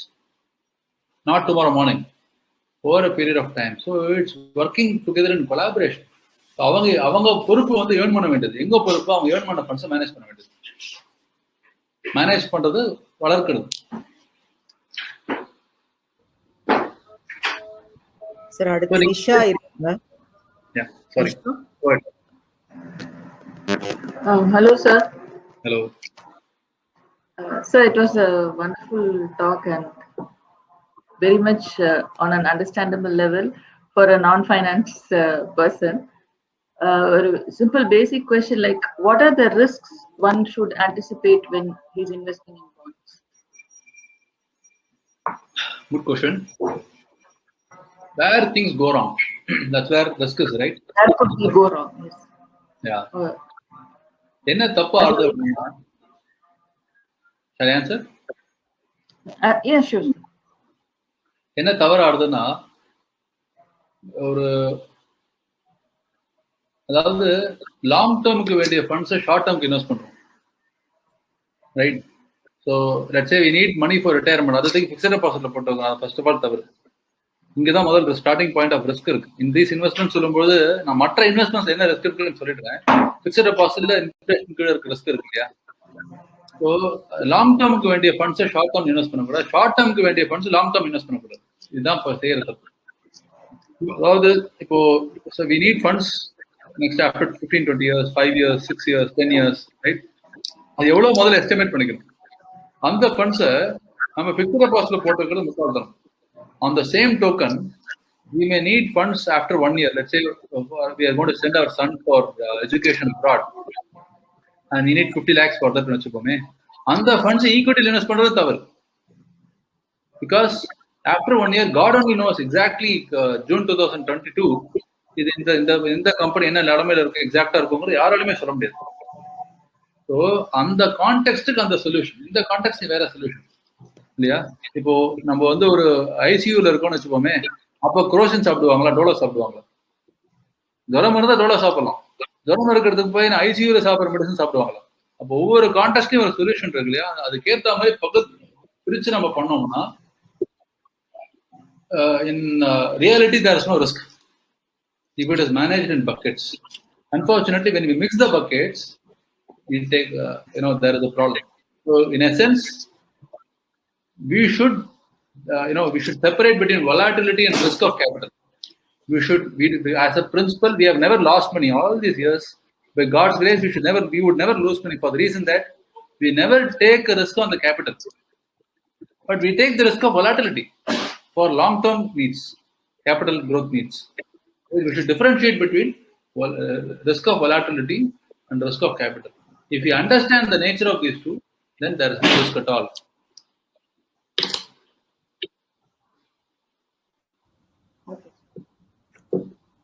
Sir, thank you.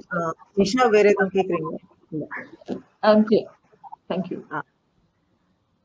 Sir, ரெண்டு பேர் கேள்வி கேட்டிருக்காங்க இதுல. If I am new to mutual funds, direct investment or through fund manager, which is the best option? Let me answer this question in a different fashion. 3 years back, a friend of mine is one of the leading fund managers in India. He manages about 17,000 crores of corpus. Go on record to say 17,000 crores of corpus is what he's managing in India. 3 years back, he came down to Chennai for Diwali. அவர் வரும்பொழுது பர்சனலாக நான் meet பண்ணணும்னு சொல்லி சொன்னான். Meet பண்ண பொழுது என்கிட்ட சொன்னா, I want entrust all my family funds to you to manage அப்படின்னு சொல்லி சொன்னான்.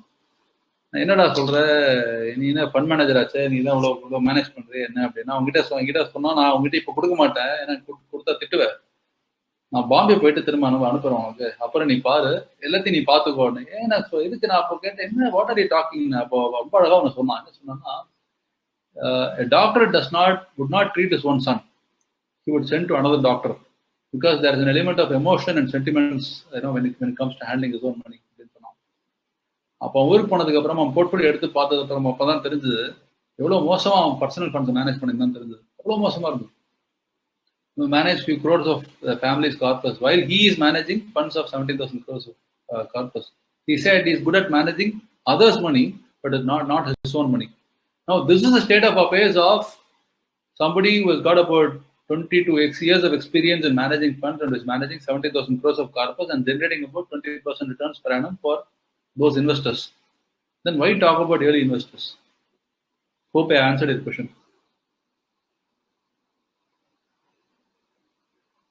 Thank you, sir. Policy bazaar. Policy bazaar அதை பத்தி கேட்டிருக்காங்க சார். நான் ரெண்டு விதமா பதில் சொல்றேன். பாலிசி பசார் கம்பெனி நாங்கள் இன்வெஸ்ட் பண்ணிருக்கோம். Okay. Not a listed company. We are shareholders in the company. So we believe that the company has got great potential to grow and scale up. So that way it's a good company, but you will not get an opportunity to buy because it's an unlisted company. Well, I think your question is not relating to this. The question is whether can somebody take some policies from Policy Bazaar. Yeah, you can take. That's definitely a good one to take, provided you have knowledge of what you're going to take. So the Policy Bazaar is a medical shop. You know what medicines to buy, then you go from the medical shop and buy it. But if you what you need is a diagnosis, then go to the doctor. Choose for yourself whether you need doctor or you want the shop.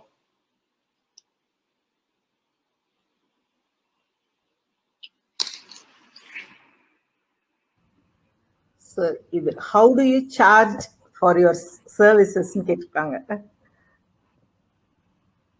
Ourselves? Okay. There are three elements to our work. The first element is the nature of planning, the financial structuring of families, which is, I think, the first of all basic need for every family. So, இதுல வந்து என்னென்ன assets இருக்கு நம்ம கையில, எங்கெங்க இருக்கு, அதை understand பண்ணிட்டு எங்க ரீஸ்ட்ரக்சர் பண்ணணுமா, அதை மாடிஃபை பண்ணணுமா, அதை வந்து ரீஷேப் பண்றதுக்கு tax planning, all this go into the element of initial financial planning. Normally, we may have a fee of, it's discretionary, we may or may not have, we need not have essentially. But if acquired, we may have a fee of anywhere between about 2,000 rupees to about 20,000 rupees for making a financial structure. This is a one-time affair. Number two, from there on, it's about investing. Next stage is investing, right? Investing and properly investing the assets for a period of time gradually. And then a third stage is monitoring and delivering value.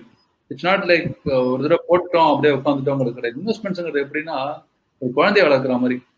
You don't beget a baby and then expect it to go to college tomorrow, right? குழந்தை பிறந்ததுன்னா குழந்தை பெற்று அதை பார்த்து பால் ஊட்டி சீராக்கி வளர்த்து அதுக்கு வந்து பார்த்து கவனிச்சு ஸ்கூலுக்கு அனுப்பி கடைசியில் காலேஜ் அனுப்புறதுக்கு 20 வருஷம் மேட்டர், 20 years மேட்டர். இந்த மாதிரி one needs to do babysitting for investments. That's very much necessary. முன்னாடி ஒருத்தர் கேட்டிருந்தாரு, நான் அர்ஷத் மேத்தா சமயத்தை பணம் லூஸ் பண்ணாரு. இந்த மாதிரி நிறைய பேர் லூஸ் பண்ணிருக்காங்க. காரணம்னா பேபிசிட்டிங் பண்ணாது. பேபிசிட்டிங் at the point of investments and also in the point of monitoring. அதனால investments, stage 2 is investments. Number 3 is babysitting, monitoring, delivering value for life. It's not one time. We travel with the families. Our families travel with us. That's why we call a family office. So hundreds of families travel with us. அப்படிங்கிறப்போ the 3 ஸ்டேஜா பிரிக்கும்போது முதல் ஸ்டேஜ்ல we may have a fee, a small amount of which is one time offer. Investments we don't have any fee at all. Number 3, monitoring and delivering value க்கு கூட put it straight, we don't have fee because we have created a model where we work like a Uber model. எல்லாத்துக்கும் Uber example சொல்றாங்க இப்போ. Uber model of managing and growing money. Unfortunately, Indians are very, very cost conscious. Amount கடைக்கு காசு டிஸ்கவுண்ட்னு போட்டா price ஏத்தி விட்டு discount போட்டதுனாலே போய் வாங்குறாங்க இல்லையா? So people don't want to pay. we didn't want to have any fee because எங்களுக்கு வந்து நானும் என்னோட ஃபேமிலிக்கு ஒரு ஃபேமிலிக்கு போய் நான் fee collect பண்ணனும்னா it's going to take இதுவே எங்க collection agent ஆயிடும். அதனால we didn't want to have a fee. So we have got whatever mutual funds that we don't have charge anything. Since mutual funds have a fund management fee, we have signed up with almost all mutual funds in India. So அவங்களோட fee பார்த்தீங்கன்னா roughly about 2% இருக்கும். They share 50% or 40% fee with us. It's a volume game, so low margin game. So about 1% is what we make on. It's a very transparent thing. 1% is what we make on the funds managed. With mutual funds, there is no separate fee on managing mutual funds. And number 2 is bonds and debentures. We buy in wholesale market and give it to retail investors. Like you go to the Coimbatore market, buy in wholesale. நீங்க ஒரு kilo 10,000 வாங்கணும்னா பக்கத்து கடையில வாங்கிக்கலாம். But debt market, bond markets, and the wholesale market, it is involving large institutions. So we can buy in the wholesale market for 50 crores of rupees in our books and give it to retail investors in smaller quantum. In fact, we buy from boutique. So we don't make money in selling it high, but we make our money in buying it low, as far as bond markets are concerned. So there's no additional fee there. Since it buy it more efficiently, we make our money in buying it more efficiently. So that is on the bond markets. On the equity front, we have a performance fee where the returns are more than 10% per annum. Our performance fee stands at about 20% of returns earned more than 10% per annum. We have taken out the concept of fund management fee completely. So we work on the concept of performance fee because we believe that we can perform. Performance will definitely happen. Performance fee is what we work on. அந்த மாதிரி ஒவ்வொரு asset இருக்கு. There are multiple assets. We invest in startups. Multiple assets that we work on. So in substance, there is no upfront fee, there is no continuing fee. It's about, as people grow in families, say we 2 கோடி ரூபாய் investments 5, 6 கோடி 10 கோடி ஆகும்போது we also grow along with that. Our margins are minuscule, but on a volume we earn. So I think I have described that to the extent possible in this short time.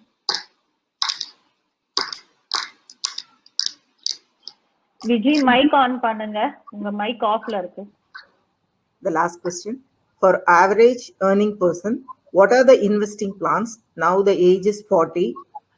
Previously not invested in anything. Okay. I will answer your question, madam. But I would recommend you to நான் ஒரு chat boxல போட்டா உங்களுக்கு தெரிய வருமா? அங்க இருந்து பார்க்க முடியுமா chat boxல பப்ளிஷ் பண்ணா? வந்து இங்க இவங்க ஒரு ரமேஷ் குமார்னு ஒருத்தர் கேட்டிருக்காரு. So I am asking on behalf of them. அவங்க உள்ள chat boxல தான் போடுறாங்க. So நீங்க அதுல போட்டீங்கன்னா ஓகே. நான் வந்து ஒரு வீடியோ ஒன்னு நான் பார்க்க சொல்றேன். இந்த வீடியோஸ் நீங்க அவங்க பார்த்தா அவங்களுக்கு இந்த ஆன்சர் கிடைச்சிரும். ஏன்னா இது வந்து நான் என்னென்ன இன்வெஸ்ட் பண்ணணுங்கிறத பத்தி தான் நான் பேசினேன். ஸோ ஃபர்தரா அவங்க கேட்கறது கேள்விக்கு ஒரு ஜெனரிக்கா பதில் சொல்லலாம். ஆனா இது இன்னும் டீட்டெயிலா பதில் சொல்லணும் அப்படின்னா then I have to understand their situations. Because அவங்க ஃபேமிலி யார் இருக்காங்க, அவங்களுடைய இன்கம் பேட்டர்ன்ஸ் என்ன அப்படிங்கறத அண்டர்ஸ்டாண்ட் பண்ணிக்கிறோம். But anyway I will do one thing. இந்த moment I just share 2 videos, right, which I think pretty much will cover what they need to do. இதனுடைய இந்த வீடியோஸ் நான் வந்து என்ன பண்ணக்கூடாதுன்னு போடுறேன், என்ன பண்ணலாம்னு மட்டும் இல்லை. Just give me a moment. Yeah, link address. I'll publish that in the chat box.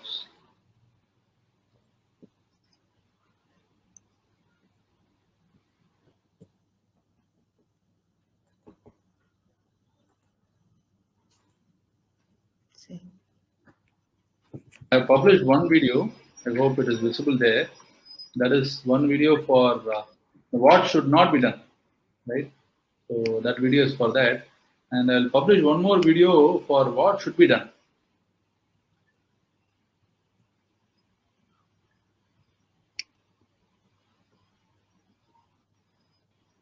So these are the top 5 things you should do. Top 5 investments that one should make. So give me a moment.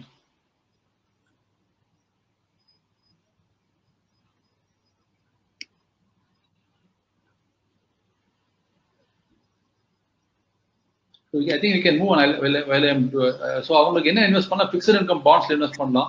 growth-க்கு வந்து mutual funds equity invest பண்ணலாம். I think this is where they should this is what they should do. In summary, இன்னும் டீடைலா போடுறதுக்கு I will publish this particular video.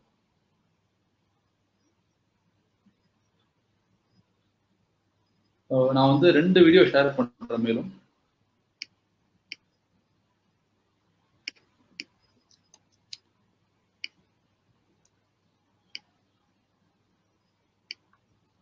This is one.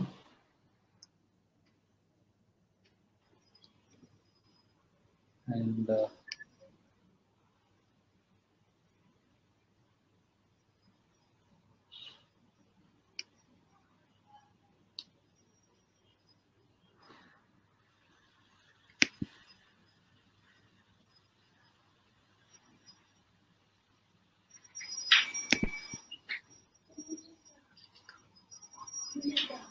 I'll let me share one more video. I think I'm taking time to do that. If there are any more questions, I can take one more question and then come to an end.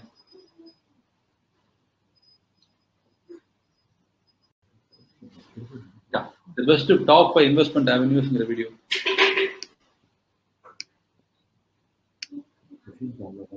The video that I was talking about.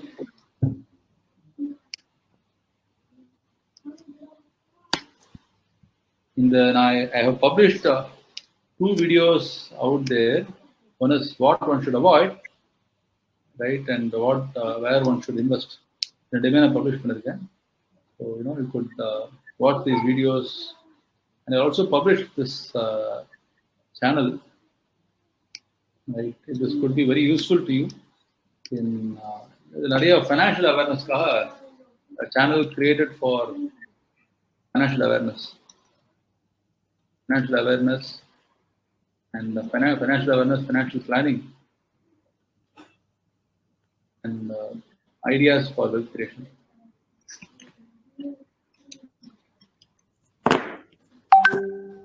Yeah. Is that this now? The chat box is visible, madam? Irukku sir. So everybody will see. So it's okay. So we will also share all those links in the group later. Yeah.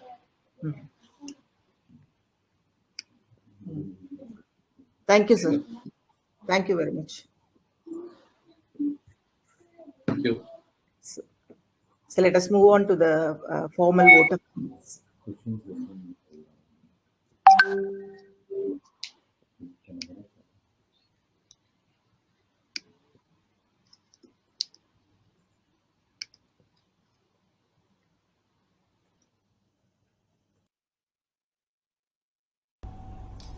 அனைவருக்கும் வணக்கம்.